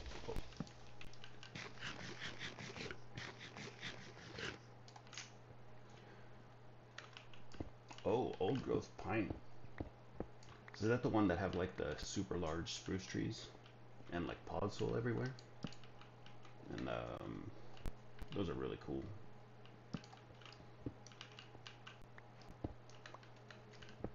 Oh, this is a huge copper vein. Oh, shouldn't get distracted. We need gold.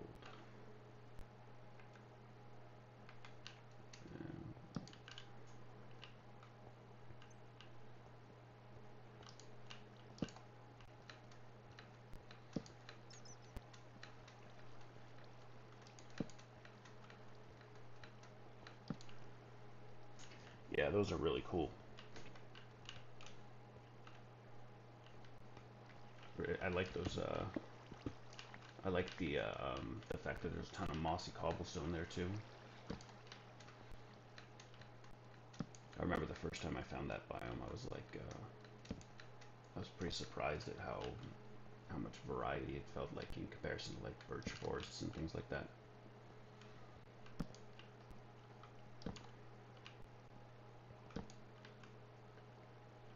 Okay, Enderman, so we want to make sure to have an Enderman survival cave.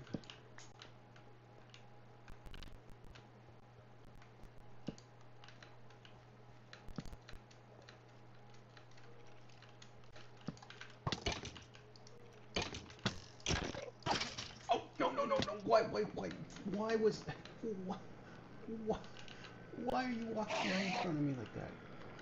Come on, Enderman, what the?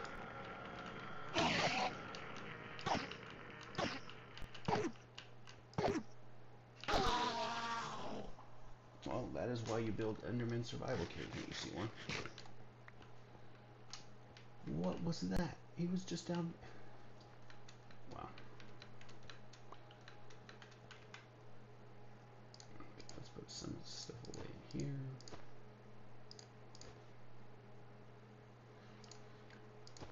What are you currently working on in your base?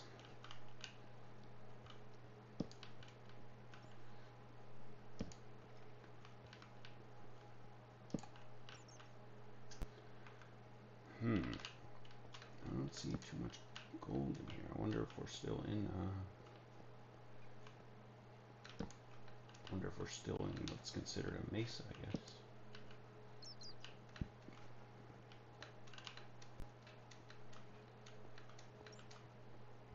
Oh, I guess it was a different Enderman because there's one already down there.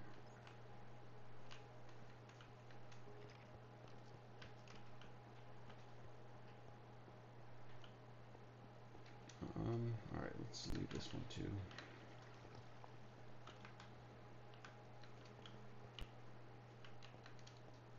Wait, you're building a kingdom? That's like 70 Minecraft days in and you're already like fencing your area around, or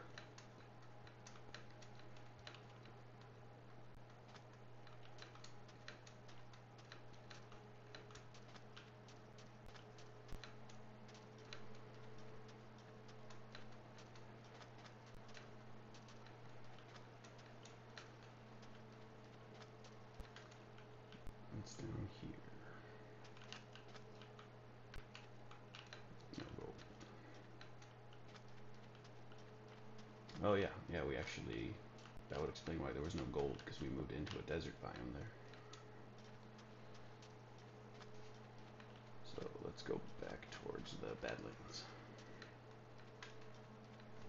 So you're going to build a giant castle?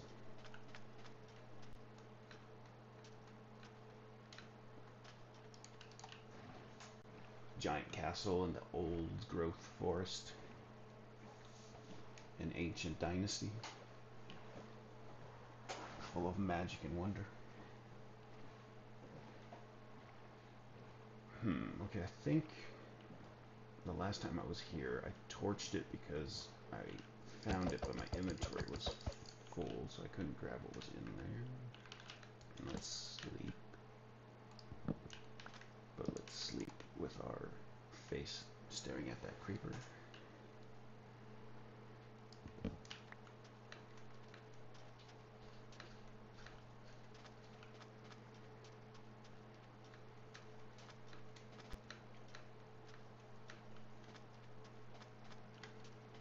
You're also building a kingdom. Do you ever watch the Empire's SMP?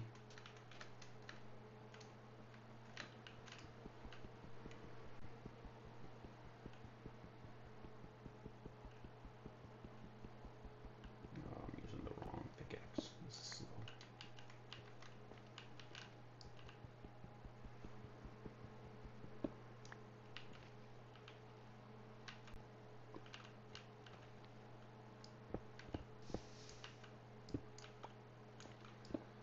Okay,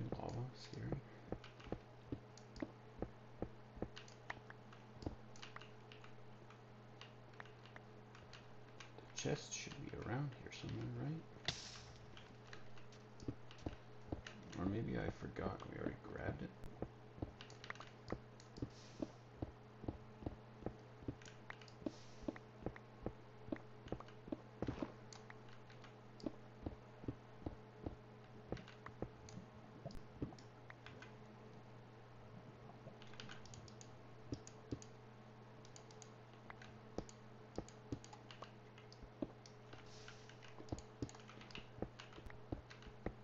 Hmm. Maybe it didn't spawn with the chest.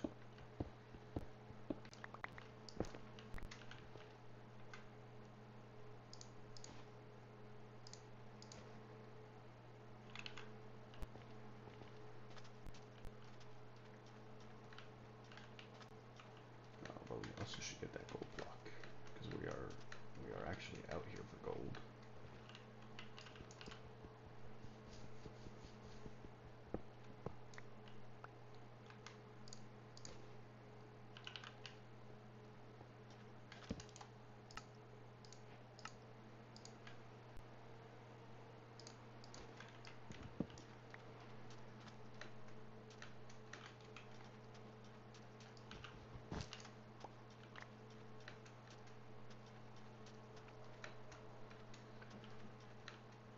Alright, let's see here. Where are the caves?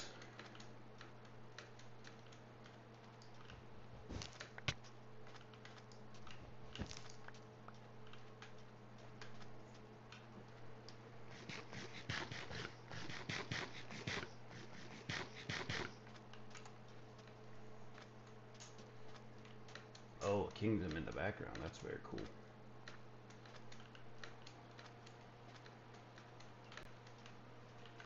Okay, well, hello there.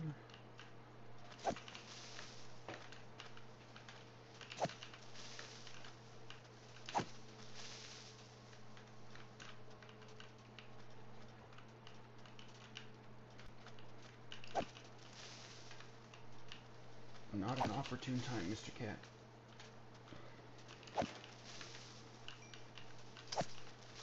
I think the villages of a castle is like, I think it's kind of, whenever I've seen a lot of people build castles, it seems like it's really hard to like fill the space with a lot of things.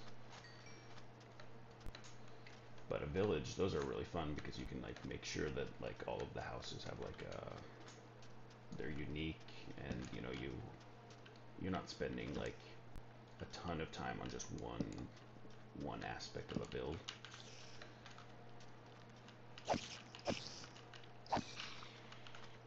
There's a, I don't know if you've ever watched Flip before, but his hardcore world is pretty crazy.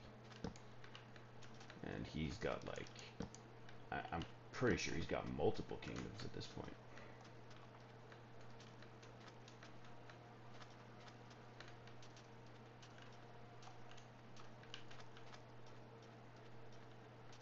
Okay, now that looks like a cave that will have gold in it.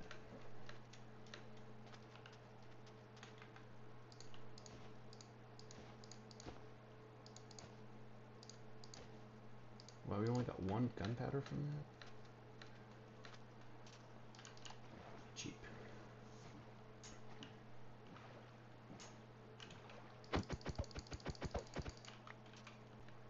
I remember I tried building a village in my, my friend had built a castle in our shared multiplayer world, and I tried to build like some village houses, but I never finished them. They're pretty tricky because you know you want to like make sure that you get all the streets right and everything like that, and then you also have to build houses. And I'm not very good at building roofs. All right, so now this is a cave that we can get some loot in.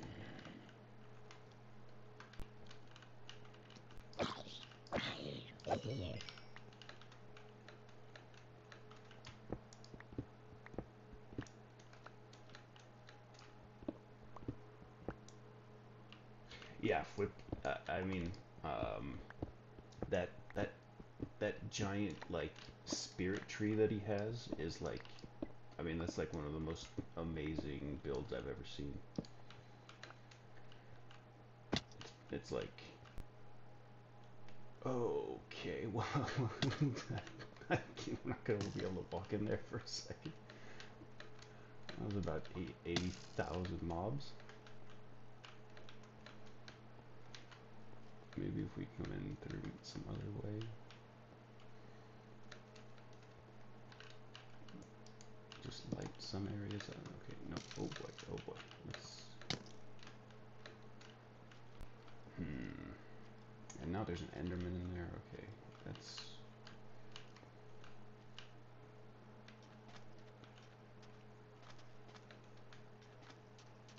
let's try this place instead. This looks a lot more quaint.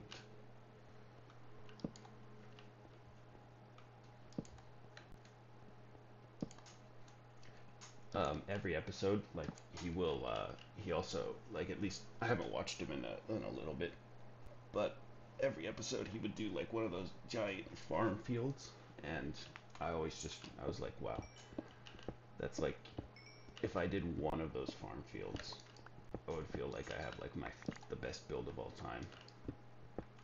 Like I'm really doing Minecraft, you know.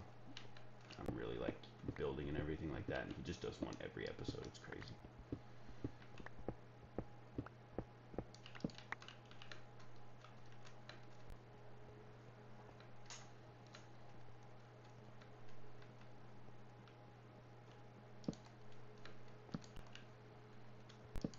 I think he might have like the coolest hardcore base out of any YouTuber, because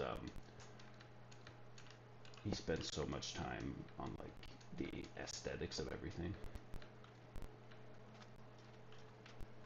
A lot of other like hardcore YouTubers, you know, they'll build like massive structures or like big redstone builds or things like that, but they won't like decorate them in the same way that he does.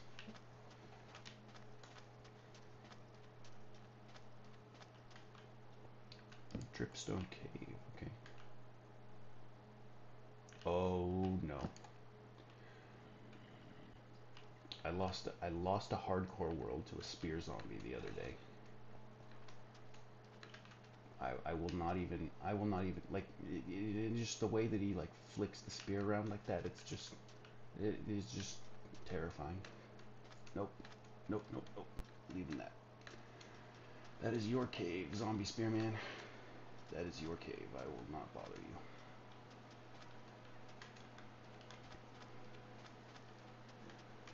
And this looks like a pit of death. Yes, it is.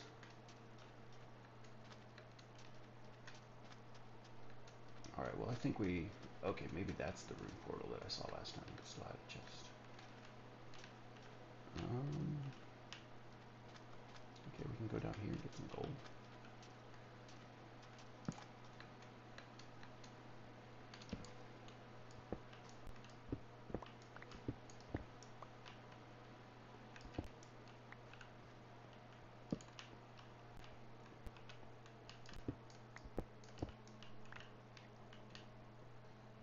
I think the other YouTuber that I really like is Etho.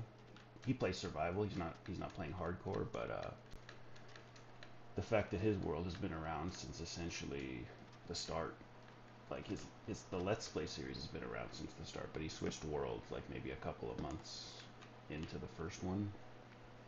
But that's also like one of the most impressive worlds I've ever seen too.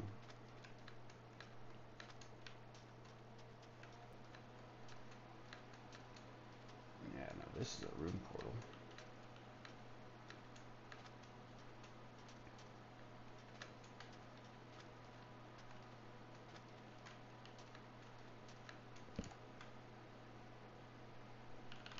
Alright, let's go to sleep.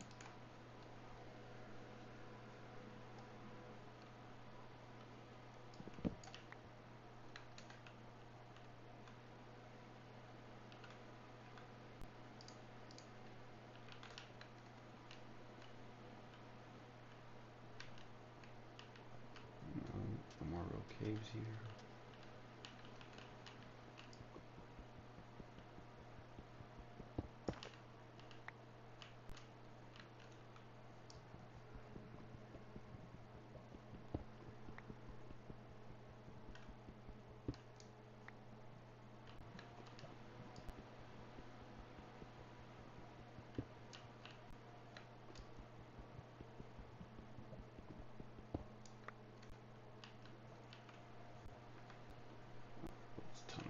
gold.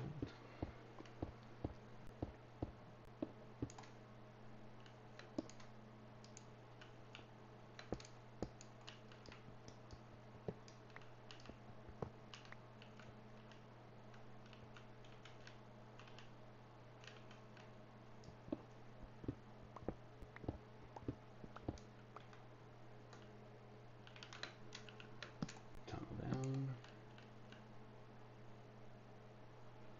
Yeah, we're not gonna take fall damage and die here. And then what's in here? Blast protection.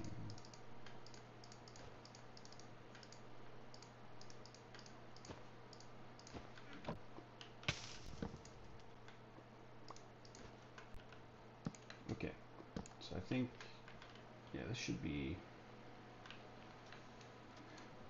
enough gold to at least test out the powered rail, or start putting some powered rails in.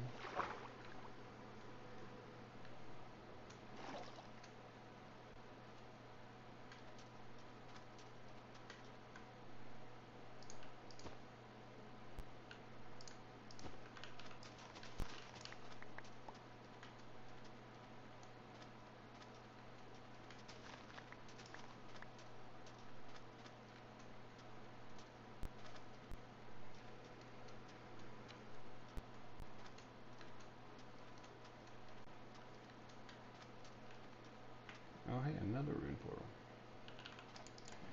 Awesome.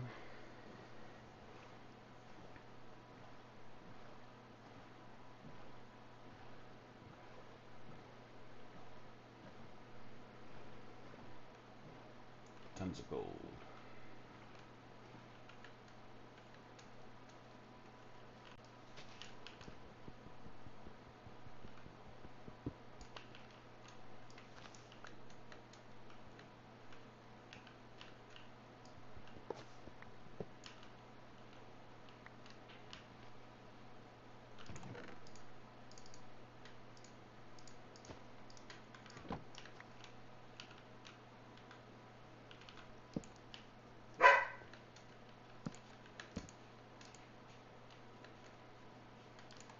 Alright, let's head back to base. Oh, well, that was kind of fun. We got a couple of viewers in. I don't know who Bobo T 183 is, but thank you so much for visiting for a little bit. I appreciate it.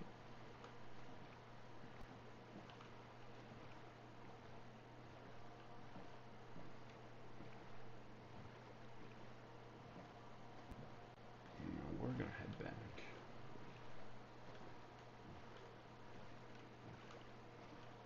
And this time we're not gonna be lost.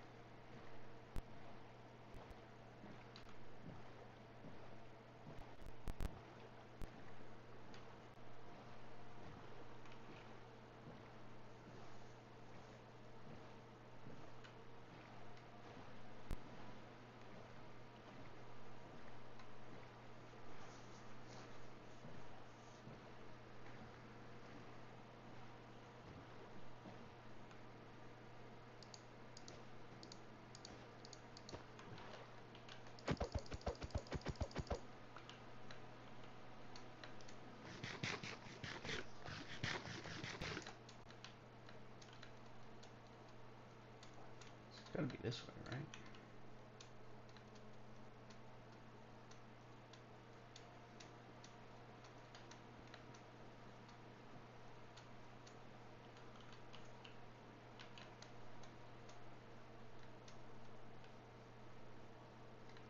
Across the acacia biome.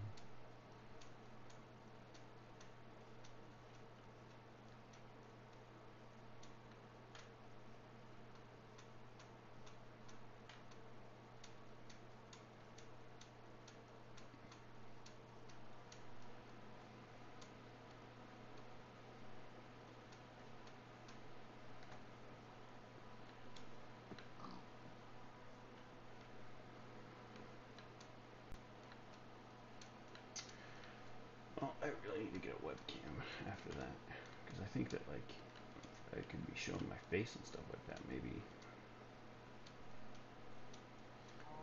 people would up by a little bit more, but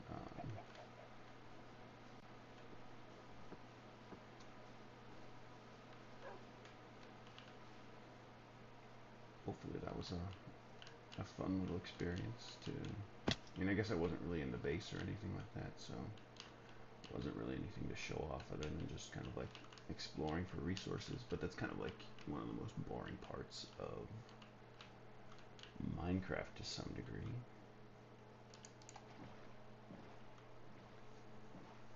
But yeah.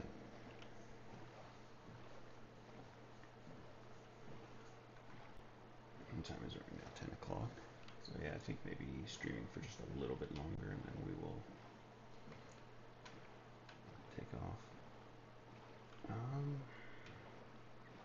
Okay, yeah.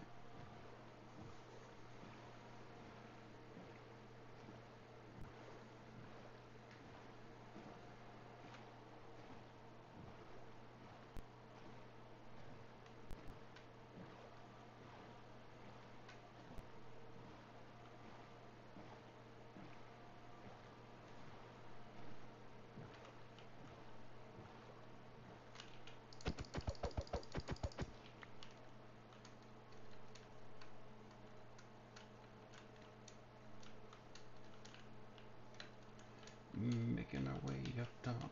Do do do do do do do do do do do do do do do do do do.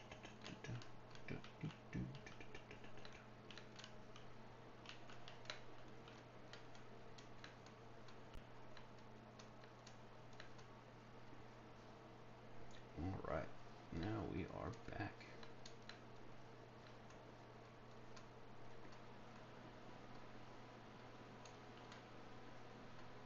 Oh no, spear zombie. I cannot believe that was a spear zombie again.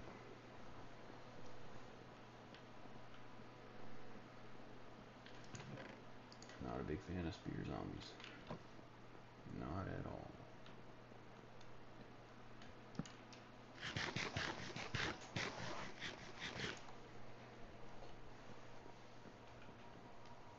Plain.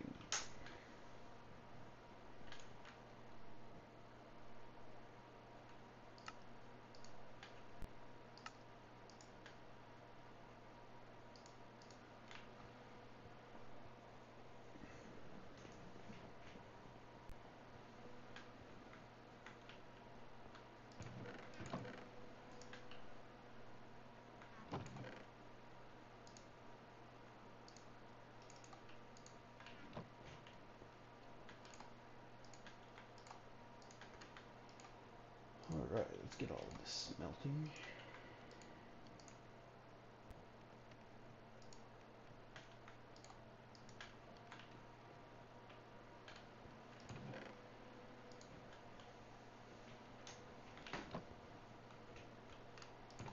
Blast protection.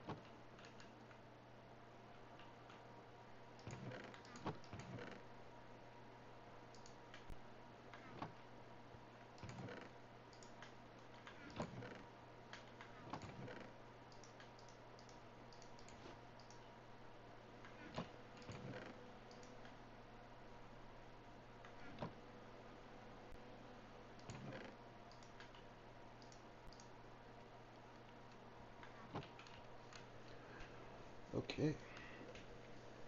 Got a lot of good stuff going here.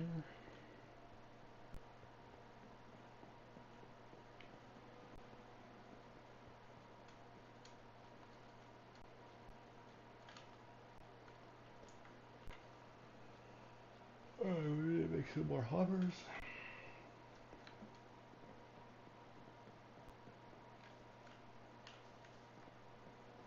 Get in the hopper.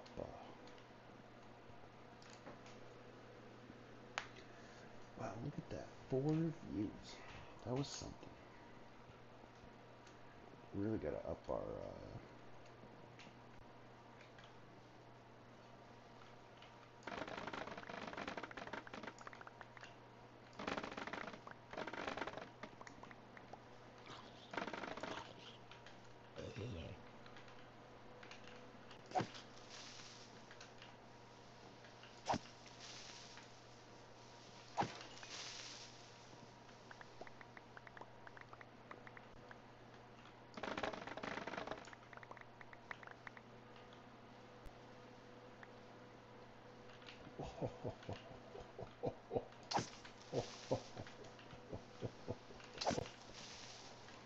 Oh, he's coming out of the weeds like that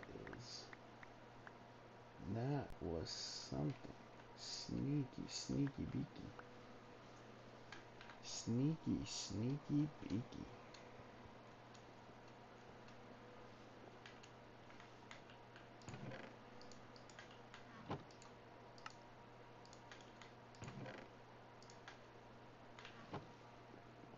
Sneaky, sneaky beaky.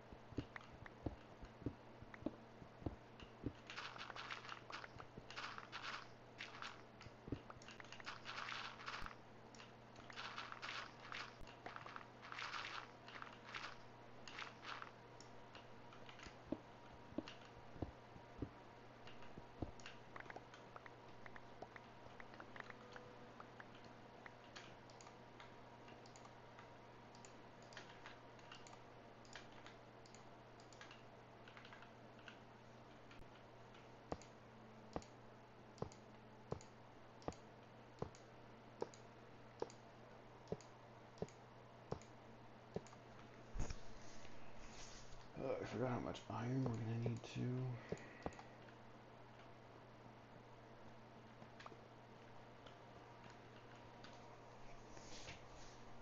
And how annoying it is gonna to pick out all of the junk from this.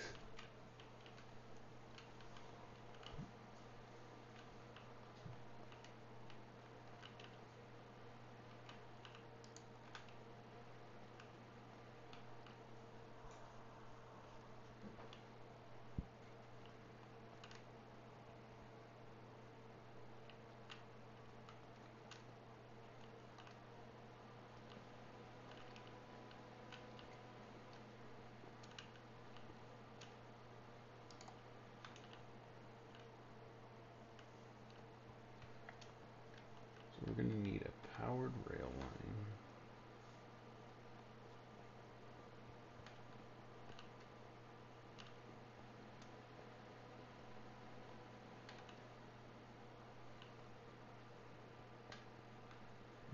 Alright, so let's get our powered rails here.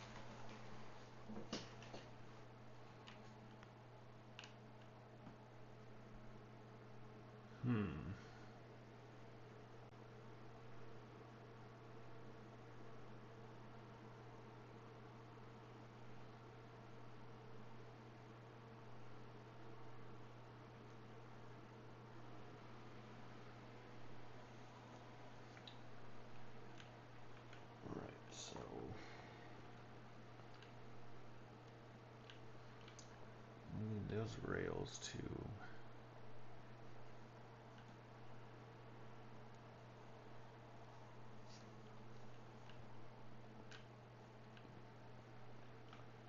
no, we got these rails up here.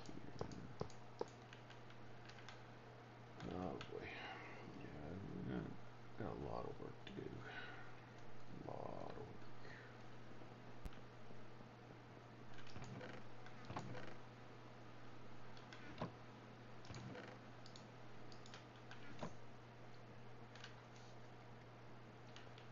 Oh, Mr. Cat. Come on, man. Why you gotta be like this, Mr. Cat?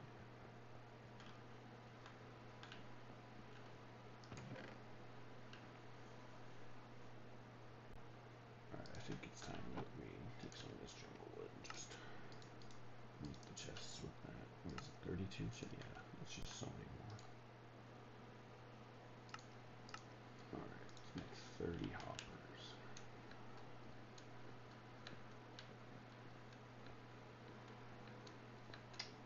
Ow.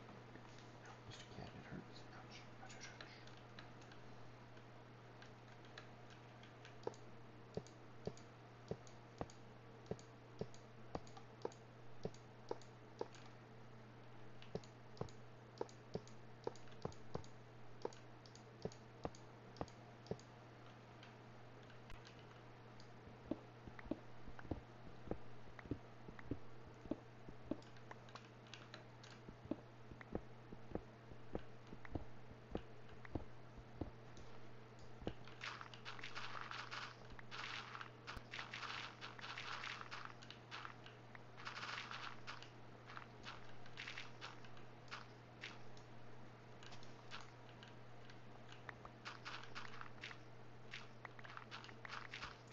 Well, this build was, yeah, it was gonna probably most definitely puncture the ceiling here, and we're gonna have to do something about that.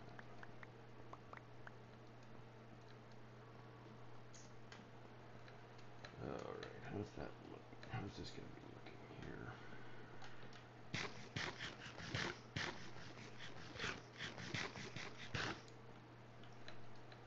More specifically, where is it punching out?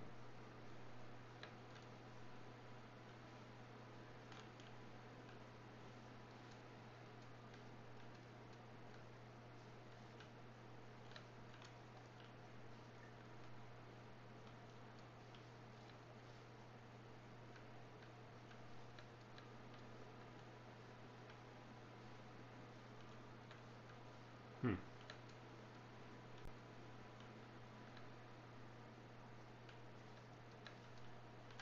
Right here? Oh, what? Where is it?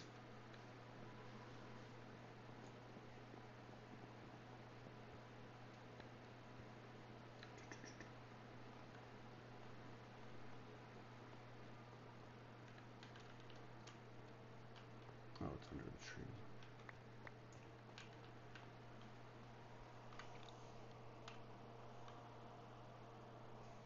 Hmm.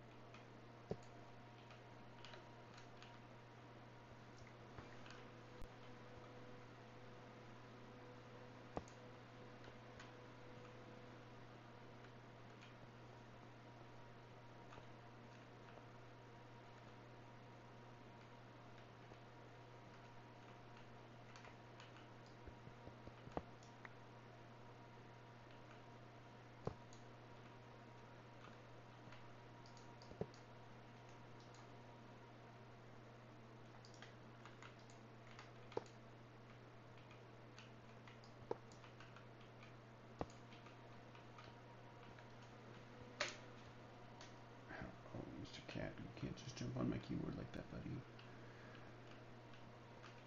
Okay, so now this looks alright.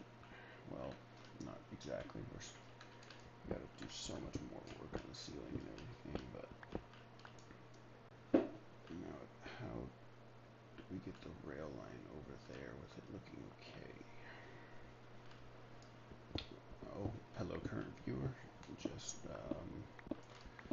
starting work on the smelting machine, and it is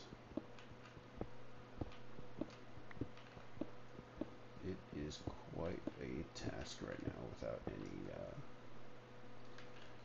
any beacons or any efficiency tools or anything like that, but we need experience, so we're gonna have to build a kelp farm.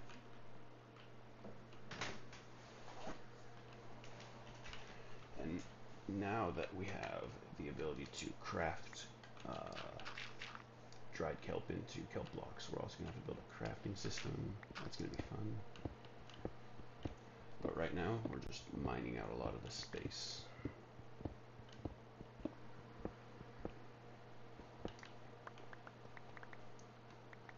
Let me show you what the rest of the base looks like so far. So we've got a little potion set up here.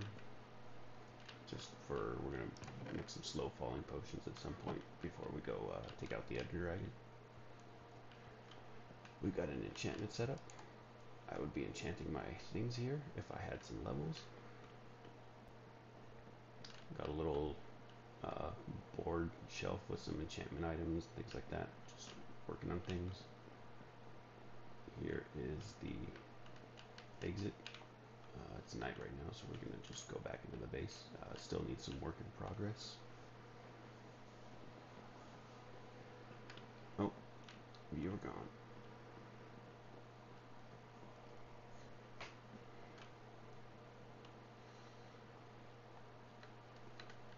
Well, it was fun, but they saw it for a little bit.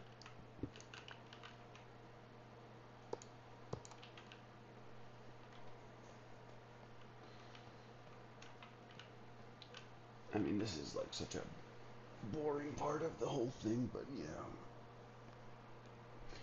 Maybe I should just put on there, like, showing work, do not watch, or something like that. That would be funny.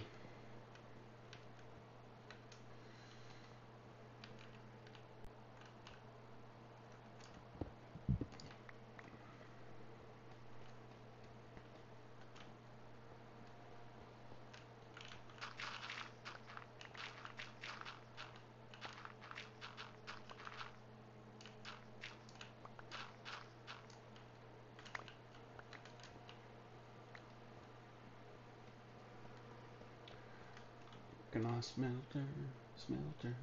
Working on a smelter, smelter.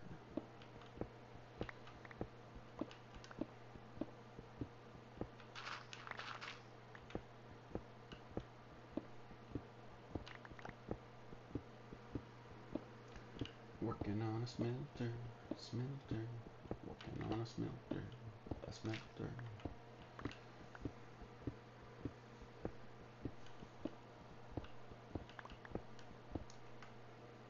I am working on a smelter.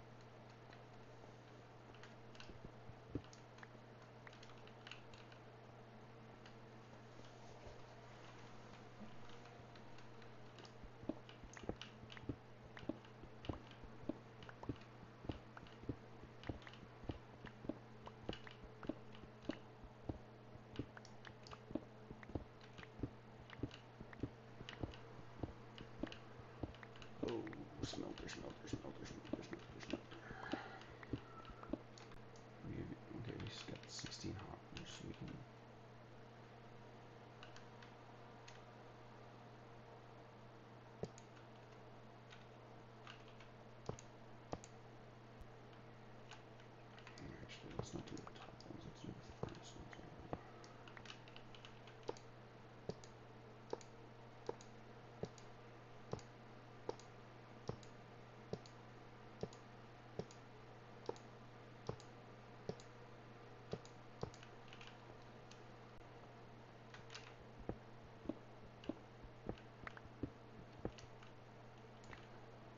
Remember we were looking for andesite and then it's just right here?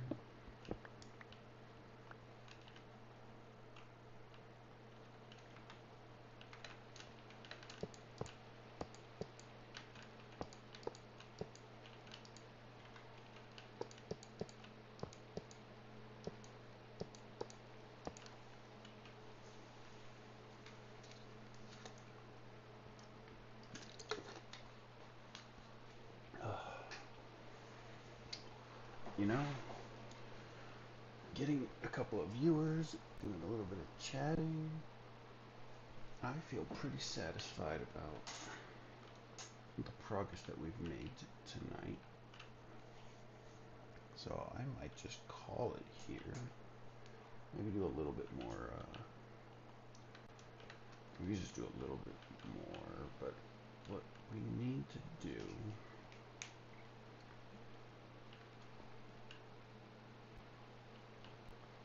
is we need to figure out how we're going to do the rail line.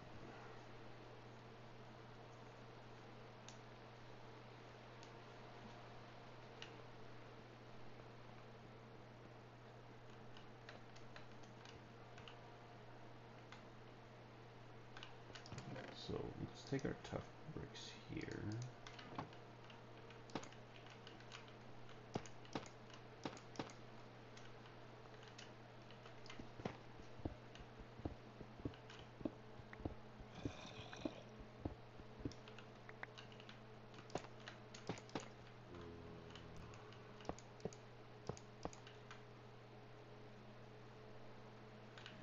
Let's get our normal rails too.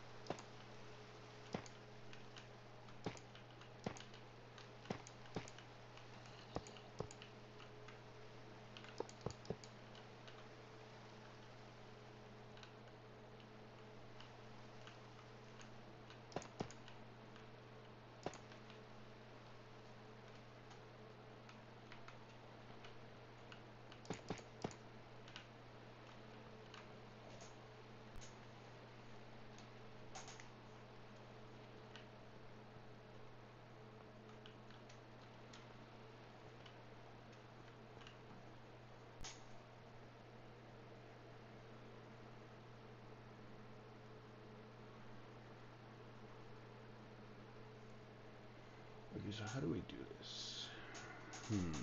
Because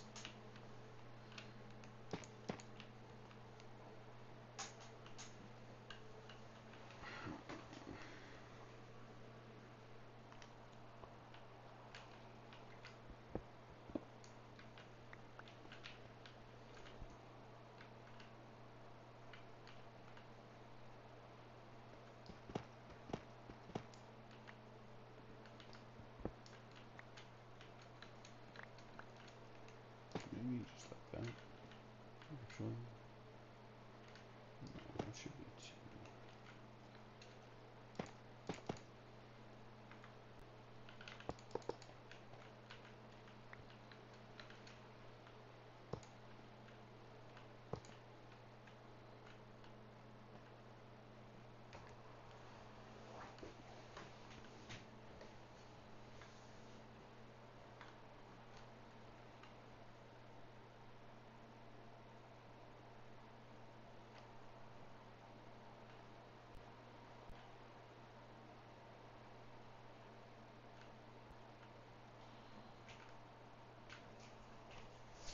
I'm actually kind of confused now. Like,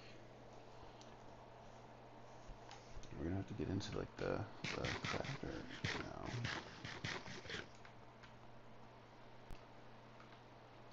So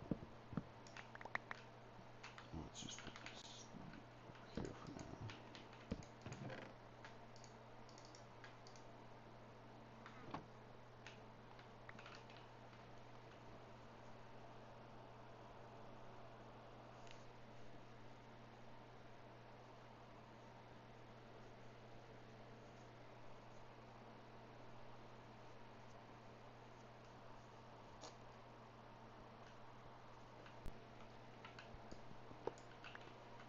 Well, let's just see here. If we put a double chest here, and put a hopper in there.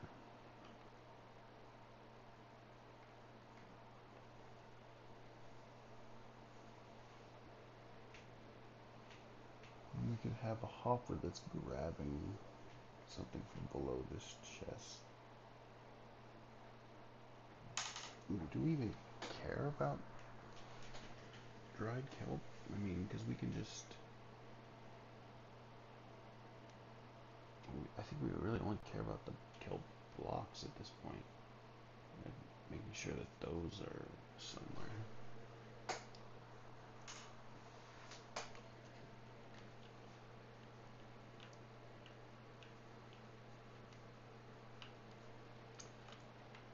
Yeah, I mean, we gotta...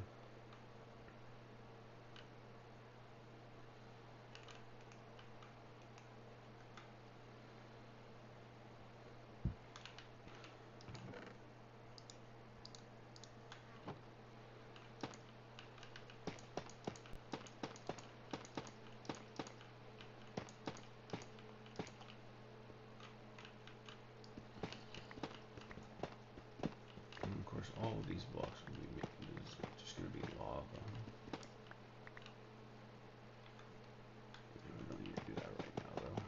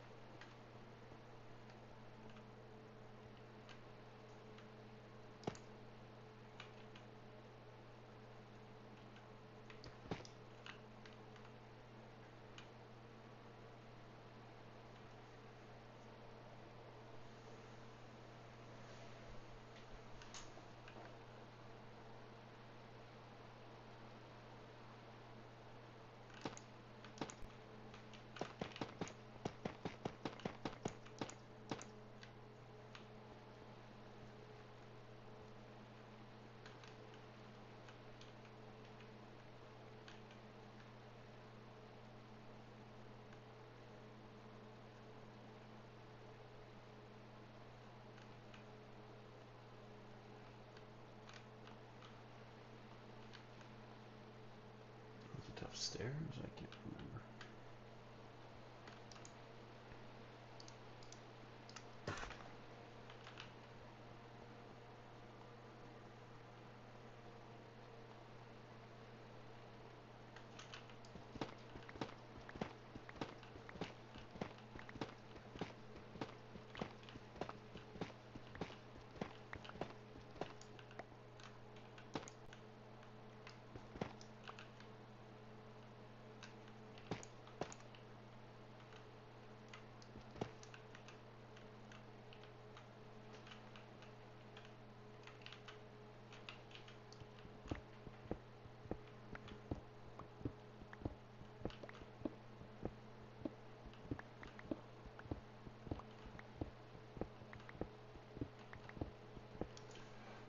switch my headphones real quick.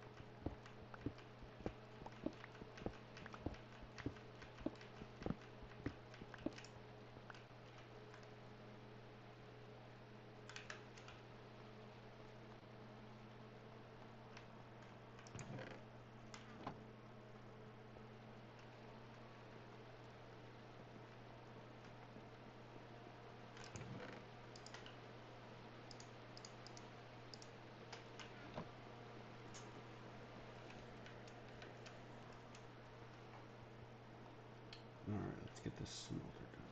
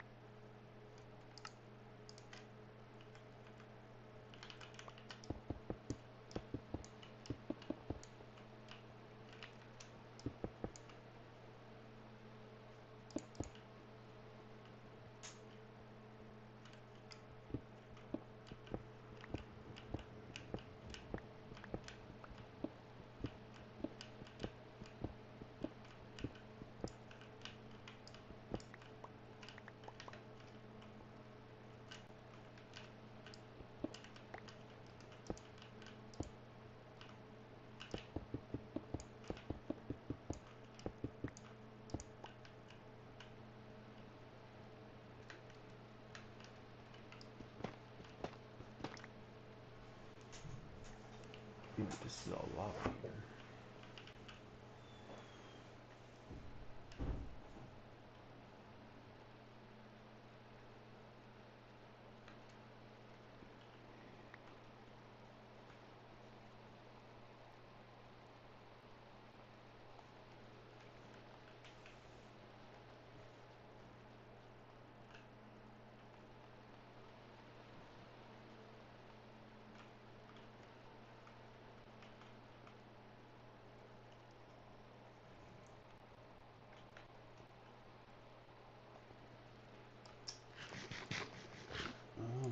Shoot, maybe I do actually have to go and check the old build.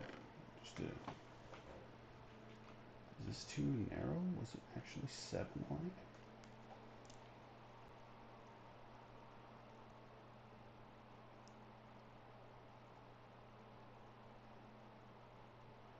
It couldn't be, right? Oh, no.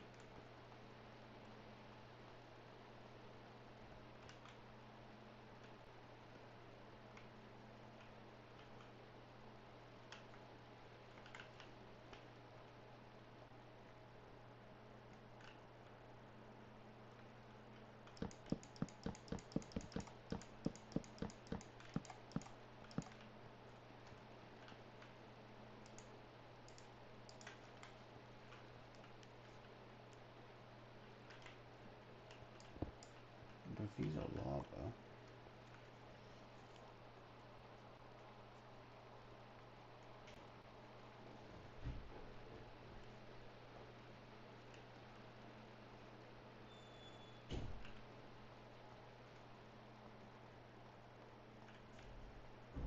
Hmm.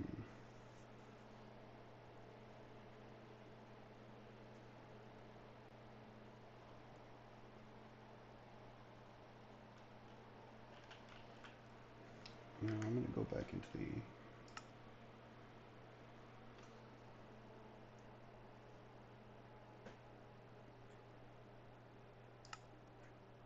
going back into plateau real quick.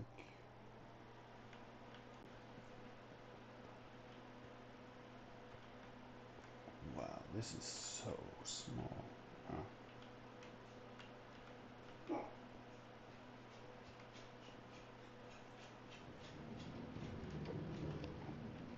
Okay, so their one is 7 wide. Okay, I guess that makes a lot of sense then.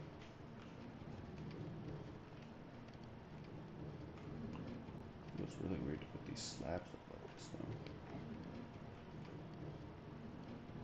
But I guess that's just how I had it. Okay.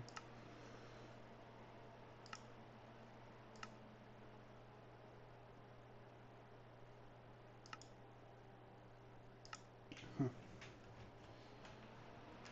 Okay. Well.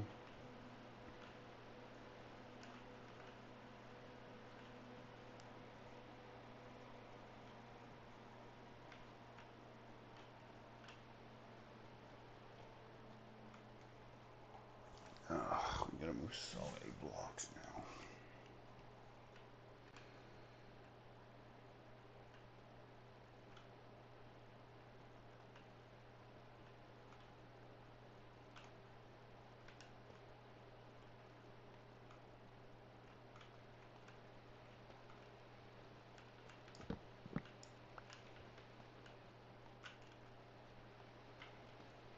So all of this has to get moved back one. All of the other ones have to get moved back one. Alright.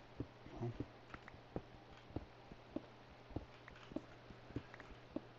If it's gotta be done, it's gotta be done.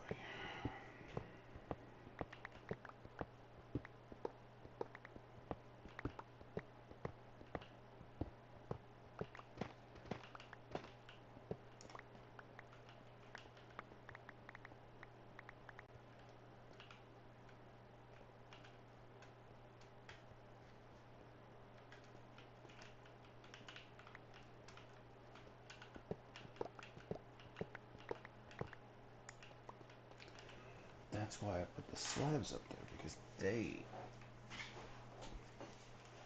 Oh, I did that to hide the... Now I see where my genius is.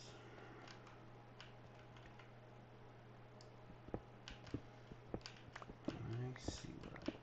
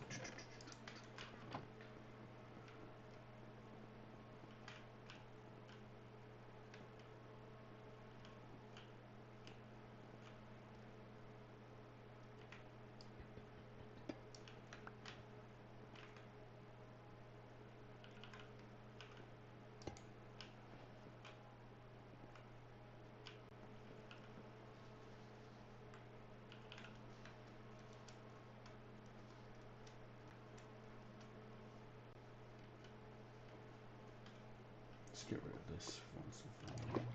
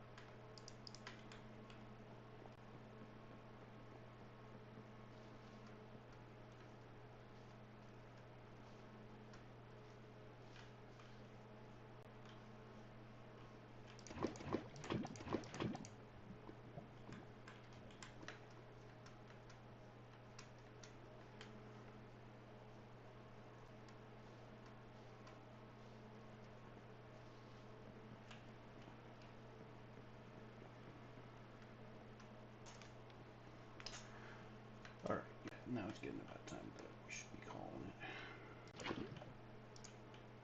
Made a lot of progress so far, though.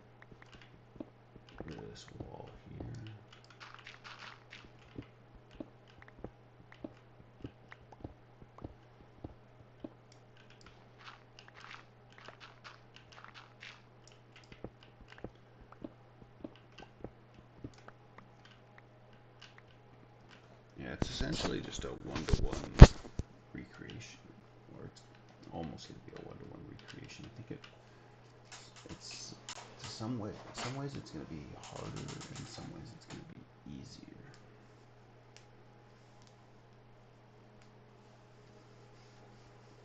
So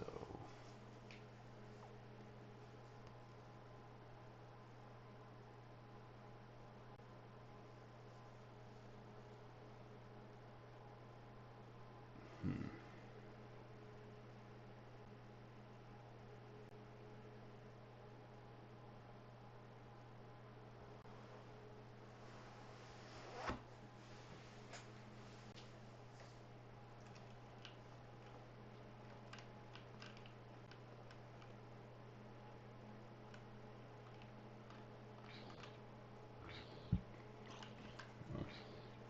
Sunlight.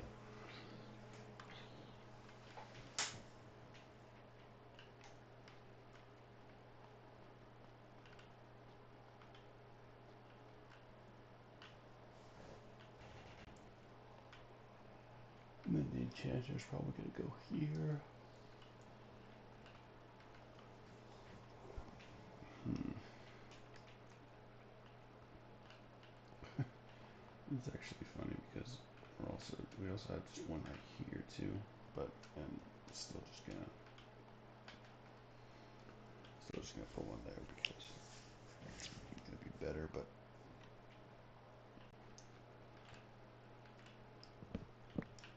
yeah, so I'm not sure how the crafters exactly works.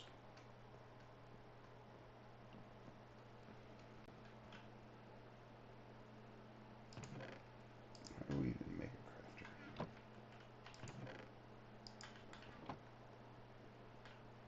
Probably needs a dropper.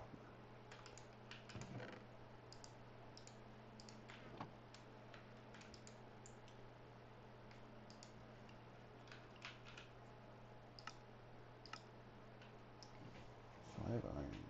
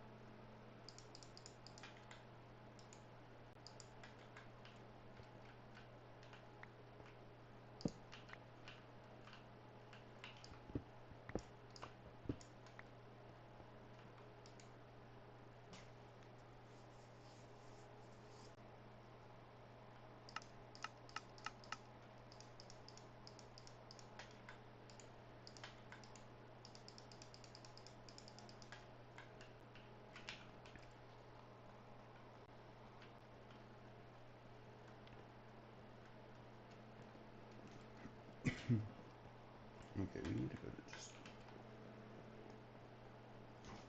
Yeah, we got a little bit of time. I'm just gonna go down to the waterways here and just get some kelp.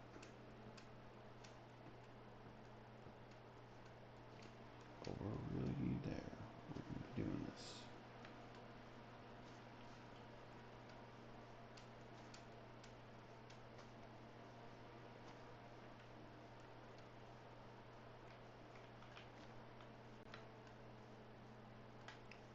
Oh,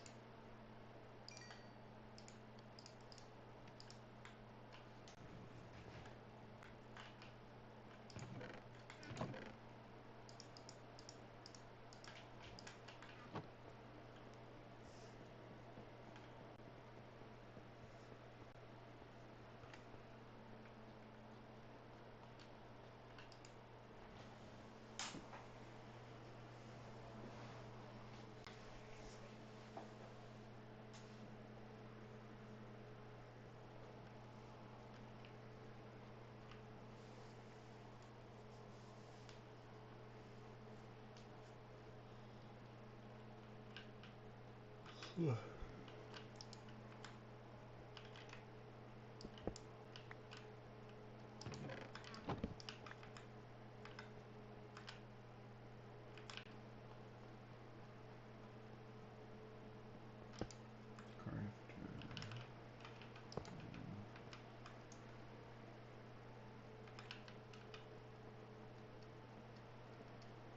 Suppose we should make some.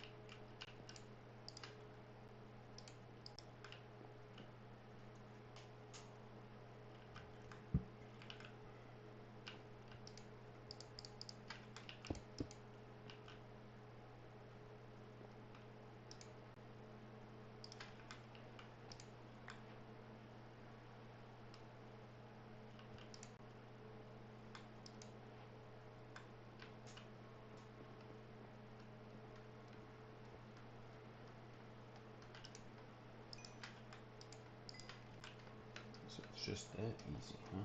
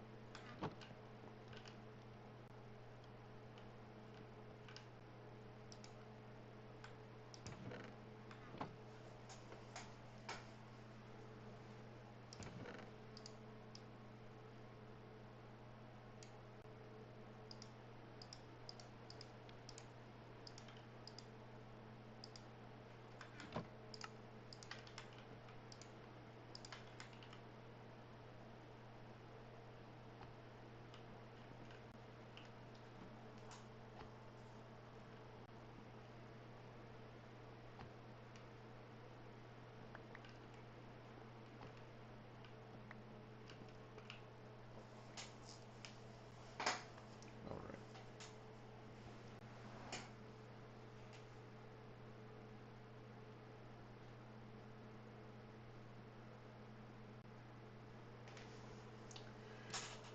All right. Well, now we have some idea of what we're dealing with the crafter. We're gonna be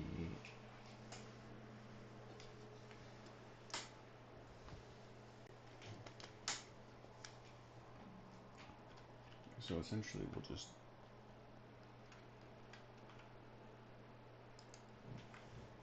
spit it into a chest, and then yeah, I mean we'll figure it out. It's gonna be a fun project.